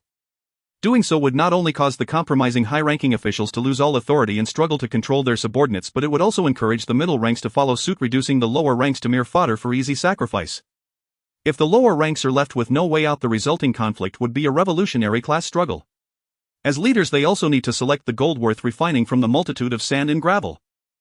Just like the leader of the welfare faction, who, knowing full well that intervening in the racial conflict would have endless consequences and that your remaining on this scout vessel posed a huge risk, still expended his connections and resources to secure the battalion commander position for you. This alone proves he believes your potential is immense, worth in using those resources to gain you a slight advantage. But he will only secure an advantage for you. He would never transfer you out of the danger zone or secure an overwhelming advantage, because you too must realize your potential through trials and tribulations, proving to him that he can continue investing more resources in you. Only through such layers of testing and selection can one find and cultivate powerful right-hand men or even successors. If because of your potential he paved a smooth path for you without considering the cost, once you reached a high position with no room for error, you would only face utter defeat. The white high-ranking officials treat the white personnel on this scout vessel the same way. They will only use their authority to gain a certain advantage for these people, but the difficulty still remains. Li Feng had just finished listening when Gu Lingxi sent another voice message: our advantage lies in controlling the ship's decision-making power. To counter this advantage, the combat personnel of both yellow and white races are mixed within the same squads. This prevents us from assigning high-risk tasks exclusively to the whites based on the mission. Similarly, the whites cannot use this approach to scheme against us. They can only leverage their greater average strength. That is their biggest advantage. Arranging a long-duration mission is the best choice. Deducing from this outcome, the reason is currently unknown, but the key point must be that the scout vessel combined with the level 35 Moss cannot kill the level 37 fast in a short time. But it's only that they can't kill him quickly. Other possibilities exist, but they conflict somewhat with the mission objective of killing fast and helping Moss unify the planet. Against the backdrop of the Federation's impending large-scale invasion of the Wind Rat clan, this mission is the most critical one, and it's the true core interest of both factions' high commands. Only then comes the power struggle and competition. Whichever side survives can harvest a large amount of military merit through this mission. It also serves as a reward and recognition from both high commands for this group of people either retaining or seizing control of the scout vessel. Li Feng suddenly understood and felt completely relieved. If this were truly the case, he was most likely to be the one laughing last. On March 13, Bu Qianzhang officially issued a lockdown order prohibiting all members from leaving the reconnaissance ship. This was a harbinger of an impending mission. However, only the captain, the squad leader, and the 5 team leaders truly knew the contents of the mission. On the same day, a large number of engineering robots and aircraft arrived to begin modifications on the NB 4444 reconnaissance ship. The so-called modifications were merely aesthetic adjustments. There were interstellar pirates and interstellar mercenaries from various races, all existing beyond the rules of their respective factions. The former primarily focused on plundering life planets and resource planets, while the latter engaged in assassination and attack missions, even intervening in wars as hired help. The two often interchanged roles, overlapping in business. The real difference lay in the fact that the former operated on a large scale while the latter focused on elite troops. The human interstellar pirates and mercenaries traveled through space using various modified transport ships. The impressive ones could obtain decommissioned warships through special means. Transforming a decommissioned warship into an interstellar pirate ship was a complicated endeavor. Conversely, it was much easier to make external adjustments. A large number of engineering robots and aircraft completed the modifications in less than a day. The NB 4444 reconnaissance ship was unrecognizable. Even its shape had undergone certain adjustments.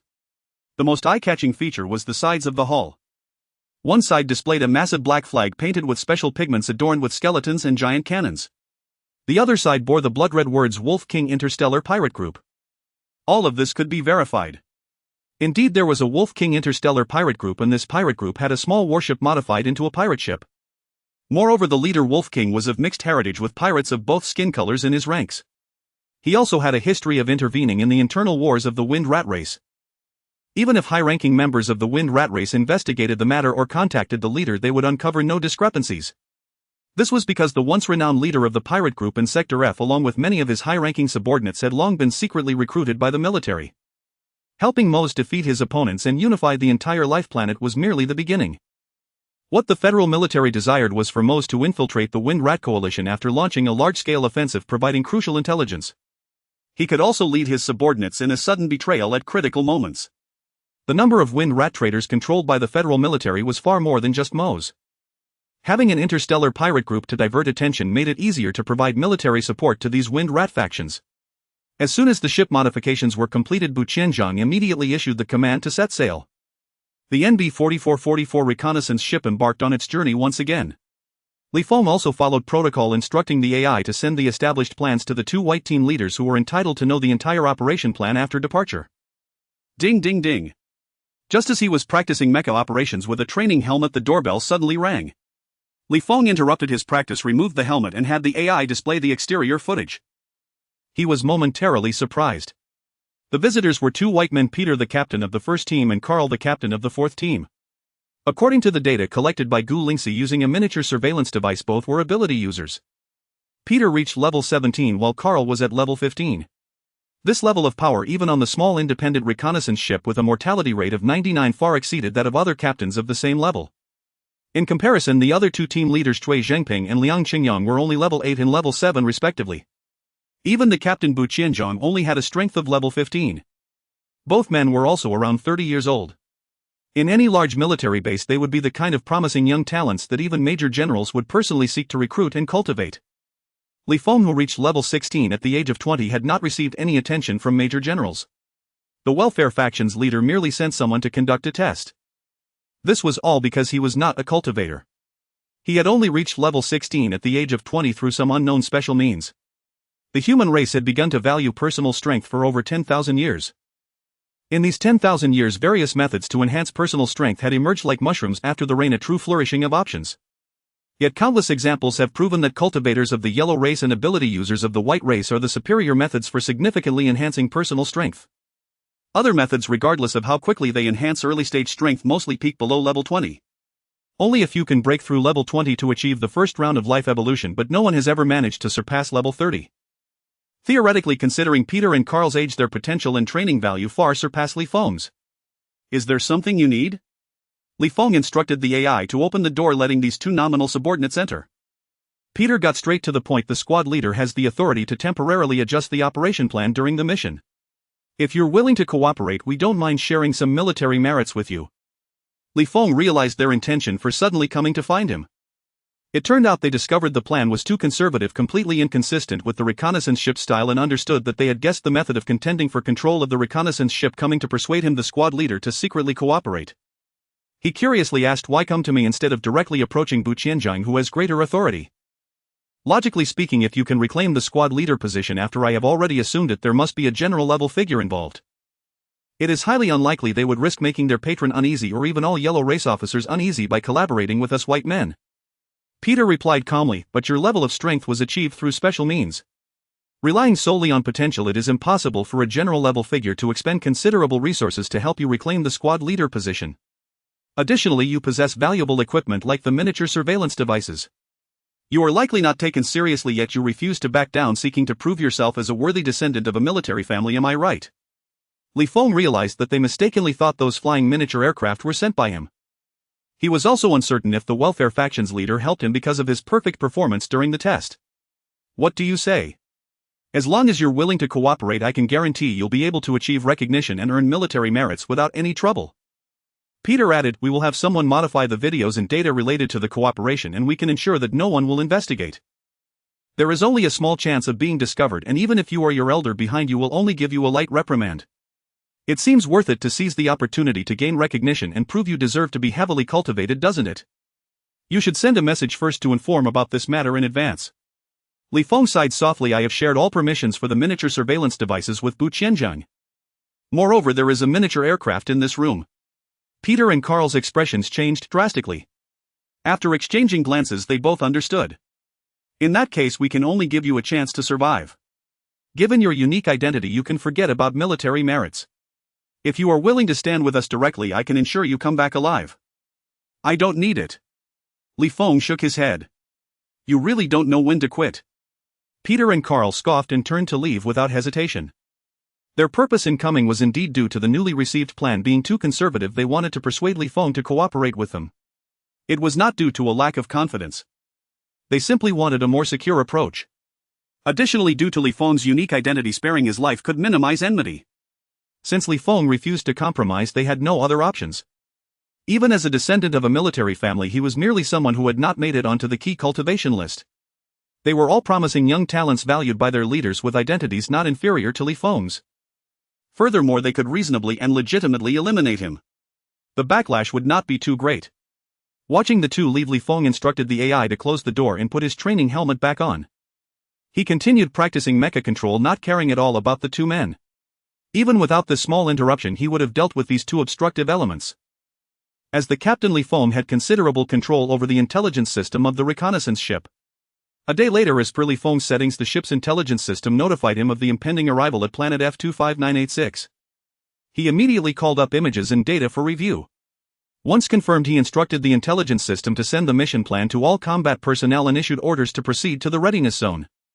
He brought along the miniature simulator and energy stones obtained from Gu Lingxi during the last operation, activating the flight function of his multifunctional military suit as he headed for the readiness zone. Upon arrival, only two squad leaders had arrived before him and were entering their mechs. With a thought, the cockpit door of the number 1 mech linked to his wristwatch's intelligence system swiftly opened. He flew into the cockpit, verified his identity, and completed the brain-machine connection automatically. He attempted to move the mech a few times. It felt just like during virtual training.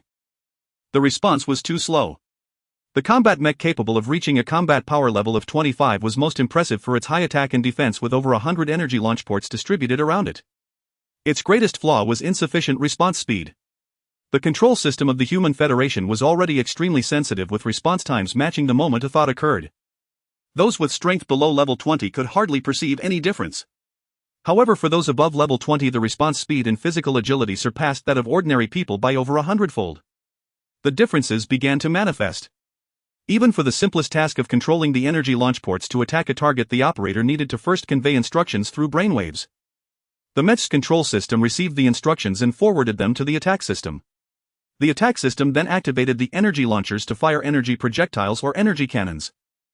The Federation's technology, even at present, could only compress this process to a response speed roughly 100 times that of an ordinary person. This was still for directly firing energy projectiles. If the mech needed to perform various actions or movements, the flexibility and response time of the mech's joints also had to be considered. Li Feng's agility attribute reached a remarkable 100 points, granting him a reaction speed and physical agility close to level 19. With both combined, he could barely surpass his control over the mech. Li Feng, I successfully contacted Mose and briefly communicated our plans. The voice of Bu Qianzhang echoed through the private channel. Li Feng replied. I have granted you the authorization to communicate with Mose. Once you discuss the meeting arrangements with him, let me know. As for the specific details of the plan, we will discuss them when the three of us meet. Bu Qianzhang added. Li Feng accessed the communication channel. Indeed, Mose, the level 35 leader of the Wind Mouse tribe, had appeared in the private channel list. He immediately had the intelligence system connect to Mose. Leader Mose, I am Li Feng, captain of the reconnaissance ship. Hello, Captain. Moss' voice responded. Despite his formidable strength and status as the ruler of the second largest power on a life planet, his tone was respectful, even slightly obsequious. Li Feng glanced at the current position of the reconnaissance ship and said, we expect to arrive at planet F25986 in 5 minutes. Is the situation on your side still as reported? Yes. Mose nodded. Li Feng decided, once the reconnaissance ship is spotted, appear immediately to assist. Mose replied, understood. Li Feng then contacted Bu Qianzhang to inform him of the discussion results. After ending the call, all personnel had gathered, totaling 536 combatants, including himself. Among them, 325 were white individuals. As the reconnaissance ship entered within 1,000,000 kilometers, the scanner began to cover planet F25986. The entire planet was laid bare under the scanner's sweep. The situation matched Moss' report closely. The two armies were in a standoff with occasional small-scale forces attempting various sneak attacks. After confirming the location of Moss' army, the reconnaissance ship began to reduce speed while slightly adjusting its course. 90,000 kilometers, 80,000 kilometers, 70,000 kilometers. Li Feng meticulously examined the data scanned by the scanner. These two armies had a total mobilization strength exceeding 30 million all-elite forces above level 3. Moss' side was clearly at a disadvantage. Not only was their troop strength only 12 million, but their high-end combat power was also significantly lacking. There were just over 1,000 Wind Mouse tribe members above level 20. In contrast, the fast side had a staggering 2,000. As the reconnaissance ship drew closer, the scanner gradually penetrated the energy shields of the Wind Mouse tribe members above level 30, gathering their data. Once the reconnaissance ship entered 10,000 kilometers, the fast side had scanned 4 level 30 Wind Mouse tribe members, including Fast himself. On Mo's side, only one level 31 Wind Mouse tribe member was scanned.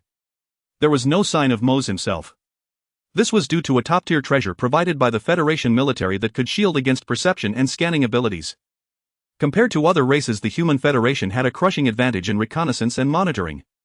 Even a small reconnaissance ship had a scanner with a coverage range of up to 1,000,000 kilometers. In contrast, only those formidable beings above level 50 could perceive beyond 1,000,000 kilometers among the other races. A level 35 being like Mo's could only perceive within 7 to 8,000 kilometers, which was on a completely different scale from the 1,000,000 kilometers of a small reconnaissance ship. Whether through scanners or perception abilities, they could easily penetrate various obstacles. Yet they were not without weaknesses. The greatest weakness was the difficulty in penetrating energy-formed barriers. Various types of energy shields significantly weakened the effectiveness of scanners and perception abilities. The higher the strength, the greater the weakening effect. Moreover, both humans and other races had various means and treasures to counter scanning and perception abilities. This was also the reason why the reconnaissance ship could only scan level 30 Wind Mouse tribe members within 10,000 kilometers but could not detect Mo's. Likewise, this was the reason Mo's dared to initiate a war against Fast despite being at a significant disadvantage. Not only did he possess the treasure provided by the Federation military that could shield perception abilities, but he also had scanners and various offensive and defensive treasures. With these resources, he could understand both himself and his enemy, continuously making targeted adjustments and responses based on Fast's movements.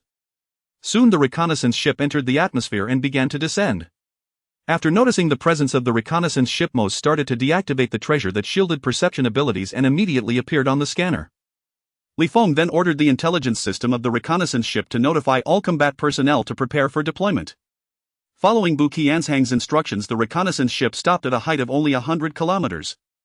Suspended above Mo's army, the reconnaissance ship also opened the readiness zone doors as per Li Feng's commands. Brothers, during this operation we are the Interstellar Pirates of the Wolf King Interstellar Pirate Group. No one is allowed to initiate contact with the Wind Mouse tribe in any way without my authorization. With a command from Li Feng, he was the first to control the mech and flew out of the hatch. The other 5 mechs and over 500 combat personnel followed closely behind. Captain. Below, Mo soared into the air, approaching at a faster speed. Chief, wait. Li Feng greeted Mo's and after ordering all personnel to stand by, suddenly accelerated the mech, flying towards the southern side of Mo's army. What the hell?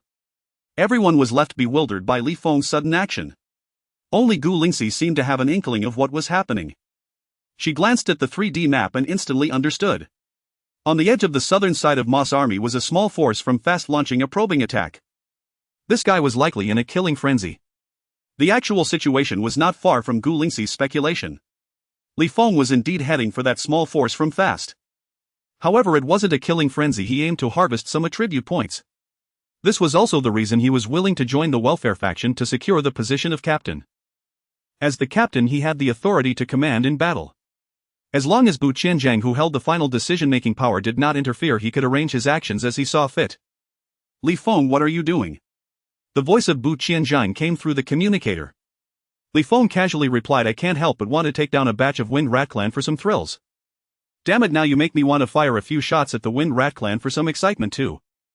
Bu Qianzhang was quite tempted. He had spent 15 years on the reconnaissance ship NB 4444, rising from the bottom to the rank of lieutenant, experiencing over 100 life-and-death battles. If it weren't for the long-term psychological counseling he received, his killing instincts would have definitely reached the level of a dark overlord. Li Feng, however, felt even more inclined to seize the position of captain after hearing Bu Qianzhang's words. If he became the captain, he wouldn't care about reckless firing or whether the higher-ups would question his temperament, command ability and decision-making skills. He would definitely fire a few rounds first, reap some attribute points and then see. Captain. The hesitant voice of Mose came through the communicator. This formidable level 35 entity did not intend to question Li Feng's actions but was unsure whether to protect Li Feng or stay behind to safeguard all combat personnel. Just leave the leader there, I will kill some enemy troops for some thrill and return. Li Feng replied. Yes. Mose quickly responded. Captain, why did you tell us to stay back while you ran off? What does this mean? A sarcastic voice from Peter echoed on the public channel. Exactly, you just took off without a word. Are you sick or something? Not only sick but seriously so. You bastard, leaving the main force without any notice during the mission. Once we return, I will report you to the investigation department. I will make sure your name is mud. Soon a group of white team members began to curse in a frenzy. A group of yellow team members also refused to back down, trading insults.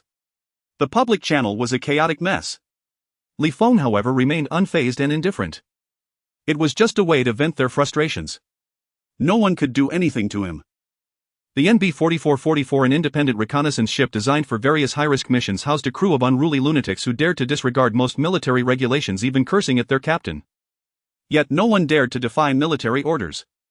Even if given a death sentence, they would still carry it out without hesitation while cursing. Defying military orders not only meant a death sentence but also expulsion from the reconnaissance ship with all past data wiped clean. For the madmen aboard the reconnaissance ship, the latter was 100 times more terrifying than the former. In just a moment they covered over 100 kilometers. The attacking Wind Rat clan numbered around 3,000. They were all elite among elites with an average level of over 6. There were more than 10 level 20 Wind Rats. Their strategy was to leverage their mobility and range advantage, quickly darting along the edges to conduct long-range harassment and attrition. In the distance, a level 32 Wind Rat was closely monitoring the battlefield. Each side had its advantages. With the informational advantage of knowing both friend and foe, Mose could assemble elite forces and repeatedly succeed in ambushing the army of Fast. He even mobilized top-tier power to assassinate the elite forces within Fast's army. Conversely, Fast also possessed a significant advantage in strength, allowing them to openly deploy elite forces to attack and wear down Mo's army. Once Mose assembled his elite forces for a counterattack, he would immediately retreat and change the attack position. If Mose mobilized high-end forces to strike, this elite group could hold for a moment until the level 30 Wind Rats stationed in the rear arrived for support.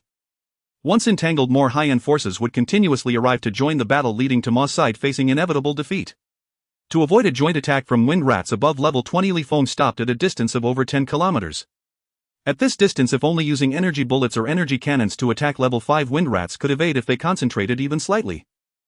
But that was fine. He raised his arms and 2 smoke grenade launchers swiftly emerged from the palms of his mech. With a thought, he activated them. One by one, smoke grenades were launched towards the center and all around the enemy forces. In the blink of an eye, 10 smoke grenades were fired off. The acrid and blinding mist billowed up, rising rapidly. Not to mention ordinary Wind Rats, even those above level 20 with perception abilities were greatly affected. Seizing the opportunity, Li Feng switched to the 3-tier energy cannon mode. The backs of the mech's hands, chest and legs, all the frontal energy launchers unleashed an indiscriminate barrage towards the enemy camp. Boom, boom, boom. Ding, you have killed an enemy, gained attribute points 0. 41. Ding, you have killed an enemy, gained attribute points 0. 45. Attribute points 0. 51 0. 42 0. 39. System notifications flooded Li Feng's mind. Amidst the thick fog, the sound of explosions continued. Body parts and chunks of flesh flew out. Retreat. The level 26 Wind Rat leading the group reconsidered and ultimately abandoned the plan to burst through the mist to attack Li Feng, choosing to retreat temporarily. There was no choice. Li Feng was hiding among Mose's southern army. There were numerous Wind Rats surrounding him. If they charged in, they would only get trapped within Mo's forces. Not only would they fail to kill Li Feng, but if entangled, escaping would be impossible. Wind Rats continuously burst forth from the rear mist, swiftly retreating. Li Feng was not foolish enough to initiate a pursuit. Instead, he continued to unleash concentrated bombardments from the rear. One kill at a time. After all, he was the captain and had the authority to return to the reconnaissance ship for energy replenishment. This battle began somewhat abruptly and ended swiftly. As the elite Wind Rats retreated, the mist gradually dissipated. In just a minute or two, Li Feng had fired over 1,000 shots. The energy reserves were down to 20. The results were astonishing. He had blasted out a massive pit covering 1 million square meters and 3 to 4 meters deep in the mist. The bodies of those wind rats had been reduced to fragments. Looking at his available attribute points, it had skyrocketed to 203 points. Over 400 level 6 and above wind rats had perished in this round of concentrated bombardment. Li Feng felt invigorated and immensely satisfied. Although this attack purely for the sake of slaughter bore little relation to the operational mission and even risked alerting the enemy, leading to certain negative consequences.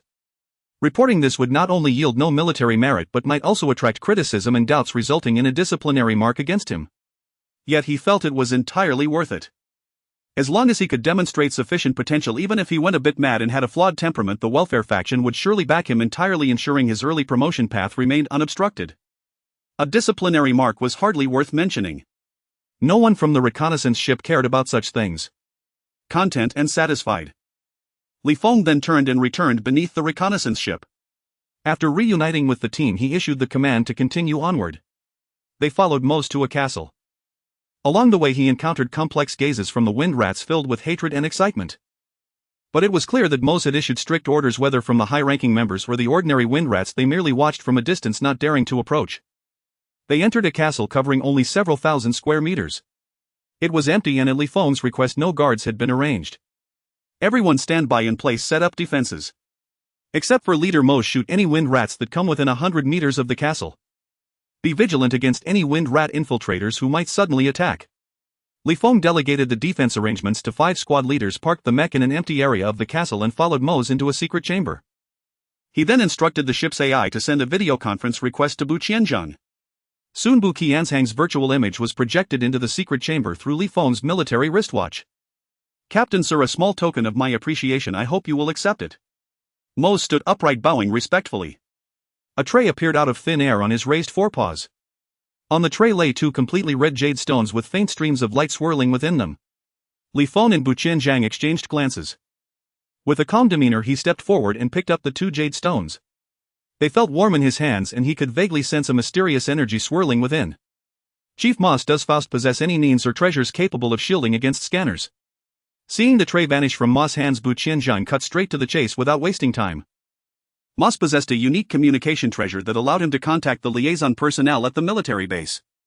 Decades ago, after being ordered to infiltrate this planet, he had regularly reported his progress and circumstances in meticulous detail.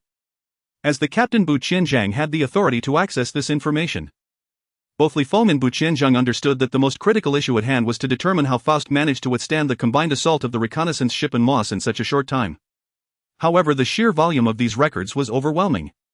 They had neither the patience nor the time to sift through them all. It was far simpler to meet Moss directly and ask him. Faust has ruled this planet for a century, claiming all the top-tier treasures for himself. He lacks neither such means nor such artifacts. Moss shook his head. But even combined, their intensity could never fully block the scans of a small reconnaissance vessel. At the very least, nothing within 10,000 kilometers can escape detection. He has been under my surveillance this entire time. The scanner I possess is comparable to the one equipped on a small reconnaissance ship. Li Feng pressed further. What about abilities like teleportation or invisibility?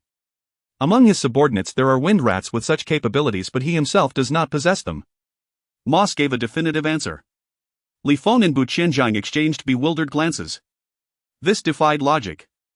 If Faust lacked these abilities, what made the white high-ranking officials so certain he could hold off the combined might of the reconnaissance ship and Moss? "My lords, are you worried that our combined forces might fail to slay Faust?" Moss ventured cautiously, voicing the doubt that plagued him. Ever since Bu Qianzhang first contacted him revealing his intention to adopt a more conservative plan, Moss had been perplexed. An independent small reconnaissance ship was synonymous with aggression and recklessness. Choosing a conservative and safe strategy was utterly baffling.